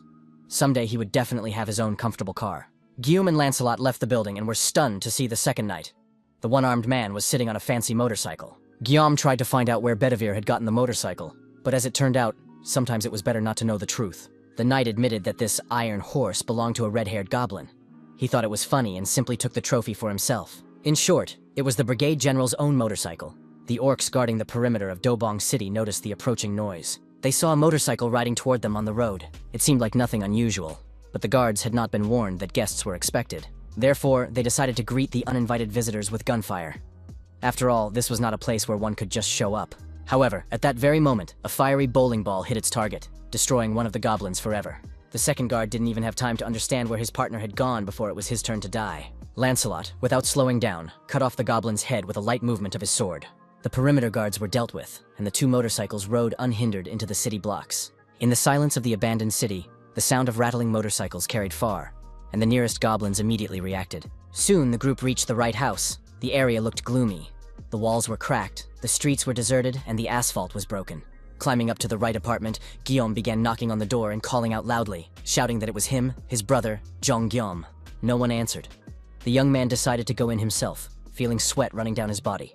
He was afraid to see what he feared most. However, there was no point in delaying any longer, and the young man entered. He was met by an empty, abandoned apartment with signs of a hasty departure. Fortunately, he did not find any dead bodies, which meant there was still hope. The apartment did not look ransacked. Most likely, the owners had left voluntarily to hide in a safe place. The young man's attention was drawn to a neatly folded envelope. His brother used to leave him notes just like this when they were children. The letter said that the phones in the city weren't working, and Hyun-soo had left the note in case any of his relatives came looking for him. His brother wrote that they had decided to go to their parents' house because it was too dangerous to stay there. He warned them not to go to Weijongbu because soldiers were kidnapping people right on the streets. Inside the city, everything was calm, but there was nowhere to hide from the soldiers. My brother wrote that the soldiers were dragging away adults and children, regardless of gender or age. So it was extremely dangerous to move around. He assured Guillaume that he and his parents would survive and asked Guillaume not to risk his life, but to stay safe. Guillaume realized that his brother and his wife had managed to escape before the rebels captured the city. He gave the note to Bedivere and asked him to show it to his sisters in the subspace. It was unknown when exactly his brother had written this letter, but Guillaume guessed that the first rebel corps would soon reach the city where his parents were hiding. Therefore, he decided to leave immediately and ordered the knight to prepare for the journey. The knight understood that his master was very upset and did not want to let him drive in such a state. Guillaume and Lancelot ran out of the entrance, but an unpleasant surprise awaited them. A helicopter hovering directly in front of the house and a machine gun aimed at them. A goblin sat at the controls and confirmed via radio that he could see a man and a skeleton and was ready to open fire. A second later, a hail of bullets rained down on the street, sweeping away everything in its path. Machine gun fire literally sprayed everything around, leaving no chance of survival. Soon the entire street was covered in smoke. Visibility was completely lost. Guillaume froze in shock for a moment, realizing that he had miraculously survived in such circumstances. He ordered Pax to keep the Black Hawk in the military items category. The goblin at the helm was stunned when he saw that the young man was alive and well, despite the heavy fire. He was even more surprised when he realized that the helicopter was no longer beneath him. The goblin screamed and crashed to the asphalt, while Guillaume hurried his knight along. He didn't want to linger for a second. The young man thought about how they had destroyed many rebels on their way here, and even captured a helicopter with rockets and guns. Now, all his thoughts were occupied with his family. He wanted to find them as soon as possible. The sunset sky shimmered with fiery hues. Meanwhile, somewhere nearby, the goblins were discussing that the priest would distribute the victims according to their numbers, and they reminded each other that several days had already passed. Therefore, the goblins needed to hurry and look for new victims. But no matter how hard they tried, they still couldn't destroy this strange building. Lieutenant Park Han-jun's number of victims had already reached 300. However, he still couldn't destroy the building. He didn't have enough level. He had to either ask another goblin for help or come up with another way. Lieutenant Park ordered his subordinates to find and bring new victims to make up for the shortfall. Everyone knew what had happened to Sergeant Kyung-gyumin. Now he was just a goblin. There was only one thing left to do with him: eliminate him. the huge goblin, who had been human not long ago, rushed off in search of new victims. Meanwhile, a group of motorcyclists approached the goblins chatting on the street. The guy riding the first motorcycle was yelling at the top of his lungs for the damn creatures to get lost. "This is my house," he yelled. "I'll deal with all of you now." Behind him rode a skeleton knight, clutching a sharp sword in his hand. When the motorcyclists sped past the goblins, the monsters' heads were already rolling on the asphalt. The decapitated bodies twitched for a few more seconds, flooding everything around them with blood. The motorcyclists drove up to a hardware store surrounded by barricades. The entire facade was covered with steel sheets, with only one tiny hole left, from which muffled whispers could be heard. A man sitting on a chair watched through this hole and told the others what was happening outside. He sat on a makeshift shelf made of chairs and said that motorcycles had appeared on the street, and one of them was carrying a skeleton, all of which seemed extremely strange. He suddenly remembered his grandfather's funeral.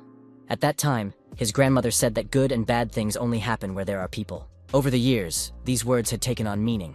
Even when a person experiences misfortune, they still have a chance to experience happiness, thanks to those who are close to them, thanks to love. That is why children need to be raised with faith in love, because it is the most important thing. While the children were growing up and arguing, their father was dreaming. He wanted to build a large, cozy house where the whole family could live together. But it turned out to be much more difficult than it seemed in his dreams. The costs were enormous, so the dream remained just that. But the children grew up healthy, and the future seemed bright.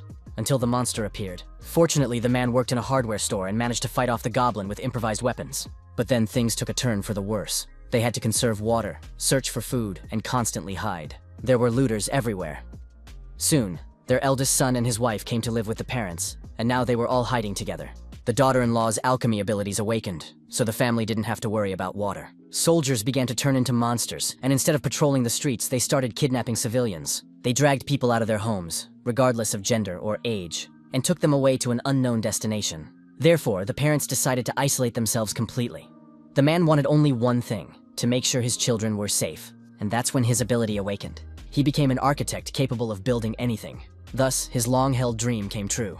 Thanks to the powers of his daughter-in-law and father, the family was able to survive. He built a completely self-sufficient house that was impossible to break into, and his daughter-in-law supplied everyone with water. Now the father watched through the peephole. Several soldiers were wandering in front of the house, and then they brought a huge monster with them. They decided to destroy the dwelling. His father had expected this day to come, so he had made a detour in advance. Now he quietly told his relatives to get ready and go out into the hallway. His son did not want to leave without his father, but his father was not sure that the emergency exit was still safe. He believed it was better than sitting inside the building and simply waiting for death. The father promised that he would also leave the house, but would be the last to do so. But then the sound of a motorcycle was heard outside, and everyone started moving, so there was no time, and the father ordered everyone to leave. He understood that the monsters were going to evict him from his own home. However, something strange began to happen on the street. Everyone was alarmed and did not understand why their father had fallen silent and what had happened. And then his father announced that Jonggyom had returned. He had arrived on a motorcycle with a skeleton. The young man looked at his house but did not recognize it because now it was some kind of steel box, protected on all sides. It was unclear where the iron sheets and bars had come from, but it didn't matter. The main thing was that at least someone from the family was inside the house. Suddenly the door flew open, and the young man saw the most pleasant sight he could have hoped to see. His father, brother, and mother, all shocked and surprised, looked at their beloved son and couldn't believe their eyes. It was not for nothing that Jonggyom was the youngest child in the family, so he could always shed tears without fear of being judged. The young man rushed into his parents' arms, and the main goal and dream of his last days came true. His parents looked apprehensively at the two skeletons accompanying their child, but Guillaume immediately explained everything and introduced his parents and the knights to each other. After that, the young man opened a portal and showed his two sisters, who were having dinner at the table at that moment, and more tears of joy flowed from the eyes of everyone present. When the hugs were over, Cheon-gyeom took all the relatives into the subspace, and they sat down at the common table, began to eat together, and celebrate their happy reunion. Only Mom remained tense, because the food turned out to be very tasty, which meant that she would have to prove her culinary skills. 2 women in one kitchen was too much. Grandfather decided to get to know the knight better. He was no longer afraid of him. Lancelot introduced himself by name, and Grandfather immediately asked if the skeleton knight knew how to play Chengi. It turned out to be a Korean chess-like board game. The knight noticed that the inhabitants of his hometown were famous for dismembering the corpses of monsters. But his grandfather did not understand the humor, and besides, he was hard of hearing. So he suggested that Lancelot bring some chairs and set out to teach him how to play the Chengi. Hyunsu's older brother held a magic stone in his palm. He showed it to Guillaume. It turned out to be an amplifying stone with a fire option. His brother told him how he got it. Once, he saw a monster rhino and a monster griffin fighting. The monster griffin defeated its opponent and ate it, and this stone was lying where the monster rhino had been killed. His brother gave Guillaume this magic stone because he thought he needed it more, and the guy didn't refuse such a useful artifact. Guillaume reminded his brother that he could get anything he wanted, and advised him to take care of his wife's family, so that they would be comfortable and want for nothing. The brothers were happy to see each other, especially since they had hardly communicated during most of their childhood due to their age difference. Hyun-soo thanked his brother for the warm welcome, and went to his wife to tell her relatives about all the conditions. Guillaume noticed the scar on his older brother's face and realized that he had been through a lot. However, the main thing was that he had survived. His father caught him thinking about this, and remarked that his son's abilities were simply excellent. His father said that he was sincerely happy and grateful to his younger son. Not only was the whole family now safe thanks to his abilities, but they were also able to eat their fill. But his father reminded him that good and bad things only happen where there are people. Jong-gyum remembered this phrase very well, and understood that he could not have done everything on his own, even with his unique powers. When he first started helping people by clearing the tunnel of wyverns, he wondered why he was doing it at all. Hyun-soo then told him that even if his ability had awakened, it would still be very difficult in the end. And then Guillaume realized that the main reason he helped people, and others helped him, was this. Everyone wanted their families to be safe, and the young man was sure that his family also needed help. He hoped that someone would help them, just as he helped others. Regardless of our abilities, we are all the same. Each of us suffers and fears death, but we live in the same world, so we help each other. Otherwise, it would be too heartless. And the ability to empathize is one of the main distinguishing qualities of a person.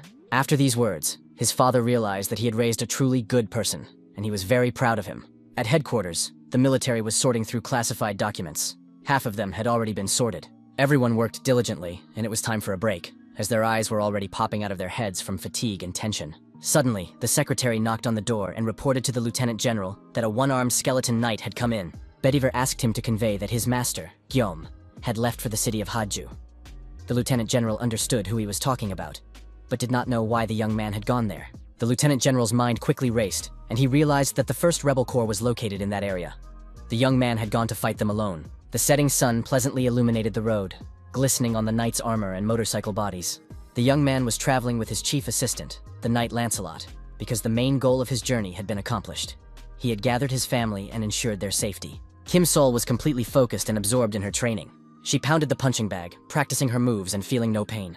Soon, another bag was torn to shreds. After that, the bag flew into the far corner of the hall, where it joined a pile of other torn-up bags. The girl ordered Pax to bring another sandbag immediately, and to do so as quickly as possible. Her father watched his younger daughter's behavior from afar, and did not understand what was going on. Her older sister, Ju Yeon, said that Kim Sol was upset with her brother for not taking her with him on the mission. Of course, the girl was very talented, but guns and tanks were too dangerous. So now she was training on sandbags to relieve the tension. Her family understood the girl's behavior, who, despite the danger on the streets, wanted to get out of the safe place. She had always been like that. Ju-yeon noticed that her brother had a large scar on his face, but the young man did not want to talk about it. He said that it did not bother him at all. If you did not touch it, everything was fine. The sister healed her brother's scar, as she had healing abilities, and told him how she worked in a hospital where the head doctor used his powers to poison the staff and control them by brainwashing them.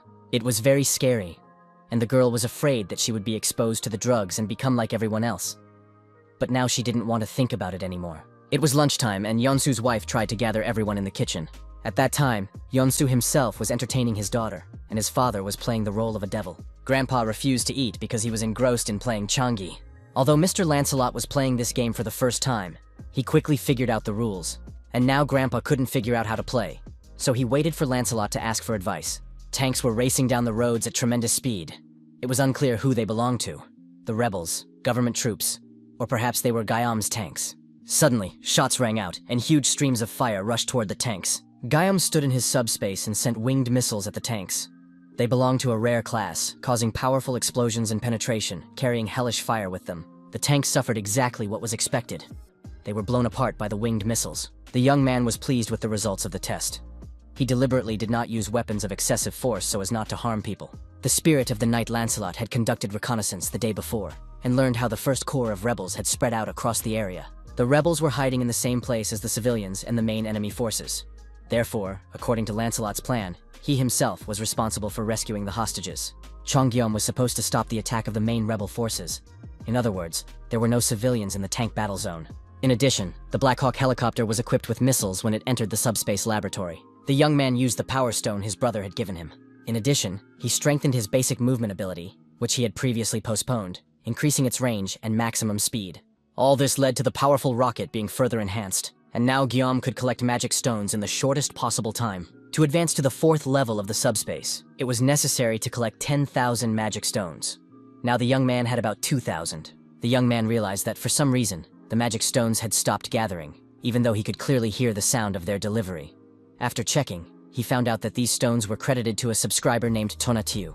It turned out that Tonatiuh was from the Messica dimension, and was the very same priest Kim Bon-su that Lancelot had told him about. This news literally stunned Guillaume, because a quarter of his income was going to the enemy. At that moment, Lancelot returned from his mission and reported that all the rebel camps had been destroyed. Bedivere also arrived, having stayed behind to help the people. But then Lancelot noticed that the young man looked anxious and preoccupied. He thought the boy was wounded. Guillaume reassured the knight, saying that everything had been difficult and hard, but he was fine. However, the young man wanted to ask him about the high-ranking being who had made contact with the rebels.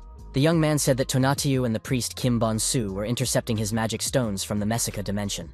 He did not understand what this dimension was, but the knight explained that it was the name of Tonatiuh's home planet, or civilization, just as the dimension where Lancelot's master lived was called Earth. It turned out that priest Kim Bon-su was no better than a traitor who sacrificed people to other worlds. Priest Kim studied Guillaume's data, because he had seen him recently shedding tears when he met his family, and the very next day, the speed at which magic stones appeared in his account became very high. But before that, the most powerful explosions imaginable occurred. Although Goblin did not hear anyone firing weapons or machinery, it was unclear where all this firepower came from. First of all, it was annoying that no one had come forward to report it yet. Where was everyone and what were they doing? At that moment, a powerful blow knocked Goblin off his feet, and he flew across the hall, scraping his back on the ground. Guillaume barely caught his breath after climbing the steps and wanted to know who this goblin was that they had just knocked down. But then a red and black mist began to appear over the goblin's body lying on the ground, and the wounds on his body began to heal before their eyes. Guillaume had never seen anything like this before, and Lancelot explained that it was a process of self-healing and restoration of the body. Lancelot said that he had already seen this dark red smoke rising above the entire camp, and now he understood what it was. And now the huge and powerful goblin, Priest Kim, stood whole and unharmed again, a mountain of muscle equipped with sharp teeth and long claws. Priest Kim was also surprised by the alliance that stood before him, a skeleton knight and a human. He understood that the knight was infinitely devoted to his master. The goblin, who spoke human language, surprised the people, and the priest explained that his soldiers had hastily eaten magic stones, which is why they had turned into goblins. This was a side effect that occurred if the bodies were not given time to adapt. The priest personally gave them instructions, but the people were greedy. He knew that Guillaume was 8th rank, judging by the fact that he had an account, and therefore offered cooperation. He wanted the young man and the skeleton knight to stop destroying everything and leave the area, then Priest Kim would not harm them. As they had already seen, they couldn't kill the priest anyway, and he, in turn, could kill Guillaume and the knight. He was sparing their lives for one reason only. If they were gone, the goblin would also suffer losses. Fighting now would be a waste of time, and he was making good money by receiving a portion of the magic stones from the exchange. Knight Lancelot was sure that the priest Kim couldn't even hurt them, let alone kill them. Guillaume tried to figure out what the goblin was thinking and why he was suddenly offering peace. He needed to understand whether the young man really couldn't kill this monster, and if not, then most likely because of the smoke. He needed to find out where the smoke was coming from. Maybe it was caused by the sacrifices? The young man had already seen it in prison, but he didn't understand how it was formed. Soon, the sky behind Priest Kim turned black and scarlet, and smoke began to gather high above. Meanwhile, the sky gradually turned burgundy, and something completely incomprehensible and unprecedented began to happen. Suddenly, the sky seemed to part. The clouds moved aside, and a huge eye, glowing from within like the sun, looked down on the earth. This heavenly eye looked simply unreal, and Zhang Guillaume realized that he was looking at a being of the highest level. Priest Kim guessed that his guests did not expect to see such a thing, and apparently were encountering a high-level being for the first time. Beings who never communicate directly and always act through intermediaries due to hierarchical restrictions. But soon Tonatiuh himself would arrive here in person. Priest Kim was the only one who could help bring about the appearance of a higher-level being. The goblin hoped that now people understood how foolish they were. Nevertheless, Priest Kim was willing to give them another chance because he felt sorry for losing Guillaume's unique abilities. After all, they were too valuable to simply disappear. He added that if the boy knelt down now and begged the priest to let him become his right hand. But he didn't have time to finish. The skeleton knight Lancelot was offended that some goblin dared to try to subjugate his master, and with a slight swing of his sword, Priest Kim's head rolled away. Priest Kim's severed head began to scar in the neck area, and red and black smoke lifted it off the ground. In the next moment, the head clicked back into place, and the huge brute, Priest Kim, was once again ready to face his opponent. He seemed to have become even broader and more powerful. At this time, the eye of a higher-level creature continued to watch the participants of the duel from the sky. And against its backdrop, the priest looked like a real demonic creature. Knight Lancelot was upset by the goblin's behavior, but he was determined to fight, even though he knew that the battle was essentially meaningless. But for any knight, it was a matter of honor to serve his master. Priest Kim was not going to give up either, and this skeleton knight had already infuriated him. He decided not to wait for an attack, but rushed into battle himself, his huge muscular body hurtling toward the knight at tremendous speed. But then Lancelot remembered the lessons Kim Sol had taught him, lessons in hand-to-hand combat. The knight took a stance, putting away his sword. A powerful punch landed squarely on the goblin's nose, and its huge snout twisted to the side, spilling blood everywhere. It was clear that the goblin was immortal. But this was an excellent opportunity for the skeleton knight to practice the recent tasks he had received from Kim Sol. Everyone understood that Priest Kim was immortal and impossible to kill, but it was perfectly possible to beat him up. And now Lancelot was going to do just that. The knight put the goblin's severed head back in place and immediately cut it off again. He tried very hard, but it was clear that the goblin would regenerate endlessly. Guillaume understood that it was impossible to defeat Tonatiuh without trying to understand him. Perhaps there was a way to at least disrupt his regeneration. And then Guillaume remembered the big guy from the hospital, who had been quickly cured of his daze. The young man ordered Lancelot not to kill the priest Kim again. He ordered the knight to throw the goblin into subspace right now. With a slight movement of his hand, the knight carried out his master's order, throwing the goblin towards the subspace portal. Ju Yeon received a notification about the return through the portal and thought that her brother had finished his business quickly this time. However, she read that an unidentified energy had attempted to penetrate and had been blocked. In the next moment, the girl almost lost her voice and nearly had a heart attack from fright. Before her stood a terrifying, dead, emaciated goblin, wailing pitifully throughout the subspace room. Before it could do anything, a strong female hand grabbed the monster by the snout. Kim Sol's younger sister turned out to be just what was needed. She wanted to understand what kind of creature it was, because it clearly didn't look like their brother. Soon, she saw Guillaume, who watched with satisfaction as his sister dealt with the uninvited guest. The young man quickly shouted at the system to close the portal immediately. Chong Guillaume gave the order to eliminate Priest Kim. The order was carried out instantly, and a thin, terrifying, emaciated creature with no teeth, hair, or muscles flew out of subspace onto the street. Priest Kim looked pitiful. He could no longer recover or even stand up. Guillaume, looking at his sister's fury, thought she was even more terrifying than Tonatiuh. The young man received a notification that the account owner had been changed, and the magic stones were automatically added to Guillaume's account. The numbers were huge, and the young man was amazed at how much the priest had managed to earn if he had received so many stones. Moreover, this time there was no notification about the transfer of some of the stones to Tonatiuh. The boy looked up at the sky and saw that the eye was gone. Only a lone moon lit up the sky. Priest Kim had said that he was the only one who could summon Tonatiuh, and by killing the priest, they had severed the connection between them. Since the Supreme Being had failed, it was unlikely to return here. Chong Guillaume sat exhausted on the ground and did not understand why he was so tired. After all, he had not even fought. Suddenly, a familiar voice was heard from afar, and soon, as always on time, the Lieutenant General appeared before the boy and the knight, bringing reinforcements. He hoped that they were not too late, and would be able to protect Guillaume and help his knight. Lieutenant General Yu wanted to see the tank commander immediately, and was surprised when he was shown the goblin lying on the ground. The young man tried to explain in a few words what had happened, but in general he was just happy to meet the military and hoped that everything would be fine with them. The commander was informed by radio that reconnaissance inside and around the First Corps had found the mummified bodies of rebels. According to intelligence reports, there were no survivors. The Lieutenant General gave the order to rescue civilians and clear the area. The commander turned to Guillaume and said that he did not know how he had done it. But this time the young man had accomplished the task. The Lieutenant General bowed his head low, expressing his immense gratitude. He did not straighten his back, continuing to talk about how foolish he had been when he first asked the young man to join the army, thinking only of the advantages. All these advantages turned out to be completely meaningless to Guillaume, because the Lieutenant General underestimated the young man's abilities and influence, assessing the situation only from a military point of view. Now the Lieutenant General felt very foolish, but he still wanted to ask Guillaume to continue helping people. He felt ashamed and awkward asking for this, but many people were still in a difficult situation. Some had lost their families and loved ones.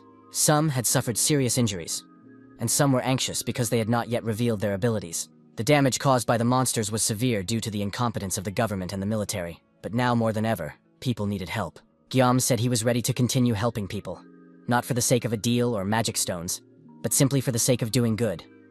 He did not want to join the army, but he would help as his heart dictated. Lieutenant General Yu's face lit up with a happy smile. The men shook hands as a sign of respect and mutual trust. The Lieutenant General promised Guillaume that he would be able to receive help from the military at any time, at his first request. In addition, he announced that Kim Jong-gyum would be awarded the title of Honorary Colonel for his great contribution to strengthening the armed forces and neutralizing the rebels. From that moment on, all military personnel, without exception, were to treat Honorary Colonel Kim Jong-gyo with courtesy and actively cooperate with him when necessary. The young man was simply speechless at all this pompous and, in his opinion, unnecessary ceremony. Then the lieutenant general wished him a speedy recovery and promised to organize everything as quickly as possible. Gyum was very tired and wanted to leave as soon as possible, taking Lancelot with him, who had also had a hard time during the fight with Priest Kim. Lancelot reminded his master that something had to be done about the Knight Bedivere. Guillaume activated the item search function to find the one-armed knight faster, but the attempt failed. The item was too far away. The guy figured out how this function worked and decided to try again. He remembered how his sister had thrown the goblin out of the subspace and realized that the system did not always work the way he wanted it to. Since the item search didn't work, Guillaume decided to team up with Lancelot and go look for the one-armed knight, leveling up packs along the way. Meanwhile, on the street, the military was trying to organize the civilians and distribute humanitarian aid to them, water and food in the necessary quantities. But while the soldiers were helping the citizens, it was unclear what the Knight Bedivere was doing. At that moment, he was at military headquarters and accidentally stumbled upon a registration form for a spatial being. The knight decided it was a great idea. Who would have thought that he would find such documents simply out of boredom? He was sure that his master would be delighted when he received these papers. All that remained was to find out where exactly he had found them. It turned out to be Kim Bon-su's office, and the one-armed knight handed the documents to his patron. The young man thanked the knight and began to think about how to make the most useful use of this information. Soon, Kim Sol approached him and said that she had been waiting for him impatiently. The older sister allowed her younger sister to deal with her brother for letting the goblin into the subspace and scaring Ju Yan. But instead of becoming a punching bag again, Guillaume showed Kim Sol a piece of paper. It turned out to be an application form for registering a spatial being. Guillaume explained that he had forbidden Kim Sol from going out not out of stubbornness, but out of fear for her. If she filled out the application, she would be able to fight alongside her brother without fear. He didn't want to tease her or lock her up. The application stated that the girl needed her own account. Guillaume had, of course, forgotten about this, and his sister's fist landed squarely on his jaw. With her next blow, she knocked her beloved younger brother into the far corner of the subspace. The young man remembered that in such situations, quick feet are the best help, and he ran away, while his sister rushed after him. Ju, Yeon warned the knights not to even think about interfering, because this is what love looks like for older sisters who worry about their brothers. As the girl spoke, the knight standing nearby began to tremble. After a while, they were already shivering and were practically exhausted. Guillaume ran up with Kim Sol, but no one understood what was happening to the knights. Suddenly, his whole body began to itch wildly, and then hurt. He admitted that he had been feeling itchy for some time, but now it had become unbearable. The nurse began to think about what disease could cause such intense itching and pain. Kim Sol remembered that her neck had also been itchy, but before she knew it, the itching had gone away. Jong Guillaume tried to understand how this was possible, how someone could make a full recovery after such a serious illness. Guillaume understood that the subspace life support system had enhanced the therapeutic effect. He did not want to send the knights out of subspace, but Lancelot noted that he felt much better in Camelot. They had to move back inside Camelot Castle. Inside the castle was a huge white magic stone. This stone seemed to have fallen from the roof of the building and bounced loudly, hitting Lancelot's helmet. Guillaume and his knight assistants learned that this white amplifying stone that had just fallen looked as if it had been specially created. Its main property was resistance. It penetrated objects struck by electric current and was almost identical to the blue amplifying stone. It turned out that the blood sacrifice worked automatically. The young man had previously thought that this skill was always active, but it turned out that it had to be activated manually. The young man did not feel any burning sensation and did not understand why the owner of the item did not receive the effect of the blood sacrifice. Knight Lancelot began to apologize to his master for showing weakness. He realized that he had been indifferent to his people all this time, and now he was glad that the knights were much better off inside Camelot Castle. It was decided that when the knights returned to the subspace, they would be in Camelot. The knights thanked their lord for caring for their health. In their castle, they sincerely appreciated the attention and support. Guillaume was surprised to discover that the subspace life support system and the use of Camelot's life force were two different things with opposite characteristics. However, together they created fantastic harmony and gave a feeling of infinite power. The amplifying stones could be created endlessly. The scale of the constant growth of abilities increased, and the abilities themselves were strengthened, expanding the possibilities of their application. However, even with such powerful strength, Guillaume understood that he was still not ready to go and fight Tonatiuh. The young man realized that he needed to become stronger. To do this, he needed to study his abilities well and learn how to use them. He raised the level of the subspace, and now he had to figure out the new functions. The colonel figured out what had happened recently and realized that the rebels were pretending to be the national army, hanging up government flags, and luring people in for sacrifices. The more people they attracted, the more magic stones they got as a reward. If Colonel Kim hadn't figured everything out in advance, the coup could have actually succeeded. The colonel ordered the necessary troops to be selected and the rest of the soldiers to be sent back. Now he intended to find out everything about the additional supplies of food and equipment that might be needed. The bright light caught the lieutenant general's attention. He had been working so hard that he hadn't noticed how time had flown by. Soon, the soldier received a notification about the increase in his abilities. However, the lieutenant general was not at all pleased with the notification he received. Kim Sol also received reports on the state of Earth and space. It became known that, in accordance with the strategy of openness, auctions would be held for all regions of Earth in a week. Residents of other dimensions would take part in the competition, select representatives for each region, and then compete with each other for potential profits. It turned out that the winner from another dimension would receive the right to establish their own portal in the region. If the inhabitants of Earth win, they will be able to receive separate awards. Detailed information about the event by region was to be provided within 24 hours. It seemed that representatives from other dimensions wanted to hold a competition in order to get Earth as a bonus. It sounded like a joke, but unfortunately, it turned out to be true. In that case, the monsters were sent by these representatives and were now planning to take over Earth. The bidding competition was a kind of game with set rules, and Guillaume received a notification that he was the representative of Seoul and would participate in the bidding. It seemed that humans would have to compete with alien life forms from other dimensions. Guillaume had to agree to become a representative in the bidding competition in order to be able to select up to 100 participants, including himself. The lieutenant general couldn't believe that such an absurd situation was happening to him and hoped that it wasn't true. Jong Guillaume confirmed that he had become the representative of Seoul, and now he had to assemble a team to confront the alien forces that were about to invade the capital. At the moment, the young man had included his sister Im Sol on the list, as well as knights capable of fighting. Just in case, he registered his family members from the subspace, and there were about 80 spots left. He approached the colonel, who had already learned about the competition from the announcement. Colonel Kim was also supposed to take part in this competition. However, before agreeing, Colonel Kim handed the young man a notebook that he considered necessary for study. It contained a list of awakened people and their abilities, determined by the Joint Committee of Chiefs of Staff. From this list, suitable candidates could be selected. Guillaume said he needed special class snipers, regardless of whether they were awakened or not. The young man already knew who his rivals would be, because when he agreed to be a representative, he learned that these creatures worshipped the goddess Emis. Their distinctive feature was the creation of weapons based on divine power.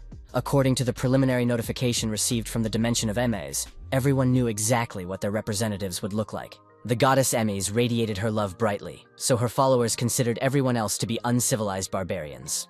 They had at their disposal a sacred hammer filled with the light of the goddess. The knights of Eames were clad in shining armor and well armed. It would be extremely difficult to fight this alien race. Only a few details of the upcoming event were known. An hour before the battle, both sides had to take their positions and wait for the battle to begin. During the waiting period, a protective barrier was created, and neither side could attack. This waiting period was a stage of preparation for battle. As soon as the contest began, the core of the gate would automatically awaken, and within 12 hours, the condition for Earth's victory was to destroy the core before it was fully activated. If the Eames dimension won and their gate core hatched, they would take over Earth. In other words, the condition for victory for the Earthlings was to destroy the core, which their opponents would not simply guard. In addition, their list of participants consisted of 8th rank fighters. The humans had to block their attacks and destroy the gate core at the same time. Guillaume, Lancelot, and Kim Sol would take care of the attack, so there should be no problems with that. The military was required to provide protection. They had to block the attacks of the 8th rank opponents. Long-range weapons are particularly effective for this, so it was necessary to recruit snipers. However, human weapons would not work against such a powerful enemy. But Guillaume tried to reassure Colonel Kim. He said that he had improved his abilities last night. The young man understood that he needed to become stronger and study himself well. He spent a lot of magic stones to increase his functionality, and could now send up to 8 items at once. In addition, in the subspace laboratory, he could enhance existing items and create new combinations. All this was made possible by additional features that improved his existing abilities. The young man easily modeled the characteristics and finished appearance of the desired items before creating them. He pondered what kind of weapon he could create using the new features. One that would be easy to use even for inexperienced fighters. The main feature of the new weapon was to be the ability to destroy 8th rank fighters even in the hands of novices. The result was a rifle capable of resisting electrical properties and possessing improved firing characteristics. At first, he tried to strengthen only the ammunition, but after firing, the weapon fell apart in his hands. Therefore, he had to modify the gun so that it could withstand the shot. For this, a reinforcing stone was used. His strategy was to use 3-shot guns created as a result of combinations, to defend against approaching enemies and destroy the core of the gate to achieve victory. Thus, the colonel was presented with a new rifle that fully met the tasks at hand. Colonel Kim immediately compiled a list of the best snipers, and a week-long training period began, during which the shooters practiced improving their accuracy, changing weapons, and working on tactical techniques. The young man's father quickly built a fortress using his architectural skills. It was a true work of fortification art, constructed using strengthening stones. The upper part of the building was intended for shooting bows or guns. The attack team enhanced their abilities with magic stones they had acquired in advance, destroying monsters. As a result, Kim Sol was able to extend her defensive ability to a certain distance beyond her body, and her sister Ju Yeon was able to use her healing abilities in a specific area. This turned out to be the right decision on Gyeom's part, and now the older sister could take on the role of the awakened one. Time flew by unnoticed amid the preparations and concerns, and now there was only an hour left before the competition began. A portal gate appeared in front of the National Assembly building, from which the Earthlings' opponents began to emerge. One of them was holding a core, which was one of the main goals of the contest. Chong Gyeom studied the enemy through his binoculars. He noticed the core in the hands of one of the creatures, and felt that he had seen something like it before, although now there was something strange about it. Representatives of the alien dimension began to construct a building next to the National Assembly. Even though the competition was supposed to start in just an hour, they were carrying heavy metal structures that looked like railroad tracks, and were most likely going to build a defense for the gate core. The young man did not understand the point of this construction, because the duel was about to begin very soon, and it did not seem likely that the opponents would finish the work in time. While the young man and his father were watching the strange construction through binoculars, representatives of the opponents approached them. They said they had seen the list of people participating in the battle, and knew that some were of the 7th or 8th rank, but most were only of the 9th. According to them, the goddess Emis grants mercy and salvation to the weak, so the warriors were ready to offer this mercy and salvation. They showed mercy by cutting out the enemy's tongues so that they could not speak evil while still alive, and salvation through hard labor so that they could repent of their actions.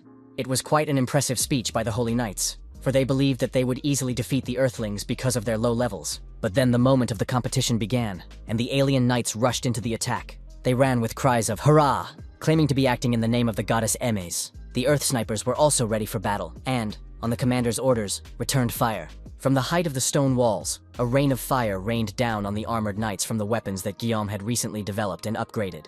The aliens' protective armor could not withstand the onslaught and was destroyed, and the front ranks of the attackers began to scatter. After that, the enemies advanced their knights with shields and activated the barrier of the goddess Emis. They did not know what weapons the humans were using, but they were sure that their shields were much stronger. The aliens understood that ranged weapons wear out, so they only needed to withstand the barrage of fire under the protection of the barrier to achieve victory. However, they had no idea how many weapons the Earthlings had at their disposal. At this time, several soldiers were relentlessly reloading new rifles, because according to the rules of the logistics center, all items were constantly duplicated. Chong Gyeom was satisfied with how the defense was going and ordered the snipers to continue in the same vein. It was time for the attack group to begin their mission and reach the core of the gate, which had to be destroyed. The group members got on their motorcycles and prepared to leave. However, their movement was noticed by the aliens, who drew attention to the squad advancing on motorcycles. The knights realized that the enemy had begun to maneuver, and guessed that the attacking group's target was the core of the gate. They had no doubt that the core would not withstand the blow, but they remained in their positions, realizing that the Earthlings had too many weapons. The aliens decided to hold out a little longer until the second squad joined them, with whose help they would be able to advance further. Meanwhile, on the roof of the building, the Knight Bedivere was already preparing. He enjoyed making fireballs for bowling and spinning them in his slingshot. He did it masterfully, with one hand with such speed and accuracy that even two-handed fighters would envy him. The fireballs flew at the enemies with tremendous force and frequency. Soon, the entire enemy squad was ablaze and scattered by the explosions. The flying bowling balls were able to break through the aliens' defensive barrier, and the sounds of explosions did not subside for a second. Chong Gyeom was satisfied. He realized that the one-armed knight was carefully thinning out the center of the enemy's attacking squad. There was only one thing left to do: get to the core of the gate and destroy it. At first, Gyeom considered this construction to be completely pointless, but the speed of construction was astonishing, and now it was necessary to stop the process urgently. The young man summoned hellfire, and it rained down on the statue of the goddess Emis in the form of winged missiles, reinforced by him earlier.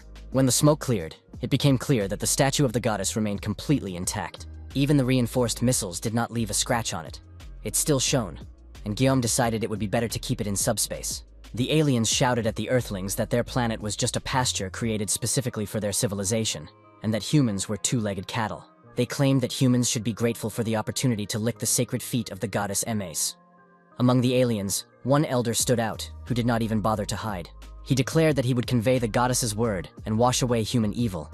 And if humans wanted to know the truth, they had better hide and not interfere. Gyum's attention was drawn to a warehouse of building materials where metal structures were stored. With childlike spontaneity, he ordered Pax to store the entire warehouse in subspace. The aliens did not expect such a turn of events. Before their eyes, an entire warehouse of building materials disappeared. The elder realized that he had underestimated these representatives of Earth and decided to act differently. Meanwhile, Guillaume had a new idea and turned to Yeon-su, who had not participated in operations for a long time, but was only playing with his daughter. The man gladly agreed to help his comrades and take part in the battle again. Suddenly, a strange noise and whistling sound caught their attention. Dozens of black dots appeared in the sky. As they got closer, they turned out to be a hail of sharp spears launched by aliens. Kim Sol instantly activated a protective barrier, preventing the spears from striking the people. Lancelot tested one of the spears with his sword, and realized that it had been thrown by the enemy. Kim Sol's level was high enough that her shield could withstand even reinforced bullets. However, the spears turned out to be ordinary, which seemed strange. Lancelot remembered that in some dimensions there are skills that allow ordinary objects to have an enhancing effect. At that moment, the alien knights realized that their warehouse had been looted and decided to launch an attack. Their technology, called Blessing, allowed them to give ordinary objects the properties of reinforced artifacts. Probably the building materials had also been treated in this way, which is why Gyomu was unable to destroy the statue of the goddess immediately. Now Kim Sol had taken possession of the reinforced spear and was eager to test it in battle. At that moment, Jung Gyeom and Yeon-su were in a helicopter, waiting for the stream of flying spears to subside so they could take off. When the danger subsided a little, the helicopter rose into the sky above the statue, which was still standing intact and unharmed. The energy of blessing coming from the Eames dimension was transmitted to the earthly space and was called God's Staff. But Gyeom managed to interrupt this effect. It soon became clear that the tower built by the aliens could not withstand the attacks and was beginning to collapse. Finally, it fell apart, and the core of the gate was pierced and destroyed. The system announced that the inhabitants of Earth had won the contest by destroying the core of the Eames dimension gate. The winners were rewarded, and many participants received promotions. At that moment, a piece of paper fell from the sky at Gyeom's feet. A document certifying the transfer of rights to conduct business previously owned by the aliens.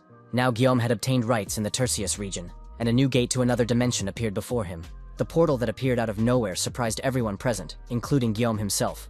After all, he did not create it. Perhaps the portal was intended for the business mentioned in the document. The young man approached the gate and placed his hand on it, but received a response that he was not a registered entrepreneur and could not enter.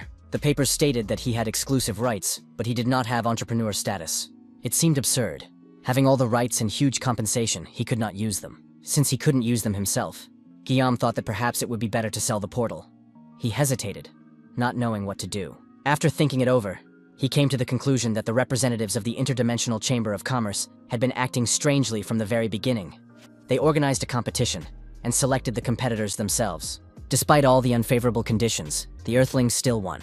Chonggeum realized that the chamber was pretending to award a prize, but in reality was simply trying to deceive the participants. He tried to understand what the chamber stood to gain, because if it weren't for his efforts, many people would have died. So he realized that he had received a virtually useless portal. But the whole situation made him think about possible fraud. The young man explained to his companions that there was nothing interesting left, and all the participants began to disperse to go about their business. Guillaume apologized for gathering everyone so urgently right after the competition. Realizing how tired people were from the preparations and battles, he opened a subspace. His father immediately went to write his memoirs, and Kim Sol went to practice javelin throwing. Yeon-su wanted to fly a helicopter for a while. He had spent too much time in the game room. His father was going to rest, as his whole body ached from lack of exercise. But suddenly something else caught his attention. Stacks of building materials caught his eye. He had dreamed of building a huge house his whole life. He looked with delight at the drywall, bricks, steel beams, and rebar, not understanding why his son needed all this. Chongyum smiled and told his father that the amount of building materials was endless. For the man, this was the best news. He once again had a goal and an opportunity to make his dream come true. When everyone left and Guillaume was alone, he decided to see how things were going in other regions based on the results of the competitions. Since the time limit was 12 hours, he had to wait until nightfall to see the results.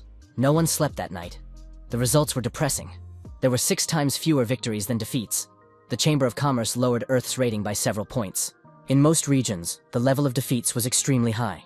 The situation around the world looked dire and unfavorable. Across Korea, only one territory lost the competition, and now aliens ruled the Incheon region. Colonel Kim suggested going there immediately to reorganize. At that moment, a subordinate arrived and reported that the 17th Division of Incheon had urgently sent a radiogram. It said that Earth's representatives in the region had lost the competition, but had managed to transmit the information gathered during the interaction. Their rivals were humanoid lizards from the Sabros dimension, and their gate was now open in the city of Incheon. These creatures were considered to be well-trained, armed forces with excellent mobility, and capable of fighting both on land and in the air. During the clashes, artillery brigades and air defense units were destroyed. The fighting stopped 2 hours before the end of the competition, but the humanoids continued to emerge from the gate, filling the streets of the city. Moreover, there were signs of a large-scale deployment of troops in preparation. Tracking their direction of movement, it became clear that they were heading for Seoul. That is why a radiogram was sent to warn the residents of the capital. What was strange was this. Why would the aliens go to Seoul if their target was Jonghyun? But they didn't know where he was. Moreover, there was no reward for his capture, and the distance between Seoul and Incheon was quite short. Incheon lost the competition, and Gyeom was in Seoul. What would happen next was completely unclear. The notice said that a special mark would appear above the head of the representative of the winning region, but Gyeom did not have one. This seemed strange, since he was the representative of Earth. Without him, the competition would not have taken place at all. It was also reported that everyone who reached the 7th rank would be able to pass through the portals installed in the area. In addition, representatives of other civilizations who won the competition were given the right to create additional portals in the region by killing its Earth representative. Now it was clear. They would have to deal with 7th level opponents, and the main target of all the aliens would be Gyeom himself. It resembled a typical territorial conquest, but the good news was that there was no mark above Gyeom's head. This meant that the enemies would not be able to pinpoint his location for the time being. Lancelot wondered how this was even possible, and suddenly it dawned on him. Without saying a word to anyone, he moved the ceiling lights and climbed into the ventilation shaft. Climbing onto the roof, Lancelot saw a huge illuminated sign announcing that a representative of Seoul was located in this building. His friends had not seen it before because it was too high up. Its gigantic size was visible from afar, letting everyone know exactly where the city representative was located. At that moment, Gyeom felt a strange uneasiness, as if the man-lizards had already regrouped before the competition was over. It seemed as if they knew about the new rules in advance, as if someone had told them everything ahead of time. He was sure that the humanoids had indeed managed to obtain information about the upcoming changes, and instead of attacking immediately, they decided to prepare for the next stage. Perhaps, thanks to their rich experience, they understood that the new rules would favor the aliens, and there was very little time left to prepare. This explained why the representatives of Seoul had so easily defeated their rivals. Kim Seoul suggested immediately taking refuge in subspace. However, Lancelot objected. Gyeom would indeed be safe there, but the lizards might try to pull the others out as hostages, or divide their forces and capture neighboring areas. Jonghyun also believed that hiding was not an option. Subspace should be used not for escape, but for defense. After all, from there he could attack while remaining out of reach. If he had become their main target and his location had been revealed, then he needed to do the opposite. Lure the lizards into a trap, where he would have the advantage. It would be ideal to carry out full preparations. Choose a location, think through a strategy, and plan the deployment of troops. The main thing was to do everything as quickly as possible before the lizards launched their attack. Yongsu said that there would be no problems with transportation. He would reduce the time to a minimum and suggested leaving immediately, but admitted that he did not yet know where exactly. And so, choosing a location became the main issue. It was necessary to find a position with the greatest tactical advantage. The best option would be an area where we could inflict significant damage on the enemy, minimize our losses, and not attract attention. After some discussion, they decided on the Kayan Bridge. It was huge, but the space for maneuvering was limited, and it was surrounded by a park with no residential buildings. Even if the lizards tried to cross another bridge, Bedivere would spot them in advance. There were no tall buildings nearby, and he could use the materials obtained from Eames's measurements, as well as his father's construction skills. The Eames warehouse also stored spears, which could now be used for barricades. These spears were distinguished by their strength, quality, and the blessing of the goddess. They were far from ordinary weapons. Bedivere, famous for his spear-throwing skills, was happy to team up with Kim Seoul. Work was in full swing at all levels. The residents of Seoul were actively preparing for the upcoming battle with the lizards. In a hurry, they erected a metal frame, placed archers on it, and reinforced the walls by connecting beams. A protective barricade was built around the building to limit access from the ground as much as possible. Rumor had it that the lizards were incredibly fast both on land and in the air, so it was necessary to block the airspace as well. All this work was completed in a matter of hours thanks to my father's help and skill. However, a new, unforeseen problem soon arose. The reptiles turned out to be excellent swimmers. This circumstance could have nullified all efforts. After all, the river in that region was wide, and the lizards could approach the city unnoticed by water. The next point to consider was that the bushes were much thicker than planned. Therefore, The lizards could reach Seoul very quickly and unnoticed, and they did not understand how these ordinary people could lose to the guys from Emesa. Of course, humans are known for their defensive abilities, and they also stole expensive building materials that belonged to the aliens. They had to sit tight and not stick their necks out in their subspace for a while, so it was necessary to take advantage of this situation. The huge and powerful leader of the lizards, General Rakis, said that last time he was able to take their spear away, and this time he would make armor out of it. It soon became clear that the lizards were not going to delay their attack for long, and one of the generals named Yatu was already ready to attack. Bedaver, the one-armed knight of Let, was carefully observing the situation around the bridge, where the lizards were expected to attack, when suddenly a sound caught his attention. Lizards were flying across the sky at tremendous speed, sitting on the backs of winged, terrifying wyverns. Their approach was not unexpected, but the scale of it was astonishing, for not only were the lizards on foot participating in the battle, but the sky was also filled with flying ones. Huge, powerful, muscular lizards sat on dinosaur-like horses and rushed into the attack without stopping for a moment. The soldiers opened fire on the approaching enemies. Of course, their appearance was unexpected and numerous, but resistance was necessary. Struck by bullets flying from rifles, the lizards fell onto the road. However, their numbers were staggering, and the attack continued. Then the discs were put into action, knocking down several monsters at once. Some of the troops fell, but the lizards were not only physically strong, they were intelligent, warning each other and trying to avoid direct fire. General Rakis understood that the lizards might be frightened by weapons made from materials from the Emis dimension, so he planned to stay close by to keep up morale. General Yatu also participated in the attack alongside him. Guillaume threw objects out of subspace, helping to correct the direction of fire. The name Yatu seemed familiar to him, and he remembered a lizard who once said that he only knew how to attack and never lost. He was impossible to stop. At that moment, Lancelot cut off the lizard's tail, but its body continued to crawl into subspace. Of course, this was not enough to kill the creature, and a huge shield was thrust into its face. However, as soon as the shield was removed, the wound on the lizard's face immediately closed. Lancelot had already learned not only to fight, but also to analyze his opponent's tactics. He understood that he was facing two 7th-rank creatures, but the big guy just attacked without using any special techniques. The most dangerous lizard, General Rakis, remained behind the barricades. Everyone understood that this would be a very difficult battle. But fortunately, Guillaume's attacks proved effective against General Yatu. Lancelot said that the moment Yatu touched the building, the battle would be practically lost, so it was necessary to continue the attacks, maintaining constant pressure. Lancelot himself went to meet with General Rakis, realizing that he was the brains behind this army. General Rakis was completely confident and calm. He was even a little surprised when he realized that Lancelot, the skeleton knight, had come to him personally for a duel. Lancelot tried to attack by throwing his spear at the lizard, but it was pointless. The monster caught the spear in midair. General Rakis ordered his subordinates to ignore him and continue fighting, while he himself gladly accepted the skeleton knight's challenge. The knight showed courage by breaking into enemy territory alone, and his spear strike to the lizard's neck was quite skillful. General Rakis admitted that it had been a long time since he had met a worthy opponent. The general wanted to know the name of this brave warrior because he respected his fighting skills. The lizard understood that his goal was to capture the enemy, but there was only one reason why General Rakis was now talking to the knight. Since ancient times, the warrior's instinct had been to fight a strong opponent, and now the lizard general asked Lancelot if he was ready to fight to the death. Lancelot accepted the lizard's challenge, saying that if he did not care about his own life, then let the battle begin. The rivals were already prepared for the duel, but Lancelot was outraged that General Rakis was sitting astride a lizard.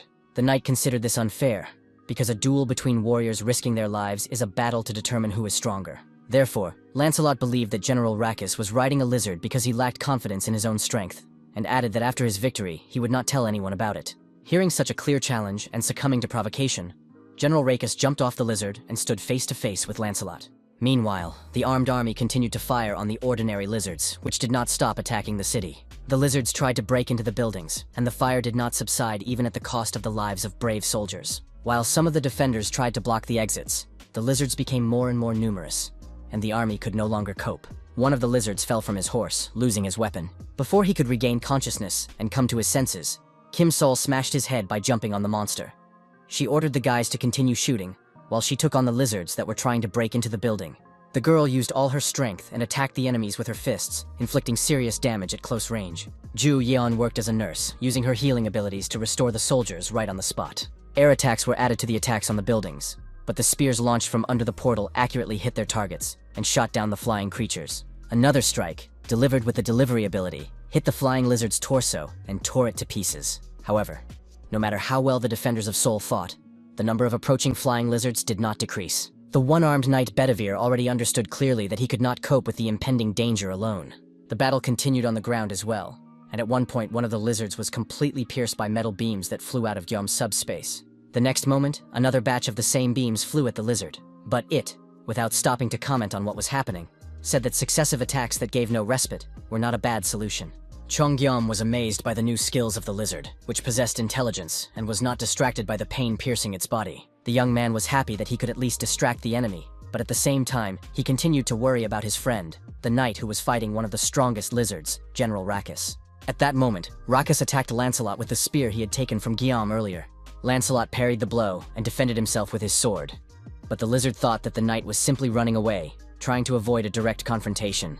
General Rackus claimed that real warriors did not behave this way, thereby provoking Lancelot, who however agreed because the lizard's weapon was too unusual. The weapon turned out to be extremely dangerous. Even though Lancelot was expecting a trick, the spear had unusual properties, similar to artifacts from the Emis dimension. Where did he get such a wonderful weapon? It seemed to have been created in the Emis dimension, but the general said that the spear was made in their world. Lancelot immediately had an idea and a guess, and he wanted to ask the lizard if this weapon could hide his lack of skill. The lizard replied that he was not so foolish as to fall for the provocation twice, but immediately rushed into the attack, using the spear. This was exactly what Lancelot had been waiting for. He managed to regroup to avoid the blow, and immediately went on the counterattack. Lancelot was able to dodge the spear at the last moment, and felt the vibration that passed through his helmet from the weapon that had almost reached its target. But in the next moment, General Rackus suddenly began to shake violently, which was extremely unexpected. He threw down his spear and tried to straighten up. The spear flew into subspace, which was very close to the battlefield, and Guillaume immediately saved it in the building materials category. The young man was surprised that this idea worked. Now the weapon from the Emis space was listed among the building materials for some reason, but one way or another, it would still be useful and would be used wisely. General Rackus couldn't understand what had happened and where his spear had gone, while Lancelot looked around the street in surprise. The lizard accused the knight of indecent behavior, but in fact it was Lancelot who had disarmed his opponent. The knight admitted that he had not touched the spear, but if his lord had done so, then he must have had a reason. The lizard was enraged that the master of such a valiant and courageous knight was a human. Lancelot refused to listen to him, and said that General Rackus was simply afraid because his weapon had been taken away. Lancelot was a true knight of honor, and declared that the lizard would die anyway, whether by sword, hand, or arrow. With these words, he stuck his sword into the ground and prepared for hand-to-hand combat. General Rackus watched in surprise as his opponent, who had recently been on the verge of death, now braved him, preparing to fight with his bare hands. The rivals took their positions and prepared for battle. Meanwhile, in the subspace laboratory, the creation of a new weapon continued. It turned out that Rackus's spear was an epic artifact and possessed divine properties, enhanced penetration and acceleration. General Yatu, beaten but not defeated, was surprised that his opponent had managed to stop his attack. Perhaps he realized that the general's powers were truly immeasurable. The tailless lizard, delighted with his survivability, rushed forward, trying to be the first to reach the building, because he felt that his body had regained its power. He knew that only 2 beings here possessed the 7th level, and neither of them were inhabitants of Earth, so it was impossible to stop his attack. General Yatu was struck by the valor of the Earthlings he was now fighting. He even felt respect for becoming their enemy, and believed that they could die peacefully. After all, dying at the hands of a strong warrior was an honorable death to be proud of. Moreover, it would be quick and painless. Thinking this way, General Yatu moved toward the building when suddenly a sharp pain pierced his body. The lizard realized that he had been wounded by Rackus's spear, which was strong enough to cause him real damage. The monster's palms were pierced in several places. He looked at his paw in surprise, not understanding how Rackus's spear had pierced his flesh. While the lizard was distracted by examining his wound, his body received several more similar injuries. Soon, General Yatu's huge carcass collapsed onto the asphalt, pierced by a multitude of spears, like a pincushion. By killing this lizard, Guillaume obtained an amplifying stone. The sniper soldiers continued to rain down fire from their rifles on their enemies. Although the number of attacking monsters was great, they were still dying, and the actions of the city's defenders were not in vain. Kim Sol also got into a frenzy. She had already fought off enough lizards, and now that no one was trying to break into the building, the girl was left with nothing to do. Kim Sol heard a wyvern's cry from above and realized that her friend, the one-armed knight Bedivere, was in trouble. The situation on the roof was indeed critical.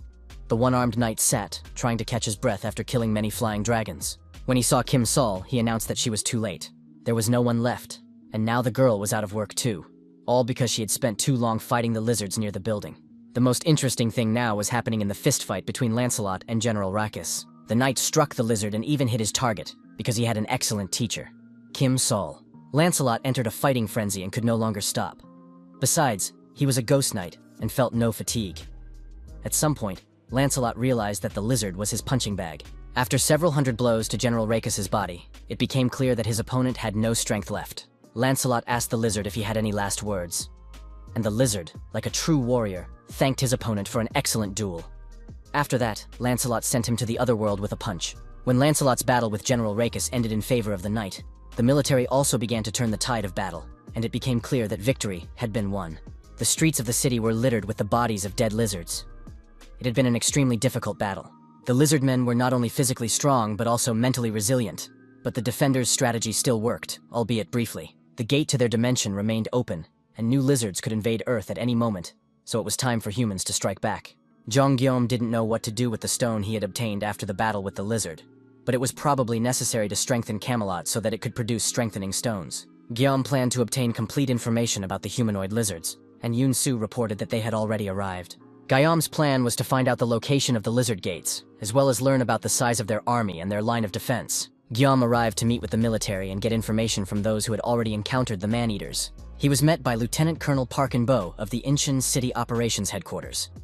He was impressed that the people had managed to stop the lizard attack without significant losses. Lieutenant General Yu warned the military that he would not be able to come in person due to complex and urgent matters. He received a radio message that the bugs had attacked the Joint Chiefs of Staff, and he immediately headed there.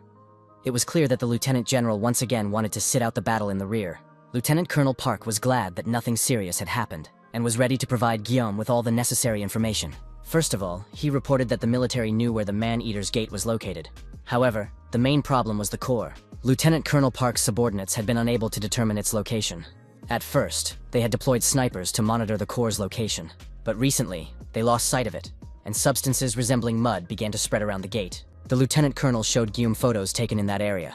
In the pictures, the houses were covered with greenery, swamp, and mud. This mud literally flooded the entire area around the gate. It did not cause any problems when it came into contact with human skin, but it was extremely difficult to move around in it. However, the lizards walked freely and used the area for cover. The place resembled an ordinary natural swamp, but Guillaume felt no fear. The young man said that he had friends and colleagues for whom no swamp was a problem. Knight Lancelot was immediately invited to the meeting, but he upset his master by saying that it would be difficult. The movement itself was not a problem, as the knights moved in the form of ghosts. However, they were easy to spot in the swamp, as it was a large open space. But that didn't mean there was no way out, and Lancelot personally knew a guy who worked quickly and quietly. Jean Guillaume realized that another knight needed to be restored. Fortunately, there were enough magic stones, and this knight was to become fast and stealthy. The young man began the process of restoring the knight from Camelot, and opened a portal for the stranger to appear from subspace. At his master's call, one of the 12 knights of Camelot, Mordred, arrived. He swore to serve his master even after death. Unlike the other knights, he was not often active on the battlefield. The knight operated deep within enemy territory and became one of the 12 thanks to his unique skills in stealth, assassination, and theft. The reason he became a great assassin was his outstanding abilities and quick wits. His greatest contribution was when he managed to kill the Duke. His main talent was stealth, which allowed him to avoid capture and leave the scene of the crime unnoticed. This ability allowed him to instantly become invisible to any creature. In reality, he did not disappear, but simply hid, so external factors could still affect him. In any case, Mordred used this talent to become an excellent assassin, strong enough to survive any battle. In addition, an amplifying stone was used for his resurrection, which turned out to be strengthening. After testing his abilities, something interesting became clear. Pseudo-resurrection allowed him to avoid physical impact, but it was impossible to maintain this ability for a long time. Now the great assassin was ready to carry out any order from his master. After that, Guillaume began to explain the current situation, so that the knight Mordred would understand the essence of the task. The young man showed the approximate territory where the man-eaters from the dimension of Sabbat were located and hid the core of the gate. The knight listened to all the information and declared that he understood the order and was ready to carry out the mission. Thanks to his combat experience, Mordred understood the task immediately. Lancelot warned his friend that if he died, the entire operation would be meaningless.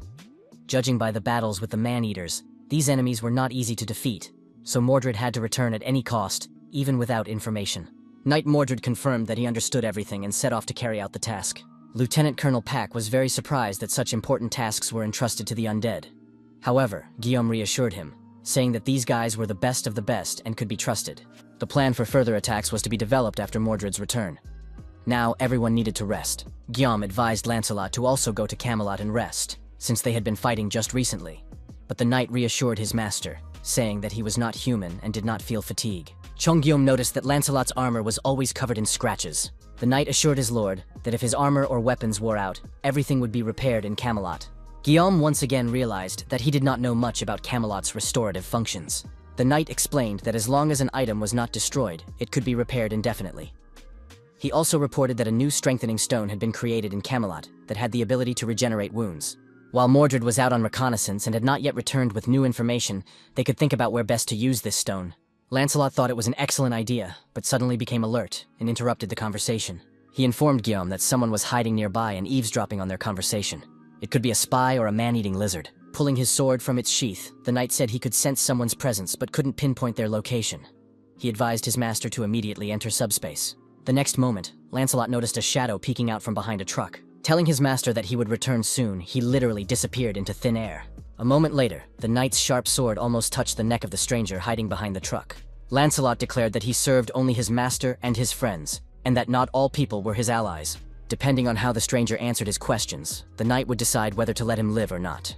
The skeleton knight asked the young man why he was hiding and eavesdropping. Cheonggyum ran toward the screams coming from nearby and saw Lancelot holding an unfamiliar guy by the throat. The knight informed his master that he would find out all the information about the stranger in a minute. Then the knight turned his attention back to his victim, trying to find out where the man-eaters were and why he had been sent. Trying not to suffocate, the stranger managed to shout the name of Cheonggyum. Lancelot was outraged by such insolence. After all, the stranger dared to utter his master's name in such a situation. Apparently, he himself desired a painful death. Now the knight was going to make everything so perfect that the stranger would be in unbearable pain and begin to beg for death. Guillaume turned to Lancelot, saying that he didn't know what the problem was or what had happened, but that this guy was his friend. As surprising as it may sound, the bespectacled man, wheezing and gasping for breath, turned out to be a school friend named Park Minwoo. The area of the city captured by the man-eaters looked disgusting. All the houses and streets were swamped, resembling a stinking swamp overgrown with slime and all kinds of algae. The bodies of fallen monsters lay scattered here, considering it an honor to die in battle, for the man-eaters were a warlike race. This meant that the lizards could smell blood and had become insensitive to it. If he covered himself with blood plasma, it would be much more difficult for them to track the knight by smell. Camouflage was the first thing he needed to do. After Modred smeared himself with bloody plasma and eliminated the smell, he could begin to act, and the entrance to some kind of cave appeared before him. The knight entered without fear of being noticed, and noted that the passage was quite large. However, it was unclear what it was made for. Some of the passages were huge, while others were narrow. Apparently, the passage had been dug based on the maximum size of the creatures, which meant that there were giants among the lizards. The most formidable individuals are most likely these giant fighters. There is no reason to endow them with intelligence, since they are already strong. One such powerful lizard was just passing by, striking with its size, muscle strength, and dimensions. This lizard was several times larger than the knight Modred, and almost touched him as it passed by. The knight began to tremble with fear. Another representative followed, whose size was even more impressive. Knight Modred realized that if it weren't for his ability to pseudo-burn, he would have been discovered and killed on the spot long ago, and he didn't want to fail his mission. First of all, the knight decided to quickly find the core of the gate and immediately return to his master. At that moment, he saw a strange lizard, which was an eye on legs. Following the creature deep into the cave, the knight saw an old man bent over a book, reading something. He rudely chased the monster away, calling it dirty, and accusing it of interfering with his magic studies. If the creature did not calm down, the man would be forced to lock it up. But then a voice spoke up, saying that the old man's words were annoying. After all, he must not forget the agreement. The voice reminded him that he had promised to protect the core of the gate, but had not promised to entertain everyone. Sul'Jen remarked that instead of worrying about the core, it would be better to think about his fallen subordinates. The voice replied that Sul'Jen used to be an arcane mage, but now he was an outcast and completely dependent on the lizards. The huge yellow eye belonging to the giant lizard told the old man to know his place if he didn't want to die a painful death, when the lizard would cut off his limbs one by one and leave them to dry in the sun. Sul'Jen immediately backed down and said that he had been too hasty and that there was no need to resort to such cruelty. Knight Modred tried to remember everything. He realized that the man was a former arcane mage named Sul'Jen. He needed to find out what connection the old man had to the lizardmen, why he was guarding the gate core, and who was talking to him. Knight Modred was so absorbed in analyzing the situation, trying to understand who was related to whom and in what way, that he did not notice a giant lizard appear next to him. He realized that the voice of the talking lizard belonged to someone very large, and that the passage had probably been dug for him. If that was the case, the humans could be in big trouble. But at that moment, the knight felt something touch his leg, even though he saw no danger.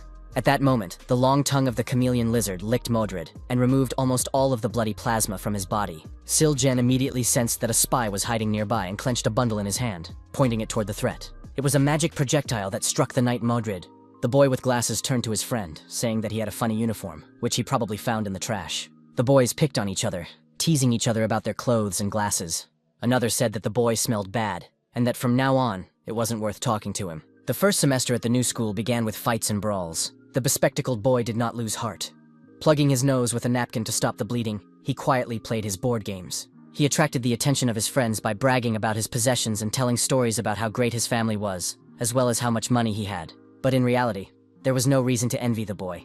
Even though he had money, he was an annoying person, and so the friendship between Guillaume and this rich son turned out to be a big coincidence. Once again, the high school students took the boy's toy and beat him up. However, this time things did not go so smoothly, because Guillaume stood up for the unfortunate boy. However, it was not an act of justice, but rather a demonstration of strength. Guillaume showed the boy who always made fun of him in front of his friends that he was not a weakling at all. The situation ended badly for both of them, because Guillaume also got beaten up by the older students. But then the moment came when the beating was stopped. It turned out to be the very moment when Kim Sol dealt with the bullies and took her younger brother to training. Be that as it may, after this situation, a real friendship developed between the boys. This continued in the following years. The boys grew up together, supporting each other, but also competing with each other. After high school, they went to different colleges, but continued to socialize, meeting in their free time. Later, they met again at university, and have remained best friends ever since. As they grew older, the boys had an increasing influence on each other. At one point, Manhwa announced that he was going to join a sports club to become stronger. The young man said that he had watched Guillaume's training sessions with his sister and realized that he wanted to try the sport. He wasn't deterred even by the prospect of grueling training sessions. He wasn't afraid of injuries or pain. Manhwa practiced and trained a lot in high school and then in college. So after the apocalypse, he awakened as a fencer. This news literally shocked Gum, because he never expected the bespectacled and quiet Manhwa to become a fencer. Manhwa admitted to his friend that he himself did not understand how Gum became the representative of Seoul.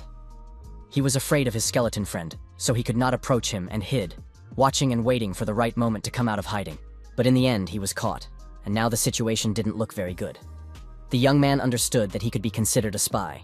Manhwa couldn't relax because the skeleton knight was nearby, so he asked him to leave the room. However, Lancelot knelt with his forehead pressed to the floor because he could not forgive himself for his behavior. Lancelot regretted that he had almost killed his master's close friend.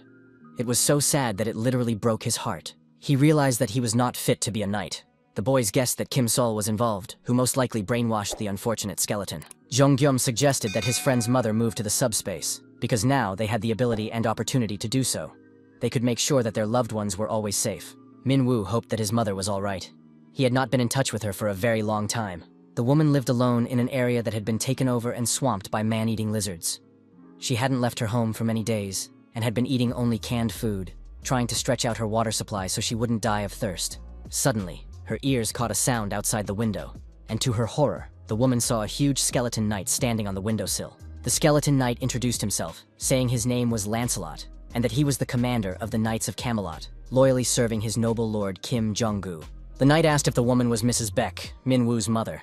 If so, the knight would take her to her son immediately so that they could both be safe. The story unfolded in such a way that shortly after the apocalypse began, Manhwa was separated from his mother by a transparent barrier due to an upcoming competition for territory. He voluntarily agreed to participate in the contest in order to see his mother again, but lost. The transparent barrier disappeared, but the territory went to the man-eaters, and Manhwa was unable to reach his mother. It should be explained that terraforming is the transfer of the environment from one dimension to another. It is not dangerous in itself, but it can be extremely difficult to reach people after it has taken place. Lancelot volunteered to carry out this task because he believed that in this way he could atone for his guilt towards his master and his best friend. This did not mean that the area was safe. The very fact of terraforming indicated that the area belonged to another dimension. That is why Lancelot, realizing that the risk was great and the mission difficult and dangerous, volunteered to prove himself a true knight. He wanted to atone for his past mistakes. As the knight was leaving with the woman in his arms, he heard someone running away with a wild scream. Soon, Lancelot encountered the knight Mordred, who said that they had better hurry and discuss the latest news later. Lancelot did not ask about the reason for this meeting and immediately turned around to survey the situation. He saw a crowd of monsters rapidly approaching them. They were lizards of various sizes and species, intent on capturing the strangers and preventing them from leaving. Lancelot realized that his friend, the knight Mordred, had been spotted on the mission and brought trouble upon them. In addition, the Ghost Knight had not had time to properly assess the situation and did not know the rank of the approaching lizards or how strong they were. Lancelot knew that if they did nothing, the lizards would catch up with them sooner or later. Among the group of pursuers, he noticed several types of lizards he had not seen before. Lancelot ordered his friend, the knight Mordred, to return to Seoul immediately, tell his master everything he had seen and learned, and carry out Lancelot's mission. With these words, Lancelot transferred the woman from his back to his friend's back and said that this was Mrs. Pack, the mother of his master's best friend, and she must be returned to the subspace safe and sound. Lancelot was going to delay the lizards and buy time for Mordred to safely reach his master. Before parting, Lancelot asked to convey that Persephone would greatly benefit from the strengthening stone. There was no time to say more. The knight hoped that his master would understand everything. Mordred rushed off with the woman in his arms, while the noble and brave knight Lancelot drew his sword and prepared to face the enemy. Lancelot understood that in this situation, his duty was to protect his master, and he was prepared to fulfill it with honor. He reassured himself that he had nothing to fear. He was a knight of Camelot and capable of much in the name of his master. At that moment, the lizards approached, and the attack began. Soon, a breathless ghost, the knight Mordred, ran into the room where Gom was talking to his friend. He reported that the mission had been accomplished and set the woman sitting on his back down on the floor. Chongjium realized that Minwoo's mother was safe, but he also realized something else. Lancelot was involved in this matter, which meant that something bad had happened. He rushed to check the alerts and, to his horror, read that a knight of Camelot named Lancelot had disappeared. The young man could barely hold back his tears, realizing that the knight's disappearance meant his death. Standing nearby was the distraught knight Mordred, who had failed his mission and thus brought trouble upon his comrade. Lancelot sacrificed himself to protect Minwoo's mother and pass on the information that Mordred had obtained. He gave his life, but did not die in the usual sense, for Gawain could restore the knight with the help of strengthening and magical stones. However, this was extremely difficult, because being resurrected and being alive are two different things. Chongom regretted burdening Lancelot for no reason, and that was why the knight had to make unnecessary sacrifices. The young man should not have let the situation take its course. Knight Mordred added that Lancelot had asked him to convey some special information to his master. The amplifying stone will suit Persephone very well. Use it, he relayed the knight's words. The young man wondered what Lancelot meant, where and how to use this stone. The stone had the ability to regenerate. Lancelot acted selflessly, and even in such a critical situation, thought about how to use the strengthening stone for the benefit of all. The young man thanked the knight Mordred for his message. Now, he wanted to hear everything that the spy had managed to learn and see behind enemy lines. This had to be done so that Lancelot's sacrifice would not be in vain. A plan had to be devised to close the gates to the lizards. After the lizards defeated Knight Lancelot, his helmet rose into the air under the influence of magical power and began to move. Eventually, it reached the old man Sul-Jin, who immediately realized that this helmet belonged to the undead. The lizard praised the old man for his excellent work. Although he had missed the spy who had infiltrated the castle, he had managed to catch and destroy a 7th-rank knight, thereby seriously weakening the enemy's army. Sul-Jin said that he would like to hear the usual thank you from the lizard rather than praise such as, "You did a good job," because catching intruders is the job of the lizards themselves. But the lizard repeated that the old man had worked hard, not understanding that sometimes people just need a simple thank you. After that, he took the knight's magic stone. The lizard had not yet decided what to do with the stone. Previously, he would have given it to Rakus or Yatu, but unfortunately both of them had died. Sul-Jin suggested the most obvious option, to give the stone to him. In return, he promised to share with the lizard a scroll that he would create especially for the monster. These scrolls were disposable items that allowed non-mages to use magic. Their cost depended on the type, but even the simplest one cost more than 3 power stones. The lizard was disgusted that the old man used living creatures to create scrolls. In his opinion, it would be much wiser to trade equipment, as the guys from the Emis dimension did. Sul-Jin said that the lizard was simply stupid, and did not understand the essence of his masterpieces because he was a brainless savage. The lizard disagreed. He said that he had not become a savage only because he did not follow the old man's path. Does this mean that the other arcane mages who did not follow Sul-Jin are also savages?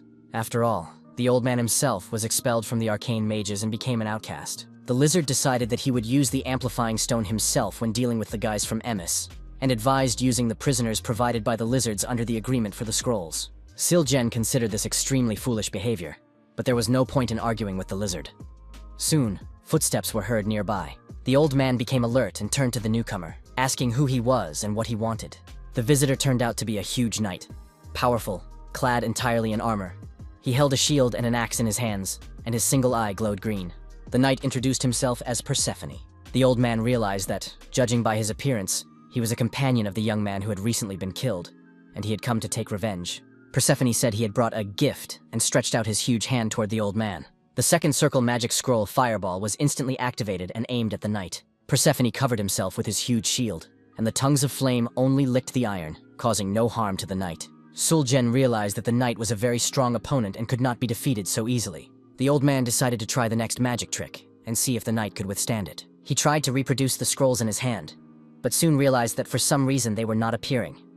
At the same time, the scrolls disappeared, flowing into subspace. It was surprising. The old man had never encountered anything like this before.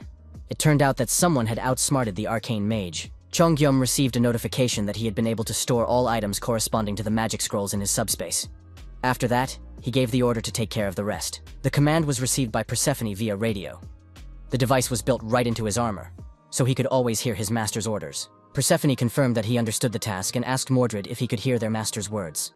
Knight Mordred did not answer, because at that moment he was already standing behind old Sul-Jen, and in the next moment he cut off his head. This action greatly pleased the knight, for he had already come to hate the old magician, who was responsible for the death of his comrade. The day before, Mordred had told everyone about the magician who, for some reason, had been expelled from Arcane. The knight learned that the old man's name was Sul-Jen, and that he served the lizards as the guardian of the gate's core. The young man remembered that a long time ago, the king of the skeleton knights had mistaken him for a mage, and had also mentioned Arcane. The one-armed knight knew that Arcane was a dimension of powerful mages, among whom there were 3 ranks. The lowest was 6th, but even mages of this level possessed incredible power. Knight Mordred learned that Sul-Jen could no longer use magic. Since the existing hierarchy of mages had lost its power by expelling the old man, he could be killed without any consequences. Although Sul-Jen is unable to use magic, he still creates and uses scrolls. A scroll is a sheet of paper that stores magic.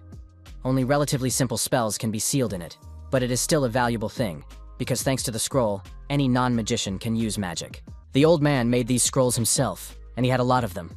When necessary, he used any of them in battle. Chongyom summed up and said that there were 2 key questions. Did other humanoids have scrolls, and what kind of magic did they contain? Unfortunately, the scout did not have time to study this information, but he thought about it himself while running away from his pursuers. It was strange that the old man used magic to catch up with the knight, because they had many lizards, fast and dangerous creatures. Why would the old man use magic in this case? Perhaps he simply did not trust his allies, the lizards. The ghost remembered how, during the chase, he had heard an appeal to Commander Costas. The chameleon lizard had found an uninvited guest who had managed to hide his presence, and this had to be reported to the others immediately. Knight Mordred understood that if he left now, he would be able to escape. One of the lizards suggested sealing the entrance first, but the chameleon objected that they were losing their combat effectiveness and needed to act quickly. In the next moment, the lizard's head flew off its shoulders, cut off by the knight's sword. The knight knew that in order to gain a strategic advantage, he needed to obtain certain information, which is what he had been doing during his previous forays. Soon, the chameleon's head was also cut off with a sword and thrown aside. Old Sul-Jen was outraged by the stupidity of his allies, who had failed to catch even one intruder. He had to take matters into his own hands and use scrolls, even though making these scrolls was extremely laborious. The old man did not understand why everything had turned out this way, and he regretted that his life had become so difficult in his old age. The most surprising thing was that the mage Sul-Jen left the cave and personally rushed into pursuit. Thanks to this, it became possible to learn about him and the power of the man-eaters. However, the mage and the man-eaters seem to have risked everything for this pursuit, resulting in the death of Captain Lancelot. Of course, Knight Mordred blamed himself, but that's life. His information proved extremely useful. Otherwise, no one would have known about the mage's existence. The knight risked his life for this information, so no one condemned him. Chongyam believed that he had put too much pressure on his subordinates, but there was no point in these conversations. They had to decide how to close the gate and deal with the lizards. It turned out that the scrolls were very difficult to make, so they were used very sparingly. Apparently, this was why the mage did not share them with other lizardmen.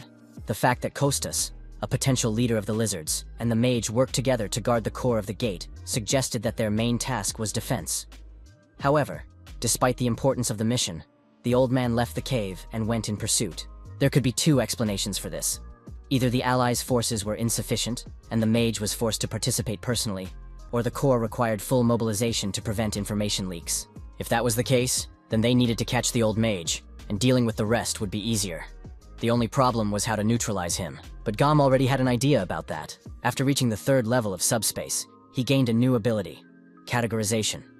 Now all objects stored in subspace were automatically sorted according to their properties and criteria. The young man could not create new categories or change old ones, and objects that did not fit simply did not fit into his space. Once, he managed to steal the sacred spear of Rakis because this weapon fell under the category of building materials of a mesa. Now, having reached the 4th level of the subspace, he could create new categories and suggested making a separate one for scrolls. Pax's classification skills had already reached a high level of perfection, so finding everything hidden in the cave was not difficult. An assault team was sent to the cave along with Kim Sol. She was accompanied by a new skeleton knight named Parsifal, whom Lancelot had recommended to be restored. Parsifal welcomed his new partner and said he hoped they would work well together. However, Kim Sol did not even have time to prove herself. Despite the fact that Parsifal soon became covered in barnacles and algae, Kim Sol went into subspace so as not to interfere. In fact, her brother forcibly placed her there, concerned for her safety. The lizards realized that their territory had been invaded, and one of them rushed to report this to Suljen. Modred led the group and brilliantly accomplished the infiltration task, so that the mission was soon completed. The head of the old wizard Suljen lay on the ground, severed by Parsifal's sword. A voice belonging to a huge lizard said that it felt a slight vibration from the floor, and then someone killed the wizard. The vibration was very weak, and the lizard decided that someone had infiltrated them using invisibility. At this time, Parsifal continued to destroy the lizards that were still in the cave. Suddenly, everyone's attention was drawn to a movement that caused such a powerful wave of air that Parsifal was blown aside. Knight Mordred raised his sword, wanting to find out from the blue lizard where the core of the gate was located. The head of the huge blue lizard said that the core of the gate could not be touched. The lizard had heard about the power of the knights from those who had survived the Sul offensive, but he knew nothing about these two knights. Cooperation with the mage proved useless from the very beginning, and everything turned out very strangely. Then the blue lizard grabbed its round-headed, one-eyed relative with its teeth. After that, the blue lizard rushed at the wall at tremendous speed, dug a tunnel, and rushed past the stunned Parsifal. It was completely unexpected. The lizard literally passed through the wall and took the gate core with it. Apparently, this representative did not possess the 7th rank. His head was outside the cave to observe and assess the situation. At that moment, in a helicopter in the sky above the area, Jeon Gyeom was trying to spot and find the giant monster. The young man realized that he had finally found the lizard. But this information did not make him happy at all. No one had ever known or reported the true length of the blue lizard, so everyone was terrified when the monster opened its mouth, which could easily swallow the entire helicopter. Thanks to Yeonsu's excellent skills, the helicopter managed to dodge the dragon's teeth, and Gyeom activated the delivery function. A huge number of shells were fired at the blue dragon, slowing its attack down a little. The lizard noticed that the construction materials of the guys from Amisa were being used as weapons of attack. Jung Gyeom was amazed at how huge this snake-like monster was and asked Yeonsu to keep his distance and control the distance. The next attack was activated, but the snake did not seem too frightened or tense. Suddenly, Gyeom noticed that the huge lizard was able to move its body incredibly quickly to avoid being hit. It literally wriggled like a snake. The following attacks proved completely useless. Writhing, the lizard dodged all the blows, and it was necessary to urgently change tactics. But that wasn't the last surprise from the lizard. It managed to climb high enough to reach the same level as the helicopter by spiraling around the buildings. After that, the monster began to spit its poisonous saliva at the helicopter, and some of the droplets reached the fuselage. The poisonous saliva hissed on the glass, and it was unclear how this could end for the helicopter's passengers. Then Gyeom urgently activated the product recall function, and the helicopter instantly returned to subspace. After the harmful effect was neutralized, the helicopter took off again, ready to continue its attack on the snake. The snake was surprised to see that after exiting the portal, the helicopter was completely restored. He did not understand what kind of ability this human had. Jung Gyeom was not worried about the helicopter, because he knew that he could return it to subspace at any moment. The problem was elsewhere. The metal beams with which he attacked the snake were no longer effective. The young man didn't know what to do or how to deal with this monster. There was no choice left, and the guy decided to use that very magical thing. It turned out to be an excellent decision. Rakis' spear not only pierced the snake's skin, but also greatly surprised it. While the snake was trying to understand where the man had gotten Rakis' spear, another one flew into its body. The news of 2 Reiki's spears literally stunned the snake. While the huge, dull-witted monster was trying to figure out why his opponent had 2 identical items that belonged to his former comrade, a new gift from Gum was already heading his way. It was a second circle spell, Ice Spear, which pierced the middle of the snake's body at tremendous speed. The scrolls of the mage Suljen were used to create this spear, but the snake still believed that it was impossible to defeat him with such attacks. Chongyum noticed that the area around the wound remained frozen after the ice spear struck, and immediately gave the order to recall the item. He returned with the helicopter to the portal, leaving the snake in confusion. All the knights who were near the monster also moved to the portal. The snake did not understand where the man had disappeared to. The sign with the inscription, "Representative of Soul," remained, but he himself had disappeared into another space. The strange power simply amazed the snake. He was even more disturbed by the fact that 2 of Rakis' spears had pierced him. After all, there was only one such spear. It was unclear what abilities this guy possessed. While the snake was trying to make sense of what was happening, a strange frozen portal began to form next to him. Meanwhile, in the subspace, everyone who could was holding scrolls at the ready. The entire team of friends and allies prepared to use them on command. Chongyum gave the command, and all the participants holding scrolls opened them and directed them toward the snake. Powerful magical waves in the form of second circle spells, Ice Spear, simultaneously struck the monster from different sides. It wheezed and growled, but could no longer hold itself up and soon collapsed to the ground. The young man ordered everyone to step back and told Paksu to bring the Black Hawk. Together with Yan Su, the young man flew out of subspace and headed for the snake, which was still alive, but barely moving. When the helicopter flew closer, Guillaume stood in the doorway, trying not to fall out, and prepared to give the order. At one point, the young man realized that the time had come and shouted, "Attack with all available scrolls!" The frozen snake, bound by icy shackles, could not move. Therefore, all the magical flows directed at it reached their target, and soon the monster ceased to be a threat. Chongyum wanted to ask the snake only one thing. Why were the lizards so worried about the invasion? He was interested in why the reptiles' desire to conquer the planet was so great. The snake admitted that there was simply no other option for invasion. It's hard to believe, but the dimension of Earth is very close, and when the time comes, humans themselves will begin to hunt for other dimensions. That's just how the universe works. Soon, the system reported that the snake had died and its magic stones had been transferred to Jeon Guillaume. The young man tried to understand what the snake meant when it claimed that invasion was the only way the system worked. At that moment, the Knight Mordred reported that the main enemy was dead, but the core of the gate was still intact. He had seen the snake swallow the core of the gate before breaking through the ground. It seemed he had done so to protect it. It turned out that the core was now inside the serpent's carcass, and it had to be opened. Knight Mordred told his master not to worry about the core of the gate, and left in an unknown direction, leaving the young man alone. The Knights of Camelot held a small meeting, during which they recalled that in their native space they had once been involved in cutting up similar carcasses. Now their goal was to find the core of the gate and destroy it so that the lizards could never reach Earth again. Therefore, without hesitation, the knights rushed into the monster's mouth to get inside. While the knights were busy with their mission, Guillaume noticed that the slime and algae were gradually dissolving, and the terraforming was returning to its original state. A few minutes later, the Knight Mordred emerged from the throat of the slain lizard. It happened so quickly that the young man was once again amazed at the speed of the knights. In his hand, the knight held an unexpected find that they had discovered while searching for the core of the gate in the lizard's stomach. It turned out to be 3 magic stones with a strengthening effect. If you add ordinary magic stones to them, you can restore Lancelot. Of course, the young man immediately fulfilled this condition, and soon his close friend, the knight Lancelot, stood before his master again and swore to serve him loyally until his death. Soon, the core of the gate was destroyed, and the dimension of Sabros lost its power over the territory forever. The algae retreated, freeing the land from their presence. The knights left the interior of the lizard and watched with admiration the changes that began on Earth after the mission was completed. Chongyum sincerely thanked Lancelot for his selflessness and said that all this was only possible thanks to the knight. Lancelot was touched by his master's words and replied that he was only doing his duty, as any knight in his place would have done. It is always difficult to do one's duty, and it is even more difficult to do it well. So Guillaume simply thanked his assistant from the bottom of his heart. In turn, the knight thanked his master for the honor he had bestowed upon him and for restoring him to his former glory. Suddenly, the sound of approaching helicopters caught their attention. Several machines appeared over the city. As was already known, in Korea, only the city of Incheon lost the competition, and the territory went to representatives of other dimensions. However, now that the city had been returned, all the monsters that had tried to capture the country had been destroyed. This did not mean that it was completely safe, as primitive monsters such as orcs, wyverns, and others still existed. It would take a long time to get rid of them completely and rebuild the country. Finally, the helicopter landed, and Lieutenant General Yu, who usually appeared after the end of missions to express his support and inform that he was ready to come to the rescue at any moment, got out. He announced that additional helicopters with supplies would arrive and expressed his willingness to restore order.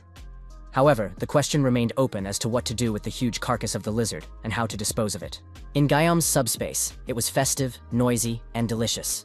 Everyone gathered to celebrate the end of the country's cleanup and to socialize with each other. While the men were busy liberating Incheon, the older sister cured Minwoo's mother, who had been feeling unwell after a long period of occupation. In turn, the woman wanted to somehow thank the people who had saved her life and moved her to such a safe place. She said she had a friend who was a chef, and if the ingredients in the subspace were not limited, he would be happy to prepare a real feast for everyone. The chef gladly accepted the invitation, as he had not been able to do what he loved for a long time. Food supplies throughout the country were extremely limited. The man considered it a blessing and prepared a sea of delicious food. Kim Sol happily devoured one portion after another, because she had expended a lot of energy fighting the lizards. The subspace was filled with the atmosphere of a friendly restaurant. Everyone sat in groups according to their interests, and the festive feast lasted a long time. Only the older brother's wife seemed unhappy with the celebration because she was feeling unwell. Lately, she had been constantly nauseous and weak. The woman feared that she had contracted some kind of virus from the aliens, but it turned out to be much simpler. She was showing early symptoms of pregnancy.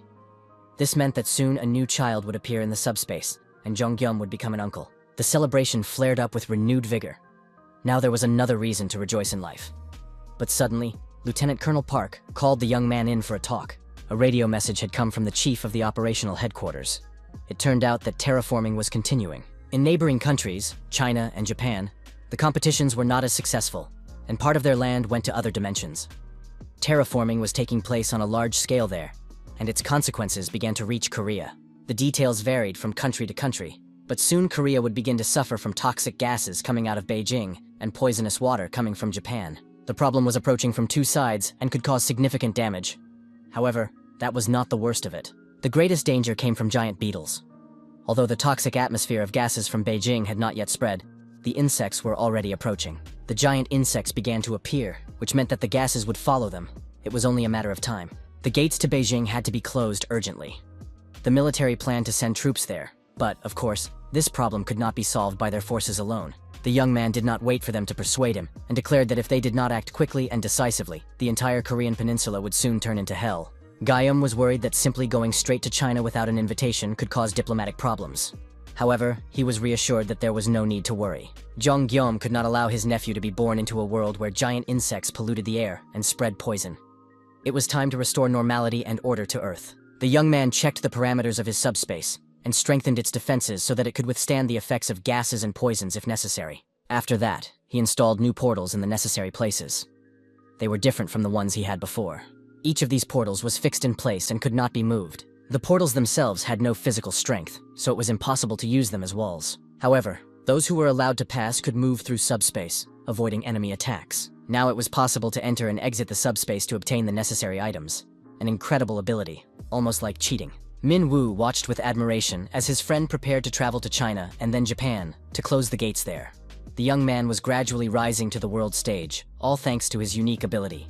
Min Woo wanted to remind his friend that he was always ready to join him if he ever needed his fencing skills. The friends said goodbye, and the helicopter with Jonghyum and Yeonsu set off again to help people. At Incheon International Airport, there was only one plane which a mechanic was repairing. His name was James. The man was informed that the people heading to China on the orders of the Joint Chiefs of Staff had already arrived, and he wanted the plane to be ready for a long flight. Captain Pak Chol-wan welcomed the guests and said he was happy to meet Guillaume in person and would do his utmost to help. He explained that he had learned about the upcoming flight that morning, so the team immediately began preparing the plane for the flight to China. The government provided Guillaume with an aircraft that could fly almost twice as fast as the Black Hawk, so getting to Beijing would now be much easier. It was a transport plane with a compartment for special forces, just like in spy movies. However, the captain admitted that the modifications were not yet complete, and asked to wait a little before starting preparations for departure. The fact is that collisions or monster attacks are possible on the way to China, so the mechanic was rebuilding the plane to give it at least minimal defensive capabilities. But there was no need to worry. The technician assured them that the wait would not be long and that everyone would soon be able to set off. What surprised the guys most was that this complex modification was done by just one person. Technician James was quite unusual. It seemed that the work was complete, and a handsome, strong man, covered in fuel oil and dust, walked away from the plane toward Guillaume. After the men got acquainted, James began to talk enthusiastically about the plane. There was almost no visible difference on the outside, because he had only worked on the lower part of the fuselage. According to him, flying monsters were unlikely to attack from the side at the speed of a transport plane, so the main focus should be on protecting the lower part of the fuselage. Chonghyum listened attentively to the mechanic, who turned out to be awakened with abilities. In his hands was a magic stone that served to translate spoken language. Before awakening his abilities, James worked as an aviation engineer. After the apocalypse began, he found himself locked in an airport, and most likely, his power was related to improving his professional skills and convenience at work. However, this man proved himself to be an extraordinary engineer, as he was able to create powerful defenses and think through various options for their use. Chonghyum noted with surprise that the changes in the engineer's abilities were simply colossal. After that, the young man distributed supplies to the locals and told James about his subspace. At the same time, he noted that the technician was an extremely unusual person. In the modern world, where people have to hide from monsters and endure fear, hunger, and thirst, there are rare moments of happiness when one can relax a little. But James was not one of those people. When offered food, he replied that he was not hungry, and, in general, was not interested in anything. There was only one thing in the whole world that could really interest James, and that was mechanisms. When the man noticed the fax machines and drones in the subspace, he literally froze, completely immersed in studying the unfamiliar devices. The mechanic refused food but showed genuine interest in technology. This guy was a real fanatic. In this respect, he reminded Guillaume himself. Chong-Guillaume only had a rough idea of James's abilities, but he already had an overwhelming desire to recruit the mechanic to his team. His subspace contained endless materials and an entire laboratory. Everything an engineer could dream of. So Guillaume didn't hesitate and offered the man to join him. He explained that he helped people, freed territories from monsters, distributed food and essential items, and owned many machines. The mechanic could use any machinery, be safe, and help defeat monsters. However, James refused, saying that they had only met today and hadn't really talked, so he couldn't trust the young man yet. This sounded quite logical, and Guillaume explained that he had offered cooperation only because James's abilities perfectly complemented his own, but if that was the case, they could say goodbye for now. However, James spoke again. He admitted that he was surprised that someone was actually interested in his abilities, and if that was the case, he was willing to participate. But on one condition. The man wanted to accompany Guillaume on his entire journey and asked to be taken with him if he ever planned a trip to America. Although the journey to America was a long one, it already sounded like a plan, and Guillaume decided to agree, hoping to figure out the reason for such a request later. The young man was surprised by James's desire to go to America, and he decided that perhaps he was going there because of his family. However, it turned out that the mechanic had no family. He just wanted to get to one specific place and thought it would be safer with Guillaume. The young man immediately said that such a trip was possible in principle, but it was difficult to make predictions at this stage, because after the Chinese mission, they would have to go to Japan. Mechanic James assured him that he would not insist and was willing to wait until circumstances were favorable. After that, Guillaume invited him to visit the subspace. It was hard to imagine what could impress James more than the technical park of the subspace. Chong-Guillaume said that all these machines were now at Mr. James's complete disposal. He could take them apart and put them back together in any combination he wished. After that, the young man left the mechanic, who was so amazed by what he had seen that he could neither move nor utter a word. James was stunned by the amount of equipment at his disposal, as well as by Chong-Guillaume's abilities. The mechanic even regretted not joining the young man right away when he was distributing food to the locals. He had lost so much precious time, but soon James realized what he was capable of. In a short time, the huge transport plane was converted and equipped with new mechanisms. The trip to China began. At that time, China was gradually being taken over by giant insects. These creatures filled the streets and houses in huge numbers, destroying everything in their path. In addition, battles were taking place between the insects themselves. The stronger ones ate the weaker ones. Chong-Guillaume realized that the man-eating lizards they had encountered before were almost intelligent compared to these creatures. At least they did not devour each other. The plane landed among the insects. The young man opened the portal and hid the plane so that the creatures would not damage the fuselage, and Lancelot went out into the street. He surveyed the situation and reported that it was necessary to put on gas masks. The insects were emitting poisonous gas. The young man understood perfectly well that the toxic atmosphere was dangerous in itself, and that dealing with the insects themselves was even more difficult. Soon, amid all this horror, a man appeared on the street who greeted the guests, saying that he had been waiting for them for a long time. It was Yang. Together, the group moved to a relatively safe place, a local hotel where there were no bugs yet. The owner warned that the conditions were not very good, but it was the best he could offer his guests. Before the eyes of the surprised Korean guests were men sitting in the lotus position and in a state between portals. They seemed to be radiating energy, which they passed through themselves and spread throughout the room. Yang explained that people use internal energy to purify the air of poison, so guests can remove their masks. The ability to use internal energy is given to those who have awakened from Marima. In different parts of China, there are martial arts schools that have maintained their traditions since ancient times. When monsters appeared in the world, people who awakened their powers appeared along with them. Among them were members of martial arts schools. The abilities of these people differed from the powers of ordinary awakened ones, which Guillaume already knew about. Those awakened from the world of martial arts use an unknown energy called internal energy. They control this energy at will, with their own unique personalities, and their abilities are simply outstanding. Therefore, the Chinese government, quickly recognizing their power, gathered the awakened ones from the world of Murima and demanded that they destroy the monsters. The leader of these warriors was a man known as the Cloud Sword of the Red River, Yang. However, they were only one group of awakened ones, and not all representatives of Marima were like them.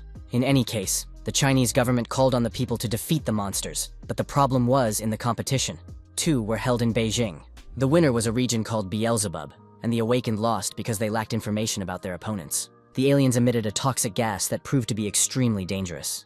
Ordinary awakened people and Chinese army soldiers did not know how to use their inner energy and died instantly. The awakened people of Marima could make the air non-toxic, but the energy expended on detoxification was so great that it became impossible to fight. Eventually, the gates opened, and insects poured into the streets of Beijing, their numbers increasing exponentially. Wang Yang reported that detoxification constantly consumed internal energy, and the longer it lasted, the worse it became for the awakened, because they needed to breathe fresh air, accumulate energy, and use it again.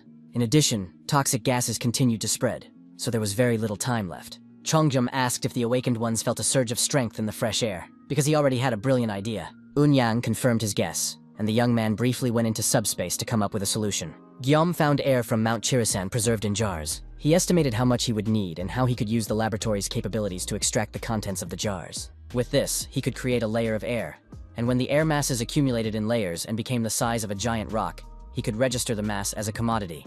If he released the registered air masses among the Marima masters and set everything up so that the air was supplied automatically at 1-second intervals, then the air currents rushing through the hotel rooms began to saturate everyone with oxygen. People were already in serious condition due to lack of oxygen and were struggling to breathe clean air. Those who had awakened could not believe what was happening, deciding that they had gone mad or died. Soon, their bodies were saturated with oxygen, and they were able to breathe calmly without wasting their internal energy on purifying the air. Eun-yang realized that the portals were the power of the Gyoma, with which he had accomplished the task. After all, initially asking the Korean military for help seemed like a waste of time. Without knowing how to use internal energy, the dirty air would prevent a person from exploring the area, and insects would multiply faster than they could be destroyed. Eun-yang asked for help, grasping at straws, thinking he would be refused. He honestly told them about the bugs and the poisonous gas, but in response, he heard that Kim Jong-gyum would be happy to help. The stranger's voice sounded calm and confident as he said he would leave for China that very evening. Eun-yang was sure that the Koreans were also defending themselves against the monsters, but it turned out that everything in Korea had already been cleared and put in order. Now, Eun-yang understood why Gyum's voice on the phone had been so calm. The young man had incredible abilities. Eun-yang bowed low to his savior and offered his sincere apologies for any inconvenience. The man assured him that the Chinese would never forget this favor. Before the gas spread, the awakened people of Beijing would definitely eliminate the threat and not allow it to spread further across the land. Wang Yang noted that initially the situation had been against them, but now, thanks to the clean air, the inner energy of the awakened would be restored. He understood that time was short, but he wanted to take a short break so that his people could recover. Therefore, he suggested that the Gyomu meet in 3 days for a decisive battle with the insects. This time should be enough to gather strength and rest. The young man, in turn, asked his Beijing comrade to spend these days as usefully as possible. First, everyone was given a hearty meal to replenish their energy. After that, Eun-yang gave a lecture on the types of insects found in Beijing and how people could exterminate them. Most of the creatures resembled ordinary beetles familiar to people in everyday life, but they emitted toxic gas and were gigantic in size. Flying insects, such as moths and flies, emit particularly large amounts of gas. Most of them are 9th and 8th level, but sometimes 7th level creatures are also found. The problem is that there are too many of them, and it is difficult to understand the nuances to determine which level an insect belongs to. Therefore, conclusions have to be made based on the appearance of the creatures. There was also information about the gates. There were 2 of them. One of them was located in Baiwanshan. The lecture continued when suddenly, Lancelot's attention was drawn to a noise from the street. He warned his master that a monster had appeared, which he could not describe accurately because he had never seen such a creature before. It was indeed a monster, not an insect. It resembled a centipede with a huge head, fangs, and long tentacles. Its giant legs were impressive in size and number. At first glance, it was clear that this creature was no less than a 7th level monster. The insect looked disgusting, and when its enormous size became apparent, it became even more repulsive. In addition, it moved very quickly. Eun-yang reassured his friends, saying that it was an 8th rank centipede, although, in fact, there was almost no difference. Lancelot was genuinely surprised and remarked that he would never have thought that such a huge, powerful, and terrifying creature could be of such a low level. Be that as it may, according to Eun-yang, this centipede was significantly inferior to grasshoppers and hornets. Kim Sol had already been sitting in the subspace for a while, and upon hearing that the insect was only 8th rank, she declared that she would deal with it herself, even though it would be a bit boring. The girl demanded that no one interfere because she wanted to stretch her legs. After all, movement helps relieve stress. Eun-yang was amazed to see the girl rush into the attack, but Guillaume reassured him, saying that she was his older sister. She was very strong and practically invincible. However, it soon became clear that Kim Sol would not be able to defend herself against the toxic gases. This really became a problem, and it was necessary to get the girl out of there urgently. A happy Kim Sol rushed forward, activating the power in her fist, and struck the giant centipede. With a few precise blows, she pierced the insect's head. Eun-yang noted that regardless of skill level, if you inhale poisonous gas during battle, you will still be poisoned. Eun-yang's student, Quan Ryong, was urgently summoned to help the girl. The master himself was going to deal with the centipede, while Quan Ryong was tasked with treating Kim Sol's internal injuries. But soon, a victorious cry rang out, and everyone rushed to the window. They saw Kim Sol's fist finally piercing the centipede's strong armor. The girl destroyed the monster, but found herself covered in the foul liquid flowing from its body. The Chinese representatives were shocked by what they saw. They did not understand how a person who did not possess inner energy could defeat the monster so quickly. Wang Yang suggested that the girl possessed the body of a heavenly warrior. But in the next moment, the victor fell near the defeated monster, having inhaled the gas. It was necessary to urgently treat her internal injuries.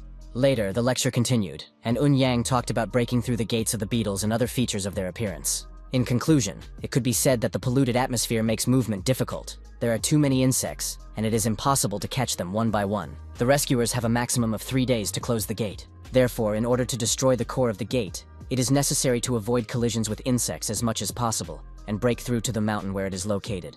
Of course, this will be difficult, because as you approach the gate, the insects become stronger and more aggressive. It's a little reckless and daring, but at the moment, it's the best plan possible, so you need to master some techniques as quickly as possible. At this time, Kim Sol returned and continued to listen to the lecture, where they promised to show the skills possessed by the Beijing awakened ones. However, Yang wanted to assess the abilities of the guests and suggested a duel. He said that Kim Sol could learn the essence of fist fighting from his student, and if she mastered the correct technique, she would surely succeed. Kim Sol thanked him for the offer and said that she appreciated their desire to teach her. But she did not think it was necessary. Quan Ryong stated that in order to close the gate, everyone would have to use their strength to the maximum. The girl greatly respected her opponent, but admitted that she was second only to Master Yan in strength. Kim Sol did not want to engage in combat and immediately apologized to her opponent for the possibility of accidentally injuring her. The battle began, and Kim Sol rushed into the attack. A little time passed, but the girls were evenly matched in skill. Soon, Yang suggested that Kim Sol focus on fencing. This happened to be his specialty, and he was ready to teach Guillaume. The young man refused, but said he had a friend who loved swords. Soon, Min Woo was already receiving fencing lessons from the master. Although Koreans could not control their internal energy, they were able to adapt the techniques to themselves, which greatly expanded their arsenal. Kim Sol learned very quickly, and it seemed as if she had been born among warriors. It seemed as if there was a special connection between the girl and the Beijing masters, and they, in turn, tried to take their internal strength to a new level by mastering new techniques. Min Woo also improved his fencing skills and became stronger. Zhang Guillaume couldn't sit idly by and, with the help of magic stones, began to create weapons capable of effectively fighting beetles. As his subspace grew stronger, Guillaume's arsenal expanded, and he was able to create an electric trap to destroy insects. It worked great against small creatures, but most of the bugs were much larger, so it was of little use. However, the young man decided to make the trap large enough to destroy even large creatures. It was difficult, but quite feasible. Zhang Guillaume was worried that he didn't have any special knowledge and that all his traps would fail. Of course, he wanted to just get in a helicopter, but that was very dangerous because the location of the 7th level flying beetles had not yet been determined. In addition, the delivery radius was only 100 meters, so he had to get very close. If he could, he would simply invent pesticides and destroy them all. His sister-in-law appeared next to the young man and said that she could make pesticides. With all this commotion and many things on his mind, one very important piece of information slipped Guillaume's mind, and now he remembered the day he met his family. They told him that they lived in a closed house, very modestly, but they always had water without restrictions, and all this thanks to his sister-in-law, who had acquired the abilities of an alchemist. The girl was also awakened, and although her abilities were not as great as Guillaume's, she could still use the laboratory and do whatever was necessary. Guillaume was simply delighted with this turn of events. It's always nice to get something you didn't expect. His sister-in-law immediately got down to business and tried to figure out what kind of pesticide needed to be created. It had to be a super powerful insecticide capable of destroying any creature. The streets of Beijing were in a deplorable state. Everything was saturated with terrible gases, and only vile insects scurried among the ruins of the city. They were calmly enjoying eating each other when suddenly their attention was drawn to some movement. Unknown people on motorcycles raced through the city at tremendous speed. Skeletons, knights, and the awakened. 3 days flew by in an instant, and despite the short preparation time, the people were in excellent physical shape. Better than ever before. The pure energy emanating from the core and the strong sense of balance provided by blood circulation were all they needed to perform well. And all this was thanks to Guillaume. It was unclear how to repay the Far Ones for such help, but now the first step toward that was to rid the city of parasites. All the previous work of the awakened warriors of Marima was carried out with the support of their Korean friends. It was time for them to step up and fight the insects themselves. The warriors were preparing to give their all and destroy this vile breed of insects without leaving a trace, as they were rapidly approaching the people. At least that was Yang's original plan. But the chemical laboratory in the subspace was working non-stop, and a unique pesticide had been created, which was now ready to be tested in practice. When the substance came into contact with the insects' bodies, they immediately began to show signs of poisoning. While the warriors worked on their internal energy, Guillaume created a liquid that killed insects, and now all that remained was to observe the result. The substance proved to be incredibly effective and worked perfectly against insects of all sizes and species. The daughter-in-law really liked the hologram of the subspace laboratory. It was convenient for her to use it to create a new chemical. Thanks to this convenience, she tried to create different combinations, believing that it might come in handy. So now she had a lot of different compositions. Of course, the girl had not yet created anything too strong, but fortunately the pesticides were fairly easy to prepare. The girl created a wonderful remedy that was completely harmless to the human body, had no smell, but possessed incredible lethal power. However, it was clear that such a compound would not work on 7th rank bugs, even considering that it had proven itself well on ordinary insects. Soon, our rescue team reached Mount Baiwanshan, where the gate cores were hidden. This mountain was famous for its beauty and was located near Beijing, but now the place was swarming with insects. Thanks to the pesticides, everyone made it through Beijing without any problems, but it will be very difficult on the mountain. Last time, the warriors tried several times to destroy the core of the gate by climbing Mount Baiwanshan. But each time, armies of beetles attacked them, and although they were only mindless creatures, they instinctively understood that they had to defend the gate core. It had been a long time since Wang Yang had climbed there last, so he didn't know what kinds of beetles lived there now. In addition, the mountainous terrain made it difficult to fight flying enemies, but Guillaume saw no problem with this. He said he was prepared for absolutely anything. No matter what kind of beetle they encountered, he would still be at the 7th level, and Lancelot would also be at the 7th rank.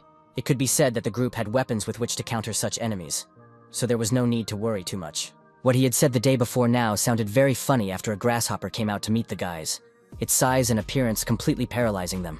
Guillaume found this insect disgusting and realized that he had bragged too much the day before, having no idea what lay ahead. Unlike lizards, it was unclear how such a large beetle had a 7th rank, and how it could even fill out a registration form in another dimension, since the creature had a completely blank stare. Most likely, it had received this level by pure chance, and now, apart from its enormous strength, had nothing to offer its opponents. As Lancelot once said, the use of human sacrifices to obtain rank was originally a method used by creatures with low intelligence. The goblins, the traitors who staged the coup, used a different method. They obtained documents provided to them by a higher-level creature, and used them to perform sacrifices. In short, it was a shortcut for the stupid. Creatures from primitive dimensions kill other life forms and consume their magic stones. For them, this is a suitable way to grow. These are powerful beings that have absorbed many lives to attain their rank. They are so powerful that they basically don't need intelligence. A portal opened above the grasshopper, illuminating the entire area. After that, huge ice beams were dropped on the insect. Paradoxically, this had no effect. The grasshopper stood completely unharmed. Seeing this, Kim Sol rushed into the attack, preparing to fight the dull grasshopper hand to hand. Everyone already knew not to interfere when Kim Sol was fighting an enemy, so they stood aside. However, Lancelot heard some strange sounds. The knight looked around several times but didn't notice anything. Around the clearing where the battle was taking place was a dense forest. However, the strange sounds continued to annoy him, and the knight noticed that the tree was moving. And at the moment when Kim Sol thrust Rakus's sacred spear into the grasshopper, it became clear that it was not a tree that was moving, but a leg. Soon, a giant spider emerged from the forest and approached the scene of the battle. It was several times larger than the grasshopper. People looked like fleas next to it. Chongyeom had never encountered such a huge monster before. Lancelot turned to him and said that they needed to climb onto the spider's back because it couldn't reach its back with its legs. It turned out that this would be a safe place for everyone, and once they reached the spider's back, they would be able to regroup and come up with a plan of action. Lancelot once again proved his indispensability. Hearing the order, everyone rushed to climb onto the giant spider's back without further ado. The awakened inhabitants of Beijing activated their ability to walk on air. Soon, the whole group was settled on the spider's head, which was not only huge, but also soft, comfortable, and most importantly, safe. Chongyeom wanted to know if it was worth using Rakus's spear and focusing on the attack. Maybe it would work on the spider. Kim Sol said that the grasshopper's shell was incredibly hard, and she couldn't pierce it with her spear. The discussion continued. His comrades tried to come up with the best strategy, while the dull-witted grasshopper noticed them and stared at them with a look full of desire to devour them. Having had its fill of watching the people, the grasshopper pushed off from the ground with its hind legs. While this monster was flying towards the spider it was about to jump on, the liberators retreated and climbed down from the spider's head. This happened just in time, because the grasshopper was about to land on the hairy spider's head. The grasshopper, of course, was going to attack the people it loved to eat so much, but they managed to react and escape from the spider's head. And the grasshopper, at full speed, sank its jaws into the spider's head and began to devour it. Soon, the monster got into the swing of things and ate its fellow creature's brain. It turned out that the grasshopper devoured the spider in front of the astonished people. They realized that there are no allies among insects. They are unable to distinguish friend from foe. They are not smart enough to understand who is an ally and who is an enemy. So they attack first and think later. And since that was the case, Jean Guillaume suggested climbing onto the grasshopper's back to perform the trick again. Taking advantage of the fact that the area was dusty and visibility was poor, the comrades rushed to the grasshopper and climbed onto its back. The grasshopper's back turned out to be not as comfortable as the spider's head. It was covered with sharp spikes. The grasshopper froze, and a brief thought flashed in its eyes. It seemed to realize that it had just eaten its friend. It didn't seem like it had noticed the people climbing onto its back, but for some reason, the insect didn't move, which seemed strange. Chong Guillaume decided that they could take a short break and wait. They only needed to destroy the core of the gate, and then the insects would disappear on their own, returning to their original dimension. The young man suggested waiting for the right moment, and, when they were near the core, jumping to the ground and destroying it. But then the grasshopper suddenly realized that he could jump and began to move. It was very difficult for the people to stay on his back during the jumps. The shaking made them nauseous. Chong Guillaume was already beginning to doubt the wisdom of climbing onto the grasshopper's back when his thoughts were interrupted by the sound of a helicopter. However, there was no helicopter in sight. A huge bee was flying towards them. The bee was not easy to deal with. The flying insect was larger than the grasshopper. In addition, a huge stinger filled with poison glowed at the end of its abdomen. The bee extended its stinger and rushed to attack the grasshopper. But the grasshopper was no pushover, and to everyone's surprise, attacked the bee first, apparently sensing the threat. Whatever the reason, it was impressive. The grasshopper bit the bee on the neck and then calmly continued to eat it, completely ignoring the people nearby. But then the bee twisted around and bit off the grasshopper's leg. He was so shocked that he froze in place and stopped killing her. After all, a lack of brains and low intelligence are very detrimental. With such physical abilities, the grasshopper could have destroyed other insects. But then something new caught Guillaume's eye. A portal appeared above the insects, and the young man urgently called his chief driver, Yeon-su. Guillaume, who possessed a brilliant mind, immediately came up with an idea, and asked his friend if Yeon-su knew how to control beetles. A few minutes later, Yeon-su was already preparing to control the giant grasshopper. Ropes were attached to the grasshopper's antenna, and Yeon-su pulled them like reins. It was very risky, but Guillaume could hide everyone in subspace at any moment and thought it was worth trying to take control of the grasshopper. Yeon-su ordered everyone to hold on tight and pulled on the strings. The grasshopper was a little taken aback, but understood the signal the driver was giving him perfectly. So the dull-witted insect pounced on the bee and bit off its head. It was a small victory for the big grasshopper. But then the sound of a helicopter was heard again, and it turned out that a new guest was already on its way. It was a mole cricket. The grasshopper, guided by an excellent driver holding its antennae, quickly devoured it too. The next course at the giant grasshopper's dinner was a praying mantis, and for dessert it was an ant. Making their way in this manner and using the grasshopper as the main exterminator of its fellow creatures, as well as destroying small insects along the way, the comrades gradually cleared the area. Thanks to the giant grasshopper and its excellent appetite, it became easier for people to cope with the situation. When they killed the grasshopper, they sincerely thanked it for its help, and wished it a good night's sleep and sweet dreams. Lancelot believed that among the creatures of the 7th rank, very few could have dealt with the grasshopper, but they succeeded thanks to Yeon-su's help. Soon, the Knight Mordred appeared, and reported that the area had been completely cleared, and there were no more bugs. However, they still had to remain vigilant, because the main mission had not yet been accomplished. The gate cores had not been destroyed. Soon, 2 portals belonging to insect-like creatures opened nearby, and the cores were located near them. All that remained was to split them open and thus close the gate. This honor fell to Unyan, and he thanked everyone for the opportunity to avenge his fallen comrades with his sword. Everyone thought this was right, and that there was no need to thank him. Now the master had to finish the job himself. Unyang said that he would never be able to honor the memory of all the souls of the tens of millions of people who had died, but now he was ready to end it all using his most powerful technique. The master raised his hands, gripping his sword, and prepared to deliver the final blow. It was the least he could do for all the dead, and with a loud cry, the master struck, leaving a downward trail. There was a powerful explosion that engulfed everything around the gate to other dimensions in flames. Everyone watched with interest as the gate and portal began to gradually fade away. Jeonggyom realized that the master was incredibly strong, since he was able to deliver such a blow with a single movement. It was truly an amazing ability. Soon, something caught the young man's attention. He noticed that only one gate had disappeared. When the smoke cleared, everyone saw a paw, belonging to someone unknown. It covered the core of the gate. The smoke and soot gradually dissipated, and it became clear to everyone that this paw had 4 fingers with sharp claws at the ends. It was simply gigantic, monstrous in size. It remained to be seen who or what was protecting the core of the gate. As the smoke cleared, a huge, gigantic creature appeared before the people, covering the core with its paw. Most likely, this huge insect was a type of fly. Its green eyes consisted of countless small facets, looking in different directions and ready for anything. In addition, this creature stank disgustingly and spread a huge amount of gas around itself. The young man realized that this creature was nauseating, so he immediately activated everything he had in his arsenal. However, the fly did not even move, despite all the various discharges and weapons aimed at it. Jong Gyom noticed that the spear that had killed the grasshopper had bounced off the fly.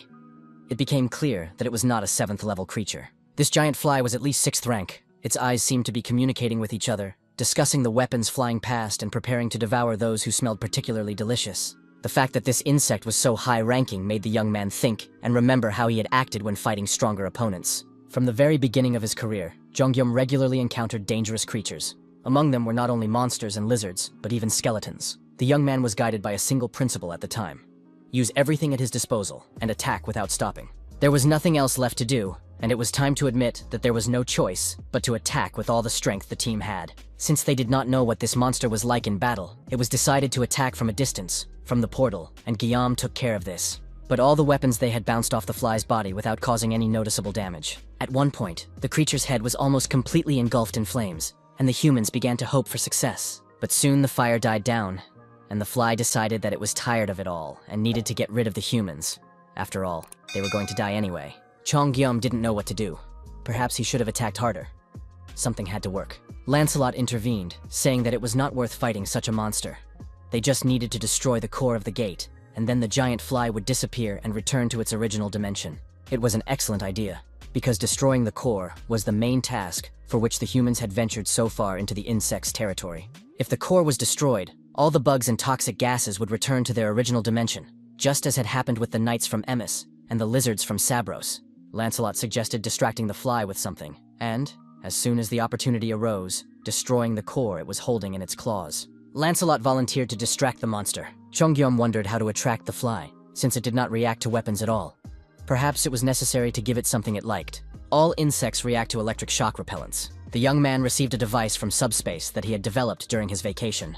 He activated the device and began to watch as thousands and millions of fly eyes literally stared mesmerized at the device, finding the waves it emitted beautiful and attractive. Taking advantage of the situation, Lancelot said that Mordred would activate invisibility and attack the hand holding the core. Mordred was able to get close to the paw itself, which, although it was clutching the core, was also enchanted by the waves emanating from the trap. Now the knight had reached the very fingers and saw the core of the gate in the middle of the palm. With a light movement of his sword, the core was cut in two, and soon a notification appeared that the new space was coming under Guillaume's control. The fly continued to listen and enjoy the waves emanating from the electric shock trap, not even noticing that it had lost the gate core. However, suddenly everything spun and whirled around the fly, and she returned to her original dimension. The territory of Beijing once again came under the control of Earth, and the sun began to shine again, delighting the people. The happy liberators rejoiced and celebrated the disappearance of the bugs. They had already given up hope for a favorable outcome for their region. The clearing of the Chinese gate was complete, and Zhong Guillaume felt very tired. He sat on the ground and tried to comprehend what had happened. The young man experienced tremendous stress when he encountered the fly, and, unable to do anything about it, at one point even wanted to escape into subspace and hide there. But Guillaume was surprised by the fact that the fly was afraid of the multiverse chamber of commerce because of the loss of its core. Obviously, this organization was very dangerous and influential, and if people wanted to return to their former lives, they would have to deal with it. Chong Guillaume feared that he would not be able to deal with the Chamber of Commerce, which even such monsters feared. He realized that he needed more strong people who could work together. Guillaume shared his fears and thoughts with Master Un Yan. This explained why the young man needed Chinese books on martial arts. The master had expected this, as he understood that Guillaume was going to copy the books. But he never thought that the young man would collect all the books into one huge collection, and now they formed impressive stacks. Now that the complete collection of martial arts writings was ready to be shared with people, the master promised to do so immediately. The master expressed regret that Guillaume and his team would soon be leaving, but the young man promised to leave a portal before his departure so that he could visit often. The team's next destination was Japan. Huge fish-like monsters awaited them there. Some time ago, a call came in from the coastal part of Japan. This call was made shortly after Chung Guillaume's team closed the gate in Beijing. The young man was urgently summoned to a meeting with the lieutenant general, and noticed that he did not look very well. In addition to the military man, there was an unknown girl in the office. She turned out to be a representative of the city of Busan from Japan, named Park So-yun. She had heard about Guillaume's abilities and the missions he had successfully completed, and now the young man had access to information from the Chamber of Commerce. The Japanese region of Fukuoka had declared war on Busan. It had long been clear that the situation in Japan was dire, but Guillaume first went to China because he wanted to stop the spread of gas. The government in Japan collapsed, and the situation became so difficult that an extreme right-wing group seized power. The new leaders of the country began to worship beings from other dimensions. Guillaume remembered that similar behavior had been observed among Korean traitors from the First Army Corps. The general showed a photograph of one of the members of this society. It was not a human being, but something that was a combination of a fish and a human. The differences between humans and these creatures were obvious. At one time in Korea, Guillaume was able to stop the First Corps, but in Japan, there was no one to do so. One way or another, this group gradually expanded its power and eventually took over the whole of Japan. It all started when their leader appeared in Busan. Hideki attacked people indiscriminately and satisfied his animalistic appetite by devouring ordinary civilians. The reason Hideki appeared in Busan and started killing people without warning was simple.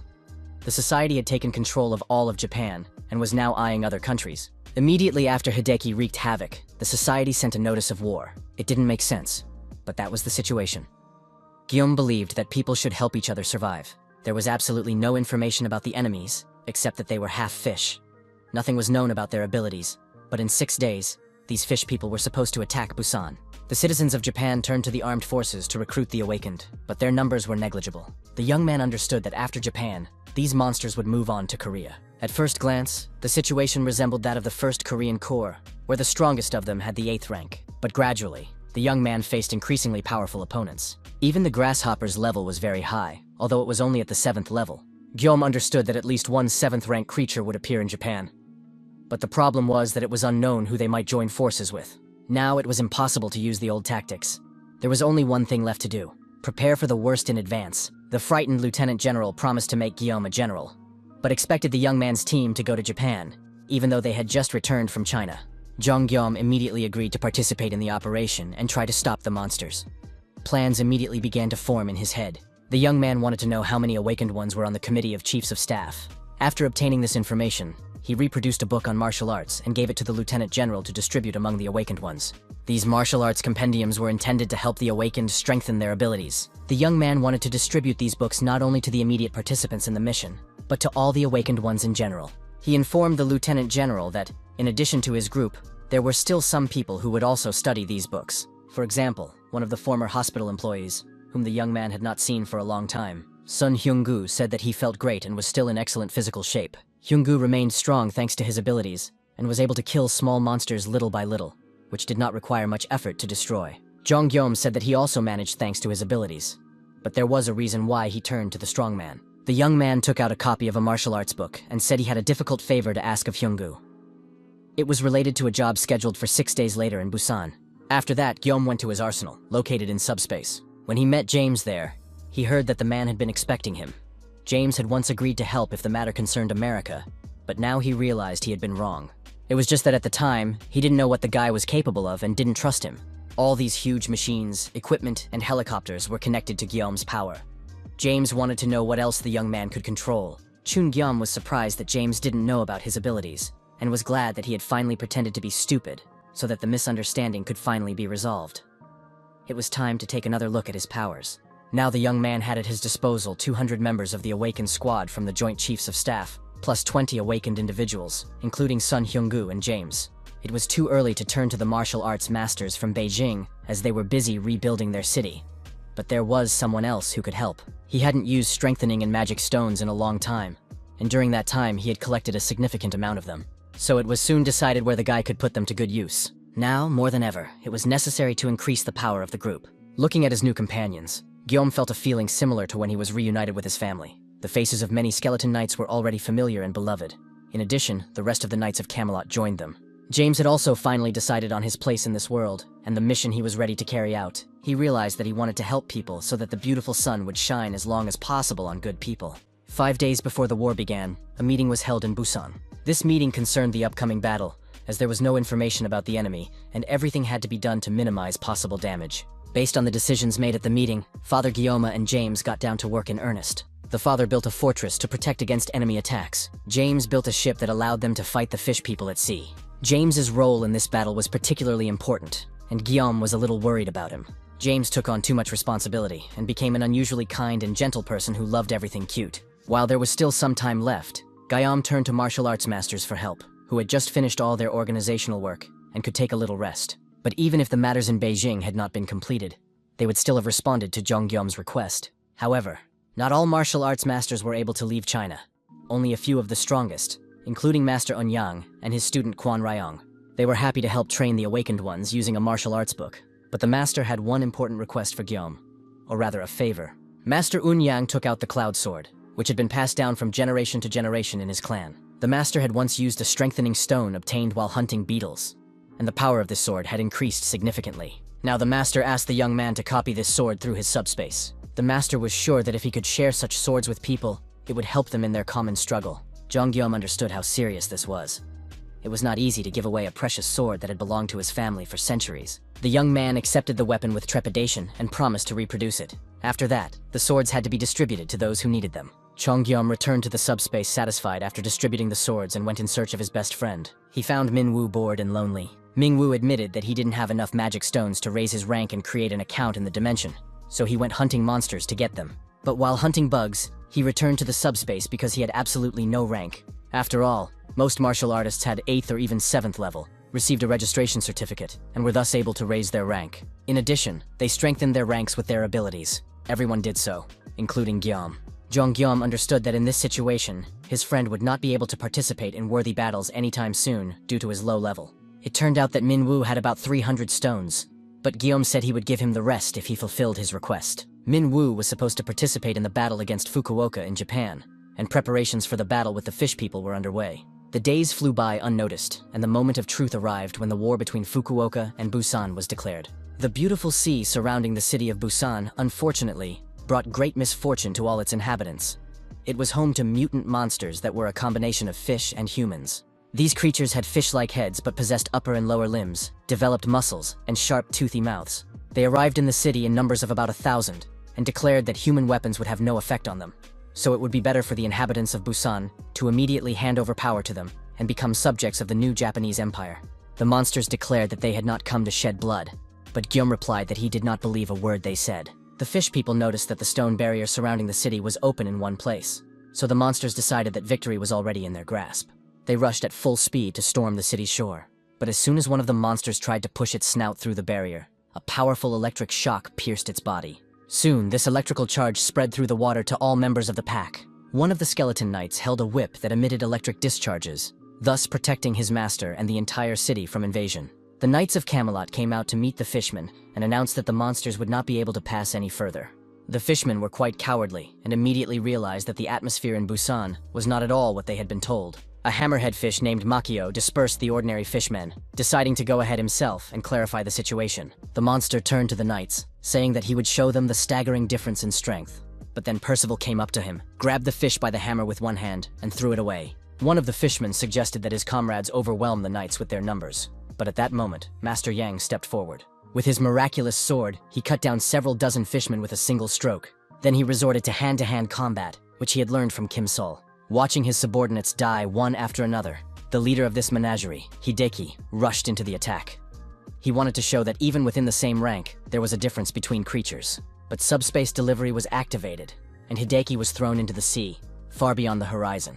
Seeing this, the ordinary fish people realized that it was time to take off. The monsters rushed into the water, rejoicing that there were no ships in sight and no one could catch up with them in the sea, which seemed very safe to them. Zhang Guillaume did not want these creatures to simply leave. He was surprised by the relative weakness of the creatures, who were unable to oppose the weak leaders, whom the group quickly dealt with. But be that as it may, it was decided to use the masterpiece created by James. At the helm of this marvel of shipbuilding technology was the best driver of all time and all nations, Yansu. He was going to get everyone to Fukuoka very quickly. The huge, powerful, and fortified ship sped across the sea at high speed. The voyage had been going on for about 2 hours, but during that time, no monsters had been encountered except for the fleeing fish people. These quiet 2 hours seemed suspiciously calm, as if it were a trap. Even for such creatures, it seemed too obvious. Most likely, something else was going on. Lancelot and the other knights were busy defending the fortress, so Zhang Guillaume had to cope on his own in case of danger. Suddenly, a strange sound came from the sea, and the young man realized that it was indeed a trap. A huge, giant sperm whale jumped out of the water, hitting the ship with its body and drenching it with streams of water. Judging by its size, it was on par with Grasshopper, and perhaps it would not be so difficult to defeat it. But if this monster reached Busan, the city would be completely destroyed. So it had to be dealt with right there and then. The situation was complicated by the fact that the young man did not know the monster's strength, so he called for ice panels to be delivered. Surprisingly, this proved to be enough, and the huge monster's body was seriously wounded. Soon, the sperm whale jumped out of the water again, even though its snout was pierced with weapons. At first glance, it seemed that this was not enough. However, the sperm whale soon sank safely without putting up any resistance. This fact unpleasantly surprised the young man, because Guillaume saw it as part of someone's strategy and a suspiciously easy outcome. He did not know how strong the enemy would be next time, but the anticipation alone was already exhausting him, and he wanted to get into a real fight as soon as possible. Before Guillaume had time to get tired of waiting, Yeon-su announced that the ship had arrived in Fukuoka. The fact that the ship had crossed the sea without any problems was both gratifying and alarming. Of course, it was nice to know that the group had made it safely, but now they were completely in enemy territory, and they couldn't relax for a second. The group's target was the chief representative of the Fukuoka dimension. The representative of Fukuoka occupied a huge and beautiful building, and it was clear that finding him inside would not be easy. The monsters in this area felt at ease, and traps could be waiting at every turn. The young man had one knight in his arsenal, specially created for secret infiltrations. The task of the knight Mordred was to infiltrate the enemy headquarters and bring back all possible information about them. The knight activated his invisibility function and, becoming invisible to those around him, made his way into the building. Gradually climbing the floors, he encountered various types of fish people talking among themselves. Soon, he heard loud voices coming from one of the upper offices. It seemed that an unpleasant conversation was taking place between the interlocutors. Mordred approached as closely as possible and listened. A huge fish was reprimanding the fishmen for failing to take Busan with 1,000 fighters and complete a simple task, killing the city's representative. The fishman reported that some huge structure had fallen on Hideki, and then thrown him into the sea. This information seemed completely absurd to everyone in the room. One of the participants in the conversation stood with his back to the room and looked out the window. It was clear that he was the leader. He said that the fish people had underestimated Korea's power, and it seemed that Gyoma's group's high position in the competition was well-deserved. One of his subordinates, a huge fishman monster, declared that even if Fukuoka was taken away from them, he would make sure that there would be no loss of investment. But the boss interrupted him, saying he didn't understand who would allow Fukuoka to be taken away. And even if the situation in Busan had failed and they had not been able to kill the Busan representative, that did not mean defeat in the war. If it was too difficult for the fish people to meet with Busan at this stage, then they needed to plan for the future, especially since the leader was already in Japan. The branch manager will delete the hologram of the regional representative at his discretion, and the representative himself must be locked in the basement. The chairman said it was a great idea, and that he would lock up the representative himself right now. One of the fish people asked if the basement wasn't meant just for keeping monsters like the hellish Ghost Lord. She couldn't say anything else because the chairman's hand covered her throat. The chairman promised that after killing the representative of Busan, he would go and free the fishman. After listening to all these conversations, Knight Mordred returned to the ship and reported what he had heard. Chongyam was very surprised that this operation turned out to be a full-scale one, rather than a decoy. It was strange that the chairman had locked the Fukuoka representative underground, and the creature from another dimension, the branch manager who had given the order, seemed to be connected to the system. In any case, Guillaume had come here to deal with the Fukuoka representative, and it didn't really matter to him who was the branch manager and who was the chairman. The only thing that bothered the young man was the creature from another dimension, which was neither human nor fishman, and had caused the inscription Fukuoka representative to disappear. Perhaps it was another exiled mage. Moreover, it was unclear who the hellish Phantom Lord was, who had been locked underground. In addition, he needed to figure out how to get into the basement to focus on the representative of Fukuoka. But then Knight Mordred announced that he had brought something for his master. It turned out to be a bunch of keys, but it was unclear why there were so many of them. But when Guillaume and the knight arrived at the basement and began to unlock the door, everything became clear. The fact was that there were a huge number of locks on the door. They were soon done, but Mordred said that the most dangerous monsters were locked up in Japan, so the young man was in no hurry to go down to the basement. The representative of Fukuoka spoke about the hellish Ghost Lord and was afraid to go into the basement himself. So the young man decided to quickly find the representative of Fukuoka and leave the room. They went down to the basement, which looked like a hospital or a prison because there were beds and IV stands there. The room was too empty, and he wanted to find Fukuoka's representative as quickly as possible and leave the basement. Suddenly, Mordred signaled his master to stop because the knight heard some noises. Soon they saw a cage with a man chained inside. The stranger was kneeling, his hands raised and chained, his eyes blindfolded. Chongyam was very surprised to see that the representative of Fukuoka was not a fish man, but a human being. So he wanted to talk to the stranger first. They tore off the tape covering his mouth, and the stranger was able to catch his breath and breathe normally. The stranger's eyes were closed, and he asked who was standing in front of him because Guillaume's voice was unfamiliar to him. The chained man assumed that Guillaume belonged to the Awakening of Restoration Society, but Guillaume said that he did not want to reveal his identity, but did not belong to that society. The chained man said he would only introduce himself after hearing the stranger's name. The man said that he found himself in this situation while fighting against the Restoration Awakening Society. And since the stranger did not know the chained man, it seemed that he was indeed not from that society, which meant that he would not kill him. Jonghyum honestly said that he did not think the young man was an enemy, and that he, in turn, was also against the Restoration Awakening Society. After that, Guillaume ordered the knight to release the young man. The stranger thanked him for saving him, and said that he did not know who had saved him, but he was sure that people should live by helping each other. He also understood that his savior was a kind person, which is a rarity in the modern world these days. The stranger said that he did not belong to the government forces, as the government had long since fallen into the hands of society. He himself did not know this, which is why he found himself in such a situation. The man, continuing to remove his shackles, said that he was an ordinary civilian, and his name was Sato Daichi. Although the guys from the Awakening Restoration Society called the man the Hellish Ghost Lord, Chongyum was shocked by the fact that he had freed the Hellish Phantom Lord, whom the fish people greatly feared. The young man confirmed that this was a powerful 7th-level monster, and the fish people feared the heat that the Lord radiated. This was the young man's ability, even though he looked like an ordinary person on the outside. But the young man said that it was not his personal power. He lifted his shirt, and it turned out that his chest and shoulders were made of pieces of another material belonging to a creature from another dimension. It turned out that the guy was able to seal fire inside himself. It was known that there were sealing masters who sealed targets inside their bodies. The larger and heavier the opponent that a person sealed, the stronger the side effects. The young man admitted that he felt weak and very dizzy. However, he was able to seal the Hellish Phantom Lord. It was a very powerful monster and was enormous in size. It seemed that the Lord was stronger than any 7th-level monster anyone had ever seen. The Lord destroys everyone, monsters, humans, it doesn't matter. He is so powerful that no attack works on him, and all humans could do was pray that he would pass them by. And only one thing could stop him: Sato's power. The government found out about this and, together with other awakened ones, planned to seal the Lord away. Thus, the Lord was securely sealed away. The problem came after this event. The government troops were actually part of the Awakening of Restoration Society. When they first approached the people, there was no information, so Sato could not predict the events. After the Lord was sealed, the Society's followers began killing the awakened ones, thus destroying all who did not join them. Sato Daichi rebelled against such injustice, so he was kidnapped and chained in a basement, and now he cannot even die, but only receives nutrients through an IV. In any case, the guy was sincerely grateful for being saved, which he immediately expressed to Guillaume. As for plans for the future, the guy had none because there was nothing he could do. If he were capable, he would break the seal and use the Lord to destroy society. But if he did that, he would be caught and killed. If that happened, it would be impossible to control or kill the Lord, and that would destroy all of Japan. There were no restrictions on removing the seal and resealing it, and no one but Sato could control the Lord. What he heard pleasantly surprised and delighted Jonghyum, and a wonderful idea immediately popped into his head. Ribena, standing guard in the watchtower, was looking intently into the distance. She heard a strange sound, but could not find or identify its source.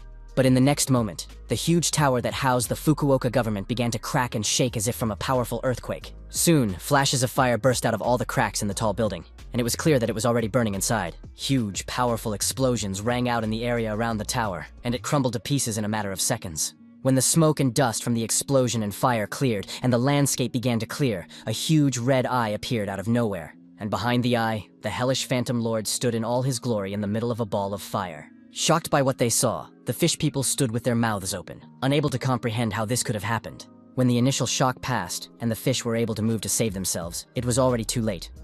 The heat burned their throats, and the creatures died alive. The Hellish Ghost Lord did not even do anything, but simply walked through the streets of the city, bringing death to all creatures with his movements. As a result of this walk through the city, the representative of Fukuoka died, which led to the Busan region winning the conflict. Jonghyum said that he would take care of Sato, and that he did not need to worry about the side effects of the seal. The young man just needed to seal him. The young man was surprised by what was happening, but he understood that the representative of Korea was very powerful, so he trusted him not only because of his incredible abilities, but also because Jonghyum was simply doing his duty. When it came to helping someone, he simply helped and did not argue.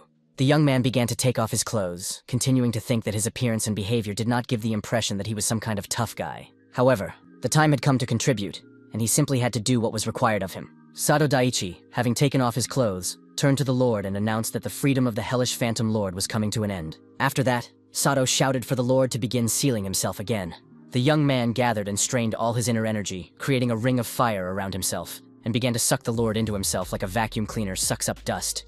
The hellish Phantom Lord did not want to return to the young man's body at all, because he had not yet had his fill of wandering the earth. He clung to everything he could with his claws, and fiercely resisted the seal. However, the young man did not give up and endured the entire sealing process to the end. Even though it was clear that his body was in excruciating pain, Jung-gyum praised the young man for doing an excellent job, and thanked him for saving people. After that, the young man called Yeon-soo, and together they dragged the guy who was suffering greatly from the side effects of his abilities. At that moment, Gyum realized that Yeon-soo had somehow unexpectedly and quickly appeared in a new place, just when he was needed. It turned out that the guy now had a new ability. He could receive and deliver not only goods, but also people from the subspace very quickly. But then again, there were announcements that the Japanese branch of the Multi-Space Chamber of Commerce was ready to present an award for the victory. It was all very strange, and seemed like some kind of system. Suddenly, the young man began to understand the truth. But he did not have time to fully formulate the thought in his head. A glass dome appeared ahead, inside which were monsters watching them closely. They were the branch manager and the chairman, standing in a completely undamaged building, themselves safe and sound. It seemed as if they had appeared from another dimension. Yeon-soo realized that the matter was not yet closed and decided to take the sick young man to the subspace for treatment himself, because these monsters were representatives of the Japanese branch of the Chamber of Commerce. The monsters also watched the guys and realized that suddenly the Lord was free, and the representative of Fukuoka was dead. It was very interesting. The light above Guillaume's head showed that he was a representative of Seoul, the very guy they had already heard about. The chairman began to urgently swallow magic stones to increase his abilities right now. The branch manager ordered the matter to be resolved in such a way that it would be profitable for him to invest the chairman's money again next time. And then, a huge monster appeared on the streets, promising the manager not to disappoint him. The monster ran through the streets of the city, preparing to attack the representative of Seoul, who stood calmly with his hands in his pockets near his portal. Good delivery was activated, instantly piercing the huge fish with spears and immobilizing it. The fight was so swift and quick that no one even had time to be scared or happy. The chairman died, and the branch manager watched him. He asked the chairman in surprise how he could have lost so easily, since the manager had personally invested in the monster to raise it to the 7th rank. All this made him think about the future. Jong-gyeom received a huge amount of magic stones for killing the monster. The branch manager admitted that the original plan was to use Japan as a base to occupy neighboring countries in the future. However, perhaps this was the wrong approach from the start. Now, the manager had a business proposal for Gyeom. He wanted to use Korea as a base to then enter other markets, and offered to take advantage of the investments promised by Korean partners. The wounded, bleeding chairman could not believe his ears when the manager offered to provide a large number of magic stones and declare war on Osaka and Tokyo right now. The manager's only condition was that he wanted to be rewarded with the Fukuoka gate for his victory. As soon as Gyeom enters the office, he should sort everything out, because the manager is a little shaken up by the explosion in the office and cannot work properly. Jung-gyeom was also promised help in reaching the next rank. The manager was interested in whether there were any awakened individuals in Korea with architectural abilities. At that moment, the chairman, even though he had one foot in the other world, could not bear all the lies being fed to him. He pulled the spear out of his body and attacked the manager with it. And although the spear was aimed accurately and reached its target, no damage was done to the manager. It seemed that the spear was unable to hurt him. Judging by what was happening, the manager had activated his repulsion skill. But if the repulsion skill is used, there is bound to be a push and recoil, and the manager did not move a millimeter. It turned out that his rank was higher than level 6. The branch manager pushed the spear away with his finger and, turning to Gyeom, asked him to restore order in the city. The monster admitted that he was excellent at defense, but had no offensive abilities. It soon became clear that there was no need to finish off the chairman. The monster had lost too much blood and would soon die on its own, even if left alone. Jong-gyeom couldn't resist and asked about his interlocutor's rank. In response, he heard that those who work for the Multi-Space Chamber of Commerce have no such concepts, so his rank can simply be called 0. When managers travel to such places, they are given a privilege for the inconvenience. They become untouchable by any attacks. The young man understood that the manager's proposal was to change his status, from someone whose territory was being invaded to someone who was invading himself. He replied that he needed time to think. The administrator added that the universe is full of beings with powers similar to Gyeom's. Even the Seal Master who recently summoned the Lord is similar to the young man.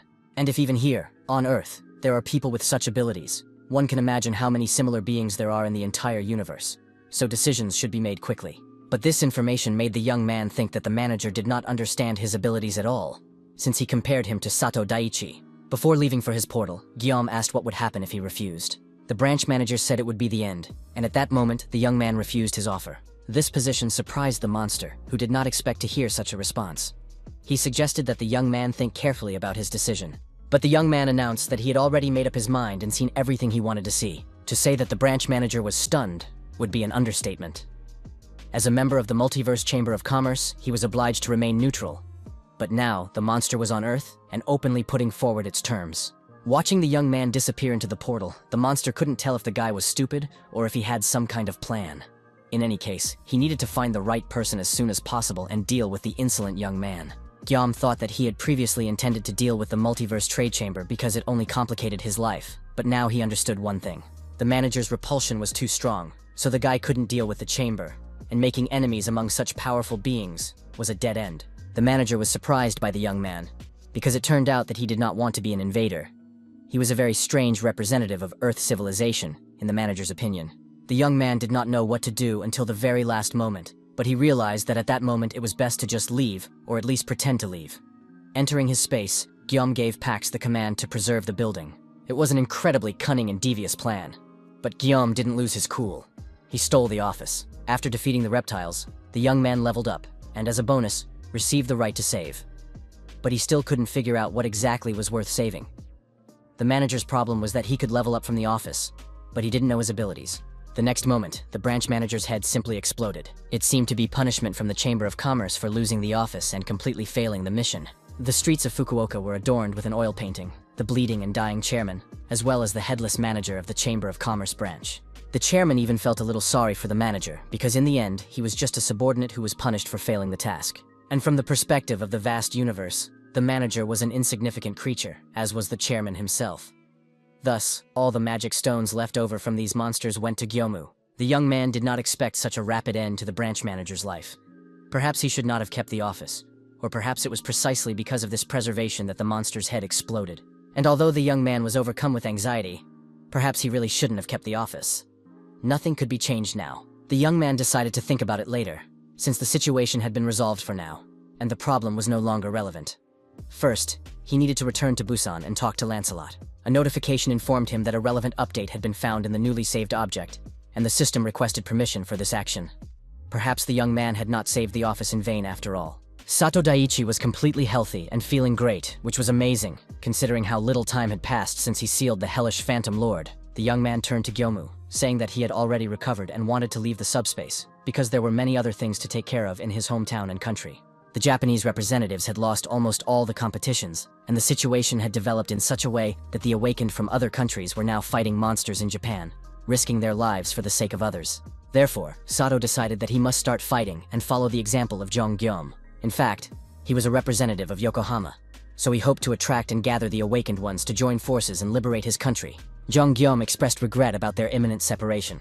The young man was firm in his desire and promised Gyom that he would stand by his side as soon as the need arose. Jong Gyom, in turn, also asked the young man not to hesitate to ask his Korean friends for help. After that, the young men were about to part ways when Gyom had a new idea. Madrid had once said that the branch manager had the right to appropriate the knowledge of the regional representative. It was time to verify this information, but just then, a notification appeared that the subspace update was complete. The young man decided to conduct a brief inspection, but everything appeared somewhat sterile. Everything looked perfectly normal, but there were no documents or objects, as if it were no longer a logistics center. Suddenly, Pax's familiar voice came from under the ceiling. He announced that he was glad to see Guillaume. Pax's new appearance greatly touched the young man.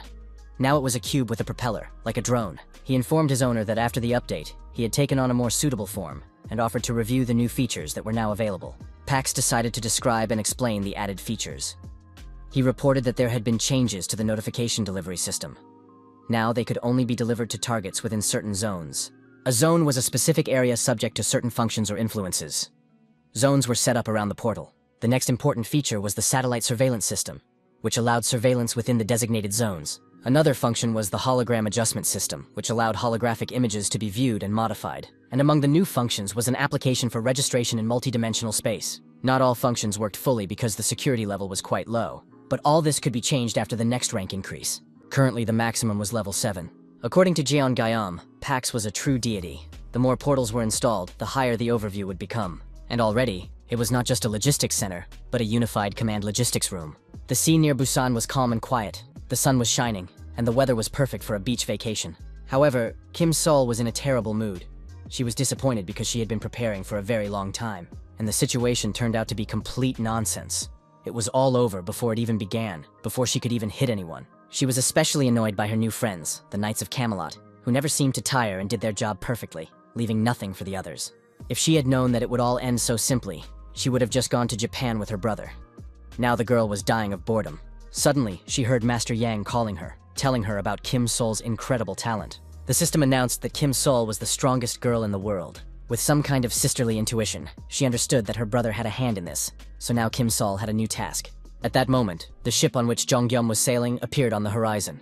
As he approached, the young man realized that regardless of race, gender, nationality, religion, or culture, his sister had one superpower, and that was that Kim Sol was ready to kill her brother, and was eagerly awaiting his arrival. Jonggyum knew their meeting would be rough, so he tried to prepare in advance and gave Im Sol a 7th level registration form. But that didn't save him from his beloved sister's fist. The young man's face was contorted, and his eye was swollen from a bruise. Another disappointment befell them when, after reading the registration conditions, it turned out that there was a requirement. The organization must have at least 50,000 members. Pax explained that the system had a function for creating groups where new members could be lured and invited. Previously registered members cannot join other groups or create their own, so in order to increase the level, it is necessary to attract new people. This was crazy, because it was simply unrealistic to gather such a huge number of people. The streets of Fukuoka were a terrible sight. They were still littered with wrecked cars, houses, debris, and the bodies of slain monsters. But soon, a new creature appeared among the houses, a giant goblin. Its fangs protruded from its jaw, its nose resembled that of a gorilla, and its gaze did not bode well. The creature reached the square where its kin had been just a moment ago, and now only bloody stains remained. The smell of blood attracted it. Finding nothing to feed on, the monster stopped and suddenly saw a boy behind one of the houses. The boy was wounded and frozen in fear at the sight of such a huge monster. But before the monster could do anything nasty, it collapsed dead at the boy's feet, a sword sticking out of its back. The boy was barely catching his breath, still breathing heavily from the horror, and realizing that life goes on, when suddenly a notification appeared before his eyes. It said that a sword had been delivered to his location, and that the boy could now join the Pax group. To do so, he had to submit an application. Now, Pax had not only been updated, but also significantly improved its artificial intelligence. It could distinguish between enemies and allies within the reach of the portals, as well as independently assess the situation and provide the necessary assistance. Thus, the process of attracting new members to the group has moved forward. By attracting more and more people, they managed to improve their deferred ability, increase the delivery range, and expand the radius of the portals. After sorting things out in Fukuoka, the young man decided to go to Busan. After installing the portal in Busan, Guillaume headed to the next city and installed a portal there as well. But suddenly Pax reported an unexpected problem. People were unexpectedly gathering near the portals, pushing and shoving, creating crowds and inconveniences. It was necessary to restore order to prevent criminal situations from arising. At this stage, everything did not look too dangerous, but the number of people continued to grow, which meant that criminal tension was also increasing. Chongyom asked the military to take control of the portals. There were blind spots outside the portals, and this was inevitable. But the young man understood if the military rejected this proposal. However, the lieutenant colonel gladly agreed because he saw it as the first step toward rebuilding the nation. And that was what the army had to deal with, so he planned to immediately give orders to the units. Chongyom told him which cities already had portals, but also added that there would be more every day, and therefore more people would be needed. There was a problem with resources, but the lieutenant colonel had an idea about that too, since it was all being done for a good cause, to help other peaceful people. Park Soyeon was put in charge of the portal area because she was the representative for Busan. While the military would oversee the portal itself, there would still be some blind spots outside the zone, so it was necessary to extend control to the surrounding area. However, there was a shortage of human resources. Yum wanted to ask the girl to help manage the territory in cooperation with the military. In turn, he promised to provide everything necessary for this. Thanks to the cooperation between the military and the local awakened, the staffing problem was solved, and the chaos around the portals began to gradually stabilize. The military distributed food and essential items, offering to join Pax and receive another set after joining. This advertising worked perfectly, and the number of participants in the group grew. Soon, Jonggyom had enough members to upgrade the subspace. Unexpectedly, Pax reported a new problem. A creature from another dimension had been discovered, with no intention of attacking. Pax wanted to know what to do with this creature. The presence of such an unusual but non-hostile creature from another dimension greatly surprised the young man. It was unclear how it had appeared on Earth and how it had managed to survive among so many monsters. Chonggyom decided to see this monster with his own eyes and was simply amazed by its cuteness. The alien creature resembled something between a cat and a squirrel. It was incredibly cute and charming. The creature looked at Guillaume, stretched its paws along its body, and asked in a trembling voice to be spared. It said it had nowhere else to go and promised to hide and not bother anyone, if only it were allowed to live. The young man realized that this fluffy creature was nothing like a killer monster. Guillaume agreed to listen to the creature's story and then decide its fate. Struggling to hold back tears, their new friend began to tell his story. His home dimension had been completely destroyed by an invasion of monsters. And while searching for a new refuge, he had made his way to Earth along with other creatures. This was quite understandable and explainable, because it was not only Earth that was under attack from hostile civilizations. Other dimensions had also suffered destruction, and if humans were unable to protect themselves in the future, they would become refugees themselves. The creature said that he had many relatives, and that he was their leader and had led his people to a mountainous area. However, it turned out to be very dangerous there. Due to the creature's short-sightedness, many of its tribesmen were killed or eaten by monsters, and the surviving furry creatures scattered, fleeing from danger. They are probably still hiding somewhere. The creature was going to find its kin by smell, because they have a highly developed sense of smell, thanks to which they are able to hide from monsters. It tried to demonstrate how this works by drawing in the air in the room where it was with Guillaume. Suddenly, the creature smelled a goblin coming from the 3rd floor of the neighboring building. It sounded almost unreal. Guillaume decided to check this out since he had the chance, and called over Knight Mordred. The young man informed his subordinate that there was a goblin on the 3rd floor of the neighboring building, and instructed the knight to verify this information and deal with the monster. Soon, Mordred returned and confirmed that as soon as he approached the building, he was attacked by goblins, as a result of which he had to destroy them. As proof, the knight presented his master with a severed head. Fluffy was simply incredible. He was able to identify the goblins solely by their smell. It was an amazing ability, and the young man recognized that his new friend's abilities were truly remarkable. The only problem was that the creature was completely defenseless. Guillaume offered Fluffy a helping hand and protection, as it was an easy target for attacks from other creatures. The young man said that humans had also suffered greatly from the invasions, and that they were all victims. Therefore, if the furry creature did not mind, Guillaume suggested that they live together. Guillaume promised to help find friends, and in return, the furry creature promised to help humans. Thus, the leader of the furry civilization joined Pax along with his people. The furry creature said his name was Solen, and he was a representative of the Manon tribe. He was happy to help the Earthlings using his abilities. Guillaume was amazed at the number of tribe members, and now he had enough participants to achieve a new rank. It was a real stroke of luck. Representatives of different civilizations shook hands and paws. The number of Pax members had grown, and the young man was happy. However, this meant that he now had a responsibility and had to find all the Manons, all 10,000 of them. Thus began Solen's journey in search of his companions. They set off for the mountains, which had originally been chosen as the tribe's place of residence. The little animal quickly found the right mountain, but it turned out to be one of the most difficult terrains to traverse, and the young man was overcome with a wave of anxiety. However, he remembered that he had a helicopter at his disposal. But it was impossible to search for the furry creatures from above, and the helicopter could not land due to the difficult terrain. In addition, the wind from the propellers dispersed the smells, and it was impossible to smell anyone from on board. So the travelers decided to continue on foot. Just in case, they decided to take a brave knight with them. It turned out to be Lancelot, who admitted that he loved going to the mountains because it was important for socializing. Taking advantage of the long journey, Guillaume decided it was time to hear Lancelot's story and asked the knight to tell him about his past. It was not a very happy story, but what was done, long ago, on vast plains and in dense forests. Far from the harsh mountain ranges and deep seas, there was a special dimension. It was the dimension of Avalon. Its inhabitants had always lived side by side with various creatures and learned to survive under the constant threat of monster attacks. The main skills necessary for survival were hunting and gathering. Even infants who were just beginning to speak were given hunting tools. Naturally, the inhabitants became warlike. But despite the threat from monsters, they constantly developed their civilization. Soon, the monsters ceased to be so dangerous, but a new challenge arose: war. People honed their strength in battles with monsters and turned their blades on their own kind.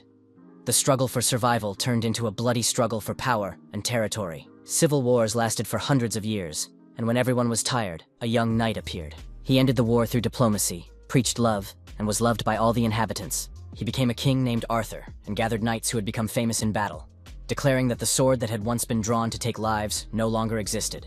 From then on, the valiant Knights of Camelot became the sword that protected the dimension of Avalon. The Knights of Camelot defeated the invaders and defended their dimension. Avalon flourished as never before. But soon Avalon faced a new, even more powerful invasion. This time, black magicians from the dimension of Barnaul arrived. They were incredibly strong. After that, the Knights of Camelot found themselves bound to relics, and the defeated Avalon was cursed. The knights turned into undead creatures that could not die. In the end, it was not a very pleasant story. Guillaume said that he sympathized with the knight, but he wasn't going to judge him. Of course, it was painful. An entire dimension had been destroyed. It wasn't easy to talk about it, because the whole world, family, friends, and acquaintances had been destroyed. Guillaume realized that he had to apologize to Lancelot for bringing back painful memories. While he was searching for the right words to apologize and comfort him, the fluffy Solon stood up on his paws and began to sniff. The young man foolishly asked the knight if there was any way to save the dimension of Avalon. It sounded silly, like asking at a funeral if it was possible to resurrect the deceased. Lancelot remained true to his knightly honor, and told his master that there was no way to do so. There was not even a way to get to the dimension of Avalon. The Chamber of Commerce does not open its gates to anyone except invaders, and it is impossible to bring the dead back to life. Solon, listening to this difficult conversation, continued to sniff and look around the bushes. Lancelot told his master that his obedience was a forced submission imposed by a curse, but his feelings and will belonged to him alone. And the knight was sincerely satisfied that his master Guillaume was not an invader. It had been that way from the beginning, and the other knights would probably agree, for they too appreciated this fact. But suddenly, the fluffy creature caught a new scent and silenced the chattering people. Solon rushed into the grass, and after a while another fluffy face appeared from behind the bushes. It was a touching reunion of kindred spirits, accompanied by warm embraces and streams of happy tears. Solon said that he was fine, that these people had saved him and offered all members of the Manhwa tribe to live on Earth. That's why he came to gather the rest of his people. Fluffy said he knew where some of his tribesmen were hiding, which was excellent news. The young man climbed the mountain in search of the tribe, and those they found brought the rest, and so gradually all the Fluffies gathered. A week passed, and Guillaume felt worse than after fighting the most terrible monster. His body ached, he was sleep-deprived, his muscles hurt, but all the furries had been found. Be that as it may, the young man was glad that he had managed to gather everyone, and he created a portal that allowed the creatures to remain living on the mountain. If they lived near the portal, they would be completely safe from monsters, and they could get everything they needed directly from the portal. The chief, on behalf of the entire tribe, thanked Guillaume and asked how they could repay him for such kindness. The young man replied that he expected the tribe to help as much as they could. Perhaps someday their sense of smell would be useful to humans. The representatives of the Manhwa tribe were offered to join various organizations as trackers to help Earthlings destroy lurking monsters. The furry tribe decided to demonstrate their abilities. Sitting on people's shoulders, the animals accurately pointed out where the monsters were hiding. Thanks to their guidance, many monsters were discovered in various basements and abandoned warehouses. A week after the furries joined the humans, news of monster attacks became increasingly rare. Of course, it was not yet possible to destroy all the monsters, but the number of victims had decreased significantly. However, despite the success, the young man could not relax. Pax reported that the Chamber of Commerce had issued new documents stating that some dimensions would soon be merged. Guillaume gathered all the key representatives of the Korean office, and Pax outlined the contents of the new documents. The Chamber of Commerce had two goals. On the one hand, to increase profits in Korea and Japan, and on the other, to reduce the number of rank holders. The continent of Elfheim would be moved to the Pacific Ocean and forced to go to war in 7 days. An official announcement about the battle with Korea and Japan would come later.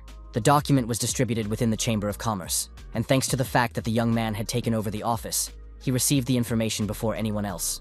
In any case, they would have to fight again. However, the phrase, "forced to enter into battle," caught his attention, which meant that the newcomers from the continent of Elfheim would be forced to become invaders. Perhaps they too had suffered from the invasion and were now being drawn into an unwanted war. Maybe it would be possible to clear up the misunderstanding and prevent the conflict. Unfortunately, there was no way to contact the representatives of Elfheim. This had to be done before the battle began, but they could only appear on Earth at the last moment. However, Pax reported that the dimension of Elfheim had already been transferred to the Pacific Ocean. This was excellent news, and Guillaume decided to go to the negotiations immediately. But what if the inhabitants of Elfheim thought differently? What if they were a primitive life form and wanted to start a war of conquest? It was worth considering such a scenario. Far away in the Pacific Ocean, on one of the many islands, it was quite gloomy. A funny, toothless little elf looked at his reflection in the water and realized that few people on Earth were dirtier than he was. His little sister also thought the water here was dirty, but still better than in their home universe. There were probably places even worse than this, so there was no need to be upset. On the other hand, the children had never left Elfheim, and even if a dirty place existed, it would be deserted and no one would want to live there. Or maybe someone used to live there, but they were all dead now. The children's thoughts were interrupted by the appearance of an adult elf. She said that the chairwoman had urged the children to do this. Nothing on Earth should be thrown away. But the children decided to ignore the chairwoman's words. The boy tried to explain that he just wanted to clean up the place, but the woman warned him to be as careful as possible in everything he did, and not to do anything without permission. Guillaume watched what was happening on the shore through binoculars from aboard the ship. He saw that the adult elf was very annoyed. Lancelot said in surprise that it was the first time he had seen such a miracle in action. The elf boy had just cleaned the sea. It turns out that purification is a special talent of elves. They cleanse the environment because they believe that all of nature is fundamentally interconnected. They have very kind hearts, and for some reason, it seemed to the young man that elves think the same way as humans. Although the adult elf looked reliable, there was still hope that he would become an ally, and they would not have to fight each other. Chongyom declared that he did not want to fight and was friendly. The elves had not yet left the beach when they noticed something approaching them from afar. It was probably from the Chamber of Commerce. They wanted to know how ready the elves were for war. After all, just a couple of days ago, the Chamber of Commerce had warned of war. But suddenly the elf realized that some object was flying toward them at tremendous speed. A box was thrown onto the shore, a package delivered from subspace. Inside were excellent, fresh, delicious, and fragrant earth vegetables. Soon, Cheongyum himself arrived. He sealed the friendly gesture with a firm handshake, and the elf noted that the young man must be a wonderful person. Elves were noble creatures who guarded the gifts of Mother Nature. The man introduced himself as Eden. When the elves realized that they were dealing with a representative from Korea, they immediately guessed that this was the man with whom they were about to go to war. Jongyum immediately assured them that he had no intention of fighting Elfheim, and explained that it was all the Chamber of Commerce's idea, and that he had come to tell the elves the truth. Such a strange-looking man greatly surprised Eden, who was meeting a representative of Earth's civilization for the first time who thought the same way as the elves. Eden warned that it was not him but the chairman named Eli who should be told the truth, and the elves volunteered to escort the guest across the island. It would take 3 days to get there because the capital was located in the middle of the island, but this option was completely unsuitable for Gom, so he used Yonsu's abilities. The elves were overjoyed. They had never ridden in a car before, let alone at such a tremendous speed. Less than an hour later, the car entered the capital of Elfheim and stopped on one of the streets. The city looked sad and abandoned, just like the island's nature. Eden suggested continuing on foot so as not to frighten the population. But Gayam sent the driver into subspace just in case, and summoned Lancelot to accompany him. Soon, a strange company consisting of an elf, a human, and a skeleton knight was walking through the streets of the city, which was as decrepit as the earth itself. The townspeople looked as bad as the town itself. Decrepit, old, wrinkled, covered in age spots. Chongyum analyzed the situation and noted that all the houses and buildings were old, and there was not a single person or creature of large build. It was a harsh place to live, which they were trying to turn into a cozy, rural town. The young man hoped that this was some kind of outskirts, and that the capital of the state would be much more beautiful. But Eden announced that they had already arrived. The main palace was a very old building with a dome covered in holes and cracks. Dirty, shriveled old men sat on the floor, engaged in old men's conversations. Their clothes were torn, and their bodies were old and dirty. This place was more like a nursing home in some poor place, but not a capital city. It turned out to be the symbol of the elves, the Council of Golodon. What the young man thought was a nursing home turned out to be the local parliament, and the rural village, the capital. One of the old men sitting there, just as shabby, leathery, and miserable, was talking to the chairman at that moment. She was scolding the old men for throwing away trash, even though she had strictly forbidden them to do so. The old people believed that Mother Nature would take everything away, but Mother Nature could not take away an iron can, so the chairwoman scolded the old man. The elf girl was so absorbed in conversation and lecturing about environmental pollution that she did not notice the guests who had appeared in her city. Those gathered were surprised by each other's appearance. The elf chairwoman did not expect guests, and the guests had a completely different idea about this world. The chairwoman announced that she understood that humans did not want war, but they should not worry, because she promised that the elves would not leave Elfheim. Jongyum was pleased to hear this news and suggested establishing good relations and interacting peacefully with each other. But the elf refused to cooperate.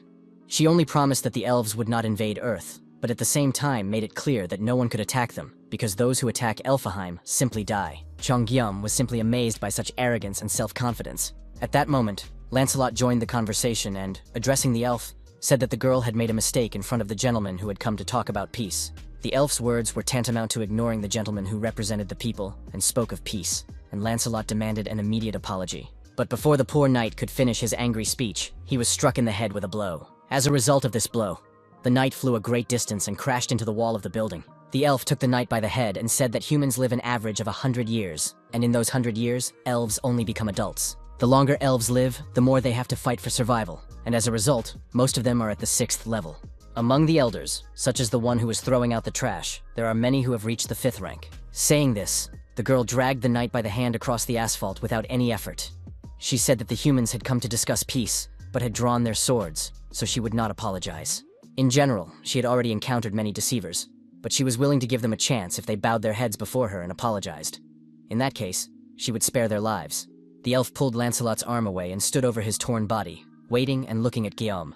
Although resentment, anger, and unwillingness to obey raged in his head, the young man knelt down, bowed low, apologized to the elf, and asked her to release Lancelot. After the word please was added to the request, the girl listened. Then she accused Guillaume of not being worthy of being called a lord if he bowed his head so easily. But that, she said, was not her problem. Let people decide for themselves whom to obey. The elf repeated once again that they would not invade Earth, and any enemy that attacked them would be mercilessly destroyed, and anyone who approached them would be considered an invader. Chongyum believed that such narrow-mindedness hindered the elves, because, fearing interaction with other beings, they rejected help even when it was really needed. Goodness is good, and receiving help is also good. Therefore, one should not be proud, but allow one's people to live better. The young man's words touched the elf and made her think. She decided to tell the guest the truth about her people. Chongyum was very tense because after what he had seen, he was afraid to trust anyone and thought that the elves might put him in prison or even kill him.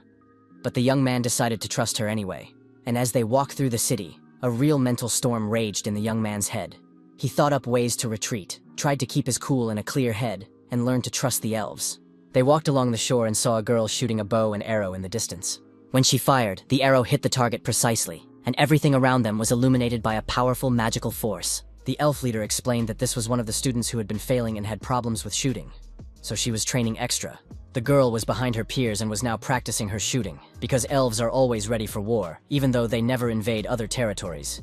Guillaume was amazed. Such a failing student had broken through a stone target with her shot. After a while, they reached the place the elf wanted to show the boy. A small, crooked tree grew at her feet. The elf explained that it was the World Tree. There are places in Elfheim that are steeped in curses, and it is this tree that supports the elves, helping them to survive. The curse constantly spoils the lives of elves, even though they are among the most peaceful and kind creatures. Once upon a time, long ago, this World Tree was huge and shone with a dazzling light. This light protected all elves and gave them shelter. But many years ago, the World Tree began to gradually shrink. The elves lost battles with other dimensions, and when they were defeated, a curse was placed on the continent of Elfheim. Since then, the World Tree has resisted and gradually died. But thanks to its resistance, the elves could still harvest at least a small crop. They no longer hope for a large one. Chongyum was amazed at how calm the girl was about this curse and the whole situation. He immediately began to find out who had cast the curse on all the elves, and whether he could help them. After all, even despite the difference in rank, he was able to help in other ways. The elf did not want to tell him because they had only recently found out who was responsible for spreading the curse. But still, the elf believed the young man's kind eyes and confessed that it was the work of the black magicians from Barnaul, the very ones Lancelot had told her about. The elf showed him a magic ball in her hand, the power of nature. The magicians from Barnaul feared the natural energy emanating from the World Tree and avoided elves who used this power. Some elves are born with a talent for natural energy. They have horns on their heads and are called High Elves. Most of the High Elves were killed by the magicians of Barnaul. Of course, some High Elves survived, but they disappeared after moving to Earth. The young man was very upset when he heard this story, and promised to report immediately if he saw an elf with horns. And now the World Tree, deprived of the High Elves, is simply dying. And with it, the entire elven people are falling into decline, because they can no longer grow their own food.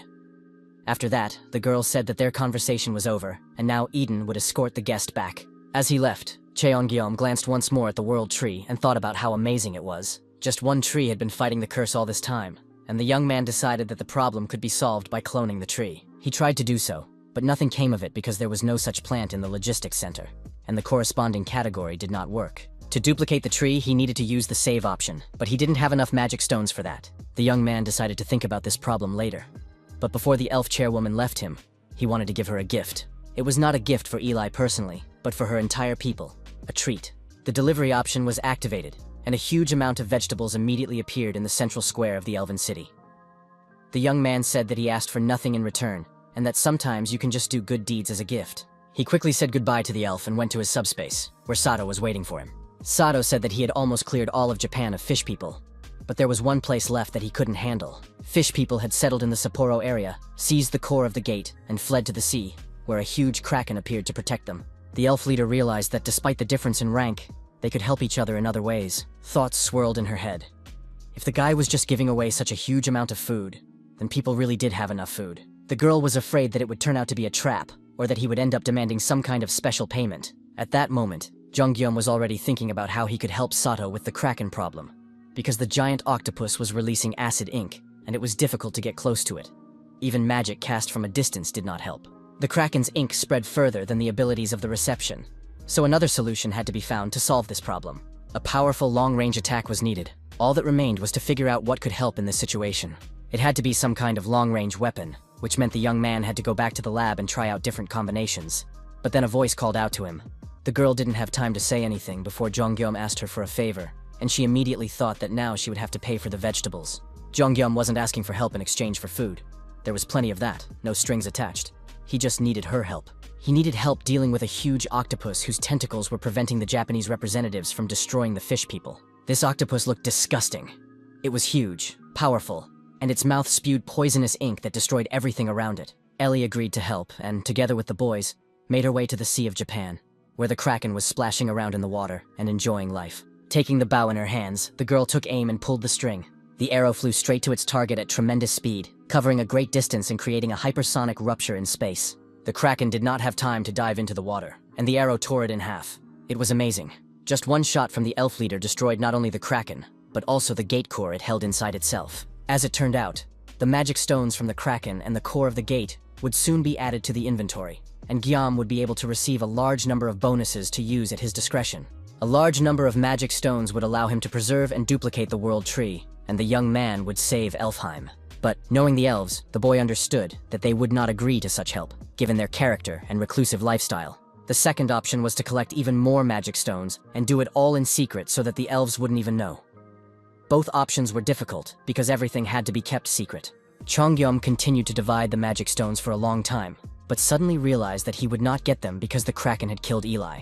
During the entire voyage, not a single stone had fallen to his account. But there was still one option left: to offer food in exchange for magic stones. However, this option also failed because Eli took care of the monster as promised, and the young man had to provide food as promised. After that, the young man decided not to be cunning, but to ask directly if Eli could give him the magic stones she had received for defeating the monster.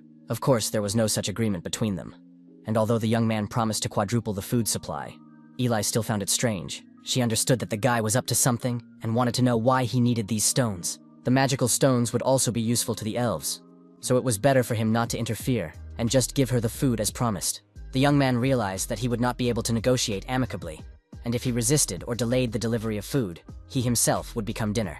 Chongyum summoned even more fresh vegetables, which were immediately delivered from the subspace. He saw no point in deceiving her anymore and decided to tell her everything honestly. The young man confessed that his ability was to copy everything he stored in his subspace. Jim wanted to take the world tree, preserve it, and duplicate it to help all the elves, but the girl had never heard of such an ability and did not believe him. Then the guy opened a portal, and food began to duplicate and pour onto the ground in a continuous stream. When it became clear that the young man was not joking, a new fear arose in Eli's mind. After all, he could take the world tree and never return it. It was tantamount to entrusting the fate of the race to an untested person. She didn't understand why this man didn't want to capture them, but instead was constantly trying to help. Chongyum tried to come up with a gentler explanation, but in the end, he said that he simply felt sorry for the elves. They were starving, and both adults and children looked unhealthy. The young man wanted to help the elves simply because he felt sorry for them, and he had no other reasons for doing so. In fact, the elves could have simply invaded Earth and plundered it. Then they would not have had to starve, but they did not do so. Eli remembered her former life, when she lived on her planet with her parents and was a girl. She was forbidden to bully her friends because it was necessary to support mutual growth and coexistence. It was beneficial for survival. You can't refuse competition. You have to be friendly to everyone for no reason. Competition leads to development, and development leads to prosperity. If competition destroys, everything will fall into decline. You have to be kind and fair. This is the most effective and wise way to survive. And although the girl's desire to beat someone is understandable, you have to use your strength for good. When someone needs help, we extend a hand and accept help in return. Of course, elves are ideal creatures, so they know how to live together with others. Those who know how to coexist, not just kill, survive. These memories flashed through Eli's mind, and she realized that she did not know the name of the person who was willing to help her. After they met, Eli made another request. She knew that someday the elves would go in search of the High Elves somewhere on Earth, and she asked Kim Jong-gyum to help them when that happened. The young man confirmed that he would do everything in his power for the elven people. Soon, his account was replenished with enough money to store the world tree in his logistics center, and then reproduce it. The old elf, covered in wrinkles and completely decrepit, stared spellbound at the sky, not understanding what was happening before his eyes. The sun was obscured by a multitude of enormous balloons with baskets descending onto the elves' territory. When the baskets landed and the elves rushed to look inside, they were amazed to find pots with the world tree. The elves burst into tears of happiness, hugging the little trees that had come to them in such large numbers after so many years. Tears of joy, happiness, and hope for a better life watered the trees. The elves were able to admit aloud how hard it had been for them all these years, and how difficult it had been to survive. But the hardest thing now was to stop crying like children. Not only ordinary elves, but also the Knights of Camelot were involved in this mission, and were planting world trees all over the island. Suddenly, one of the knights felt ill. After coming into contact with a tree, his body began to itch wildly. There was a lot of work to be done, and there was a catastrophic shortage of manpower. Therefore, Guillaume asked Pax to ask the humans for help. Reinforcements arrived immediately, including Master Yang, Lieutenant General Yu, and other well-known figures. Guillaume reassured his acquaintances, saying that there was no danger, and that they would simply have to fight the dry land and prove themselves as experienced workers. While Guillaume was explaining the principle of planting trees, someone ran up to him and reported that the knights had fallen ill, all at once. The elves and children were having fun and celebrating, planting trees, completely healthy and happy, and the huge and strong skeleton knights lay in piles on the ground. Their entire bodies itched, their bones ached and twisted. Guillaume remembered that they had had a similar reaction when they first entered the subspace. It turned out that the power of the World Tree was healing the knights, and the young man decided to send them all to Camelot immediately. But then the oldest elf of the entire people approached him, and said that he could handle the situation himself. It was known that the natural energy of the World Tree never harmed anyone, but sometimes it could act like a curse. At such moments, one simply had to change its properties, and the old man placed his wrinkled hand on one of the knights. The energy had to be transformed so that it would suit these brave warriors. The old man went around to all the knights, placing his hand on them and changing the energy. He made it so that the fighters would feel good. The knights reported to their lord that they already felt great. Nothing hurt or itched. This was excellent news. Eli said that there was a 6th rank among the elves, but the 6th rank monsters in China looked terrible. Looking at the old man, you would never guess his level. The old man believed that all forces, heavenly and earthly, never remain static. Nature moves just like people, so there must be a solution for every situation. He believed that there must be a way to restore the knight's human form. This news literally shocked Guillaume, who rushed after the old man and asked him to explain in more detail. The old man said that the dark force they were observing was indeed very powerful and opposed the very principles of life. In order to return the knights to their former state, it would take as much effort as it takes to draw living water. It was difficult, but possible. The old man would need 2 things: a natural force many times stronger than black magic to suppress it, and a highly skilled high elf who knows how to use it. It is known that the high elves disappeared during their transport to Earth, and it is unclear why this happened, but perhaps they are still alive somewhere. Besides, the old high elf is already ancient, and he could have simply died in an abandoned place. If that happened, it's a shame, but there's nothing we can do about it. But since it is unknown whether the elf is alive or dead, it is worth talking about natural power and how much of it will be needed. The old elf said that natural power comes from the World Tree. Therefore, we need to wait about 150 years, because the small trees that are abundant now are too weak. However, this does not mean that there is no way to accelerate the growth of these trees. You just need to restart the cycle of pain and recovery. That is, we need to break the tree and then heal it. But the difficulty is that the tree is incredibly strong. Physical damage does not even leave a scratch on it. Guillaume thought about what could cause pain and bring healing at the same time, and he came up with a brilliant idea. The young man believed he had the perfect place to carry out the entire operation: Camelot Castle. The life force of the World Tree must have been incredible, and the cycle of stone production was significantly reduced. With the help of the magic stones accumulated in the castle and the 2 World Trees, this process accelerated even more. There were already so many stones that it seemed pointless to count them. Guillaume did not know how much Camelot would accelerate the growth of the World Trees, but he understood that it would still take time. He began to wonder if it would be better to spend the stones he had obtained on something else. To begin with, the young man decided to improve Rakis's Holy Spear. But the improvement was unsuccessful because it required C-rank enhancement stones, and the young man only had D-rank stones. Guillaume asked Eli how to strengthen the magic stones, and she told him that he needed to ask the gnomes. The girl realized that Guillaume knew nothing about gnomes, because they did not exist on Earth. But when the young man met them, he would understand immediately. Without gnomes, it was impossible to increase the level of the stones, and it turned out that the stones produced by Camelot were practically useless.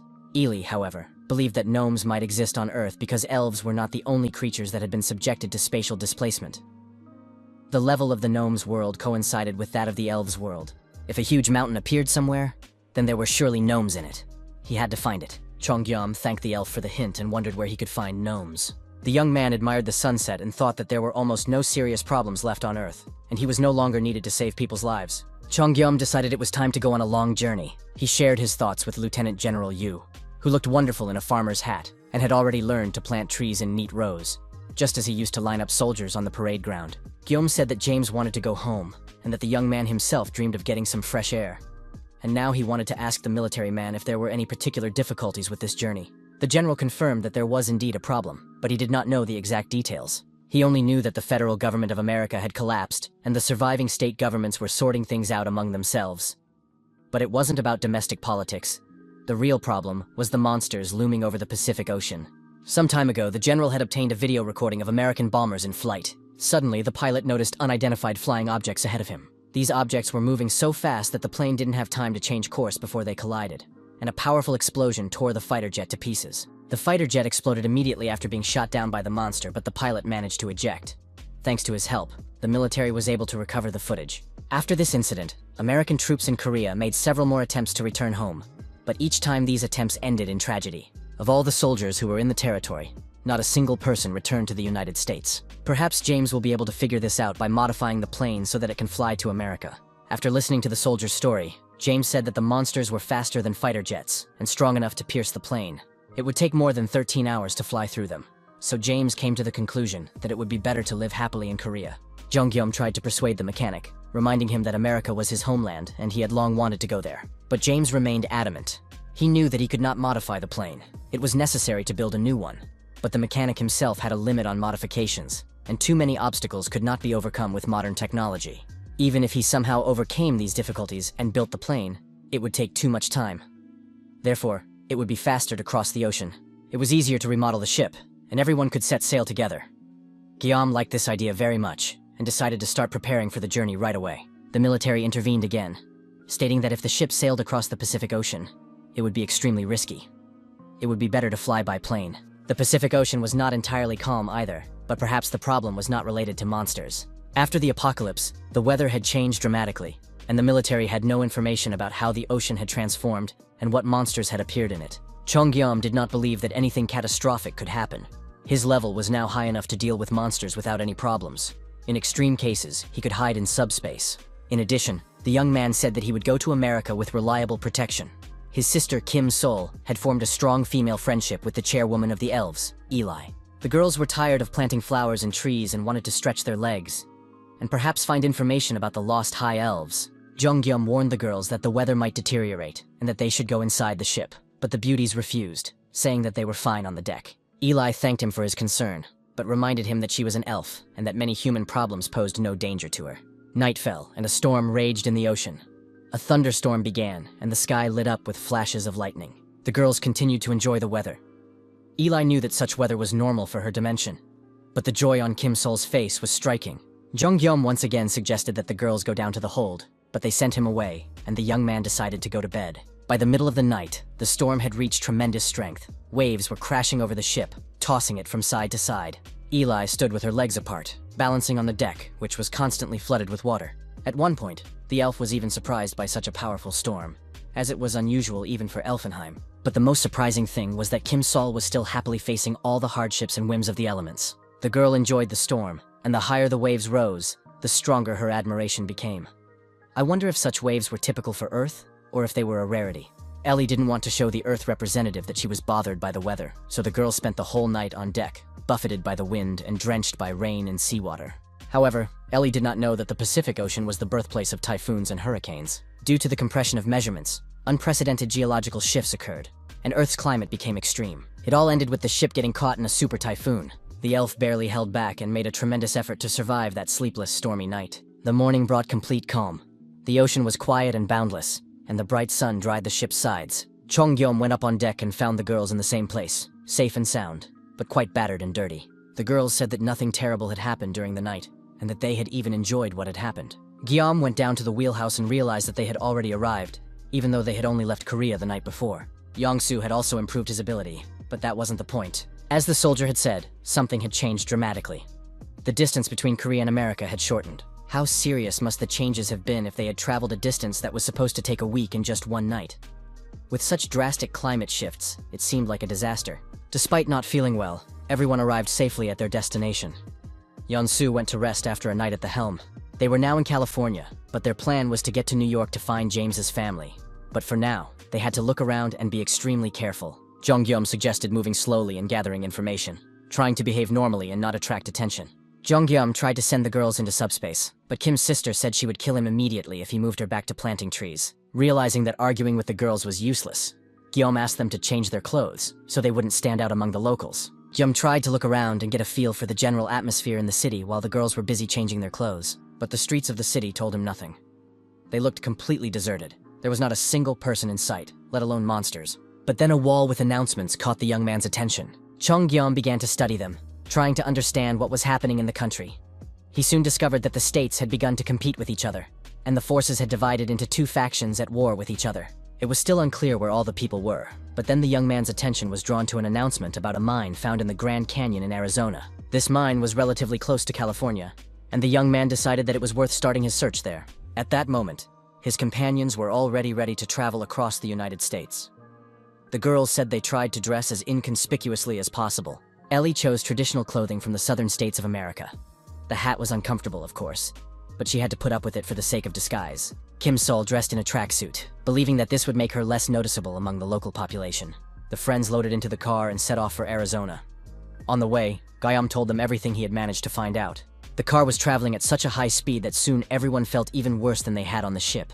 Soon the friends reached the nearest tavern near the mine and decided to rest a little and tidy themselves up. Surprisingly, the store and tavern, located in the middle of the desert, were open and operating. Many people were sitting at the tables, drinking, talking, and spending time in noisy company. One of the visitors approached the friends and said he was happy to welcome Korean guests, as it was very rare to meet Koreans here. The man introduced himself as Park Dongguan. Jonghyam and the girls also gave their names and shook hands. The man announced loudly that he wanted to treat his new acquaintances to beer and pay for the drinks. Then he leaned over and quickly spoke in Korean, asking the young people to listen carefully. They were probably surprised by his friendliness, but the man was doing this for their sake. There were aggressive people with weapons all around them, just waiting for a reason to start a fight. One wrong move, and the young people would be dead. These gangsters had reinforced bullets that could penetrate anything.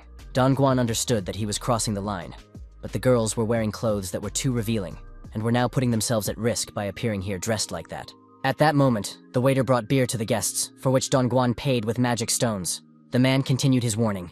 They needed to move as quietly and inconspicuously as possible. He asked where the group had come from. He was amazed when he heard that his friends had come from Korea itself, crossing the ocean. Dongguan admitted that no one had sailed across the ocean for a long time because of the monstrous waves that exceeded all conceivable sizes. Then Guillaume asked the man where the Lysian mine was located. Dongguan said that this was a very painful question. The bar was full of awakened people who had gathered to go there. The man realized that since the guys were asking about the location of the mine, it meant they had come for the amplifying stones. Unfortunately, they would not be able to get there. Eli explained that they didn't need the stones, they just wanted to work and talk to the gnomes. However, the man still didn't want to show them the entrance to the mine. At that moment, their conversation was interrupted by a stranger who said that they would die as soon as they entered the mine. The stranger was armed with a gun. He said he had heard the entire conversation and understood that the girls had the power stones. He demanded that they hand them over, promising information about the entrance to the mine in return. He allowed the girls not to give up the stones, hinting that they could pay in another way. It could have been a perfect deal if Kim Sol hadn't taken the man's words as a request to die from a single blow. She did not deny him this pleasure, and in the next moment, all the tavern patrons looked up in horror. There was a hole in the ceiling, perfectly matching the body of the insolent man who had broken through the tavern roof. Mr. Park was amazed by the strength of the girl he had just tried to save, and realized how foolish he looked. It seemed that these guys really had come from Korea. Dongguan rushed after his Korean friends, sensing that there was something special about them, as if he had been waiting for them his whole life. The man said that if they really wanted to get to the mine, they needed to listen to his story. If they went there without knowing the exact location, they would wander around all day and find nothing. Dongguan promised to show them the way. However, he urged them to listen to the story first, and then decide if they really wanted to go to the mine. The Lysian mine appeared in Arizona and was full of power stones. Awakened people from all over the country flocked there in search of fortune. When Dongguan was still young, he and his friend Gordon also decided to go to the mine to replenish their supply of power stones. They hoped they would be alone there, but there were many such fortune seekers. When they arrived, they saw that a huge crowd had gathered. The line to enter the mine stretched for several dozen people, and everyone was rushing to get inside to be the first to reach the stones. Inside, the mine was a complex labyrinth inhabited by monsters and divided into many levels. Suddenly, small people who called themselves gnomes came out to meet the people. The gnomes admitted that they lived in the mines and did not know what dimension they were in. If the people had come for the power stones, the gnomes were ready to show them where to find them. The gnomes warned them to be extremely careful. If the humans needed anything, they could turn to them for help. But instead of cooperating, the humans immediately began to divide up the territory and quarrel. Then accusations of stealing the Power Stones began to fly. Some men began to drive others out of their areas, claiming these zones as their own. They accused each other of theft and laziness, quarreled and argued until the work came to a complete standstill. Fights broke out between people. While some were fighting, others were stealing stones. Soon, firearms were brought into play. At some point, it became clear that some unknown creature had appeared, and people realized that they needed to flee the mine. The gnomes also heard the noise and decided that the people were just quarreling. When they went out to where the people were mining stones, they saw the fierce quarrels and fights taking place between them. At that moment, one of the awakened men pointed his weapon at the gnomes and ordered them to hand over all the Power Stones they had. The gnomes did not understand why the people were so greedy and cruel. After all, there were plenty of stones around. But at that moment, a shot rang out, and one man killed a gnome. The sound of the shot echoed throughout the mine, and attracted the attention of a goblin who lived peacefully inside the mountain. The goblin followed the sound and saw the bodies of the dead men, and next to them were bags of Power Stones that no one needed anymore. The goblin devoured a couple of people and then ate all the Power Stones. The effect was quick and stunning. He turned into a huge goblin and set off in search of the rest of the people. At that moment, Don Guan and his friend Gordon got lost in the darkness of the mine and couldn't find the exit, when suddenly a huge monster rushed after them. The men ran and finally reached the exit, but when they were almost there, the goblin's huge paw dragged Gordon back into the mine. From that moment on, no one ever entered or left the mine again. But if the Koreans decide to go there, Don Guan would like to join them. He couldn't muster the courage to go there alone, but he wanted to find his friend. John Guillaume said they would look for the gnomes, and Mr. Park would look for his friend. It was decided to leave immediately. Inside the mine, it was quite eerie. The ground was covered with pools of blood.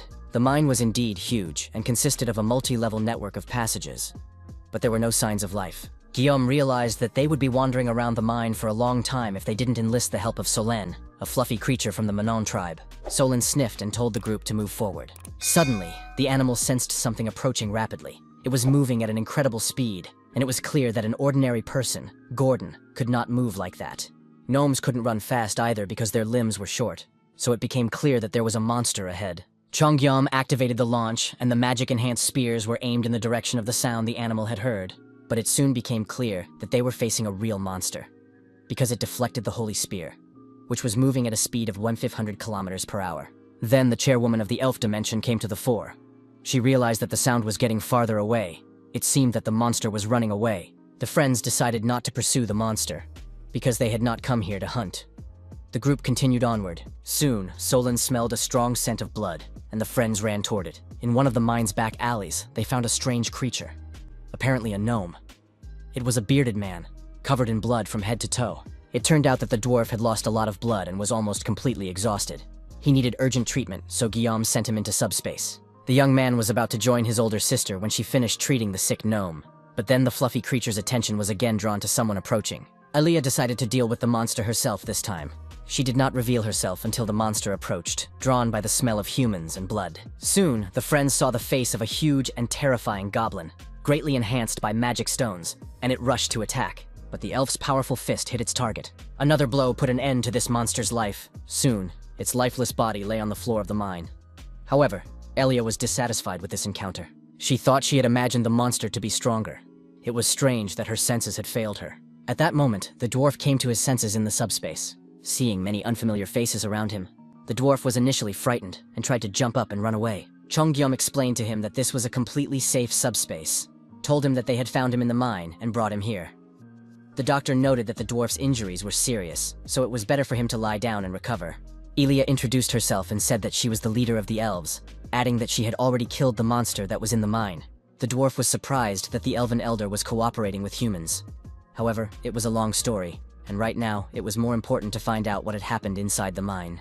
Don Guan asked the gnome if he had seen a man named Gordon inside, his lost friend. The dwarf replied with a question. How many monsters had been killed inside the mine? Elia confirmed that she had destroyed one, but it was smaller in size. The larger monster, she said, was Gordon himself. After that, the gnome began his story. At the moment when a man named Gordon did not manage to run out of the mine, he was captured by a goblin.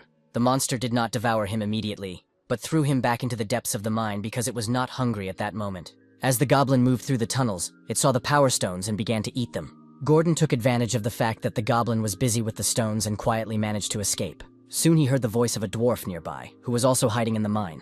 Together, they managed to escape, and the dwarf, who knew his way around the underground passages, led the man to a stone storage room belonging to the dwarves. Inside the storeroom were huge reserves of power stones, which the gnomes used in mining the mine. They decided to hide in the storeroom and wait until people came to the mine and destroyed the goblin. The men became friends and got to know each other better. The dwarf's name was Brock, and Gordon thanked him for saving his life.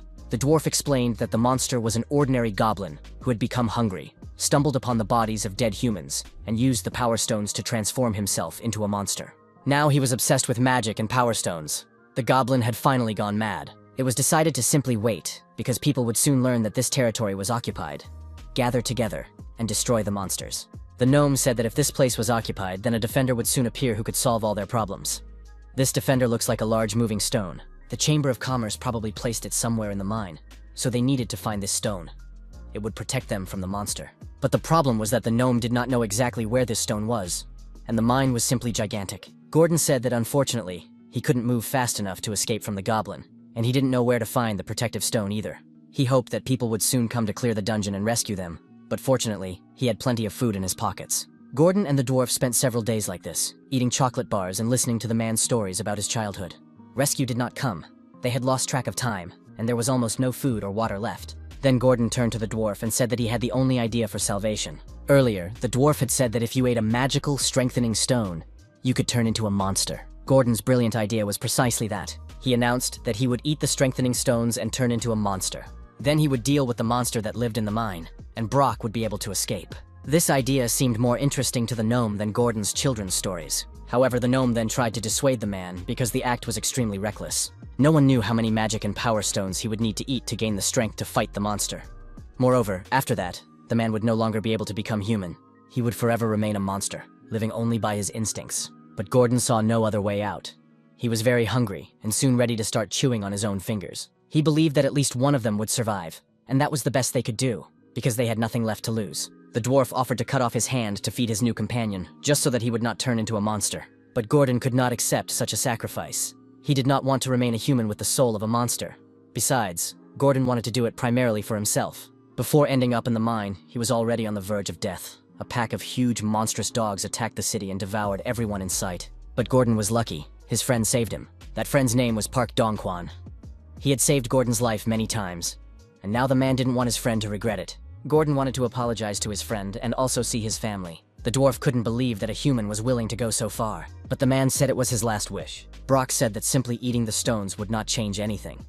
The monster would die of overload rather than transform. So the dwarf decided to grind the stones. Taking his hammer, he crushed the strengthening and magic stones, turning them into powder. He then gave the powder to Gordon, and the man made his final request. If he did not die and continued to live as a monster, he wanted the dwarf to kill him when he returned. After all, it was his conscious decision, but he did not want to live in that form. After that, the man began to take the powder, scooping it up with his hands and stuffing it into his mouth. And Brock the dwarf, promising the man to fulfill his last wish, ran away with all his little legs. Running out into the mine corridors, he was attacked by a goblin who was waiting for his victims. He heard the sound of a hammer and was ready to attack. However, before the goblin could grab the dwarf, he was stopped by the hand of an even larger monster. This new monster with a green, devilish gaze was none other than Gordon, who had turned into a monster. He had completely lost his human essence and rushed to attack the goblin. After that, the dwarf did not remain conscious for long. But fortunately, the monster seemed to be distracted by the goblin it was holding in its hands. Dongguan was very upset to hear such a story about the fate of his friend. Gordon had become a monster to defeat a monster, but he did not want to live in the form of a monster. It was necessary to calm his soul and destroy his body so that he would no longer suffer.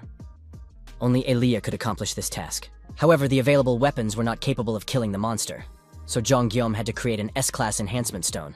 The gnome Brock explained that this required 10 ordinary stones with identical properties. It was desirable for the stones to possess the property of holiness.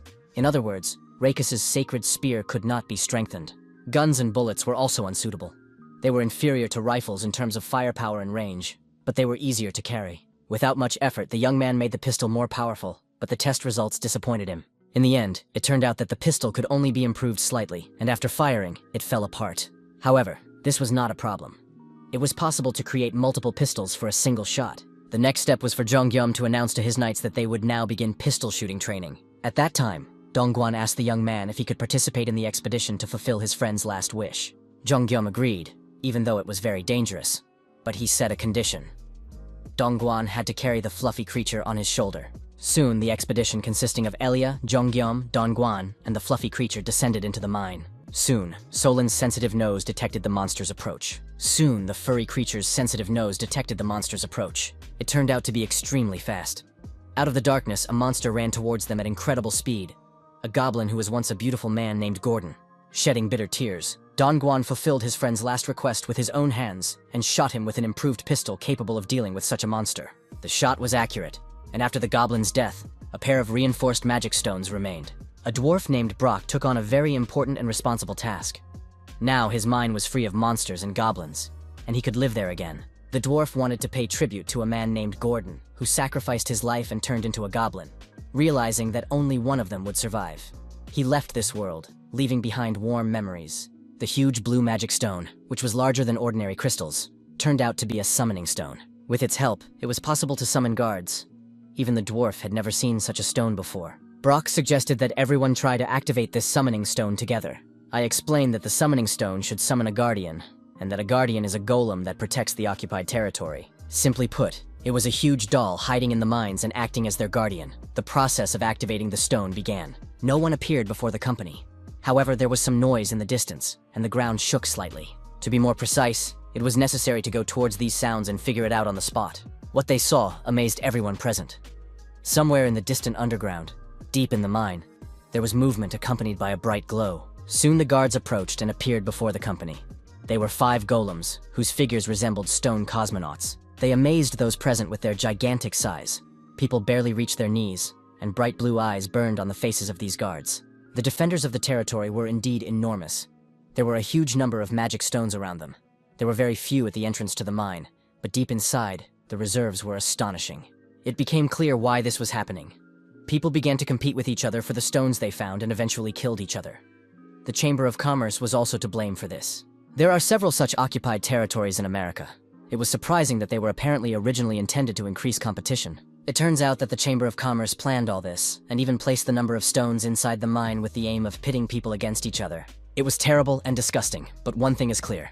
The Chamber of Commerce was trying to create invaders. Or, as I believed, the Chamber of Commerce was using this method to weed out and select the strong awakened ones, whom they then planned to use for their own purposes to capture the Earth dimension. The gnome Brock handed Gaio a stone and suggested activating it so that we could communicate with the defenders of the mine. The principle of the activation stone was extremely simple. You had to hold the stone in your hand and mentally say what exactly the defenders needed to do. Chongyom, holding the activation stone in his hand, gave the order to leave the mine and catch the monsters that were harming people. There was no response. Perhaps the defenders of the mine were unable to leave its confines. The gnome believed that they had not completed the task not because they did not want to, but because they simply could not do it. They were only allowed to act within the mine. So far, this stone had proved completely useless. Even an ordinary magic crystal would have been more useful to the young man. Dongguan said that Guillaume could take any stones in any quantity, even all of them, because Dongguan would not demand a reward for killing the mine monster. He was happy to see his friend and fulfill his last request. The man would always remember how he got these stones, and he had no desire to do so. He did not want to carry the thought in his heart that he had obtained the stones by killing his friend. It was all a personal tragedy, and he did not want to insult his friend's memory by taking them. If John Guillaume took all the magic stones and used them for something useful, Gordon's sacrifice would be noble. The young man accepted the offered reward without hesitation, and immediately set about activating his subspace and checking the data. The number of stones turned out to be simply staggering. The young man had never even dreamed that there would be more than 100,000 of them. Dongguan, seizing the moment, began to ask Elia about the creation of the invaders by the Chamber of Commerce. The elf believed that winning and receiving rewards gave people the feeling that they could become stronger. In this way, the Chamber of Commerce on Earth turned the awakened into invaders. Dongguan said that there are several occupied zones in America where 2 huge factions are at war. If one of the forces wins and receives rewards, it will be able to invade other places. Jonggyom believed that this could not be allowed to happen. Even if they all worked together now, they would not be able to overcome the situation. The tragedy must be prevented. Jonggyom wanted to try to stop the war. It was a noble desire, but hardly feasible. It seemed quite ridiculous. With a squad of 5 people, dealing with hundreds of thousands of people was no joke. Although Guillaume had incredible abilities, he could hardly cope alone. The young man realized that the man simply did not know him well, and had no idea what abilities he possessed, and how many people he could fight evil with. Of course, the numbers were not on Guillaume's side, but each of his assistants was the best of the best, like the Knights of Camelot. who were worth many hundreds of ordinary awakened people. Jong-gyum remembered that he needed someone to manage this territory. The only person who came to mind and who would be suitable for the job was already standing in front of him. Therefore, Mr. Park Dong-guan was invited to join the pact and take care of this place. The pacts had incredible benefits. Not only could one use water and food, but also all other goods without restriction. Dental insurance was also promised soon. Jong-gyum returned to Korea, where he met with Lieutenant General Yu and told him about the current situation in America. It became clear that this war had to be stopped. There should be no winner between the two warring sides in America, otherwise the winner would become an invader. The Chamber of Commerce encouraged competition and offered a large reward to the winner, thus training and creating an invader who, after victory in America, would spread to other countries around the world. The Lieutenant General agreed that it was necessary to intervene in the war, but wanted to hear how Gyum planned to do so. At that time, Lieutenant Yu had little information about the situation in America. Therefore, in order to plan his actions, he first needed to get an idea of the warring forces. In addition, the Korean military forces had to be prepared no worse than the warring parties. That is, it was necessary to gather information, analyze it, and then prepare the fighters. This was exactly what Lancelot was proposing, and he had a couple of questions for the Lieutenant General. The knight asked the career military man to train him. Although the Lieutenant General had no abilities, he always expressed a clear position and was loyal to his duty.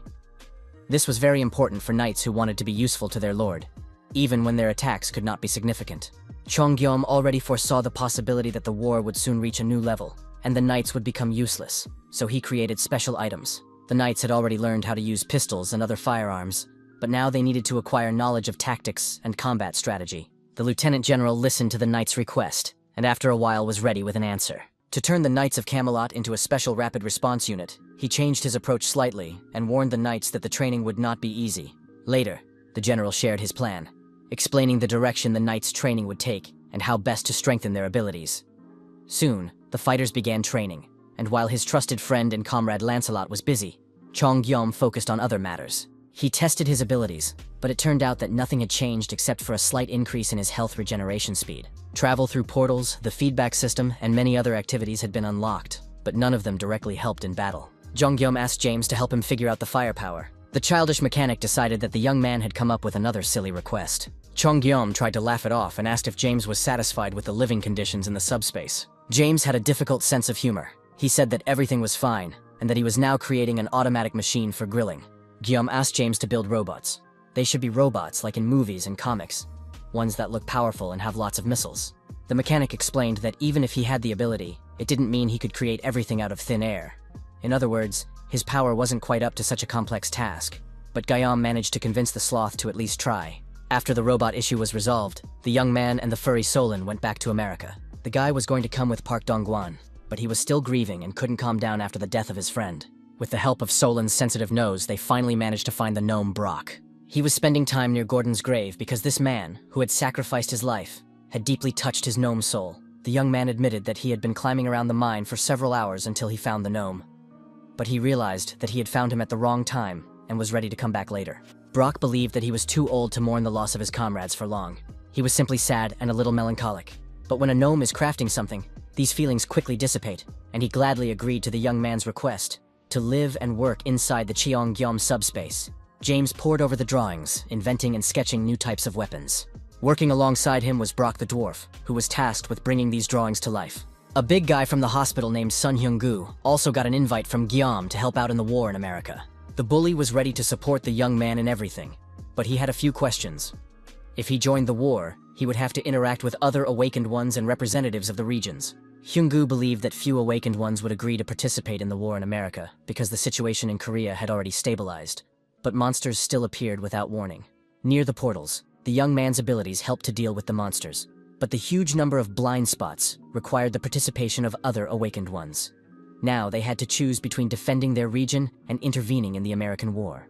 Jong-gyum realized that he had rashly decided that the awakened would immediately accept his call and join the troops. After all, many would choose their native land to protect it.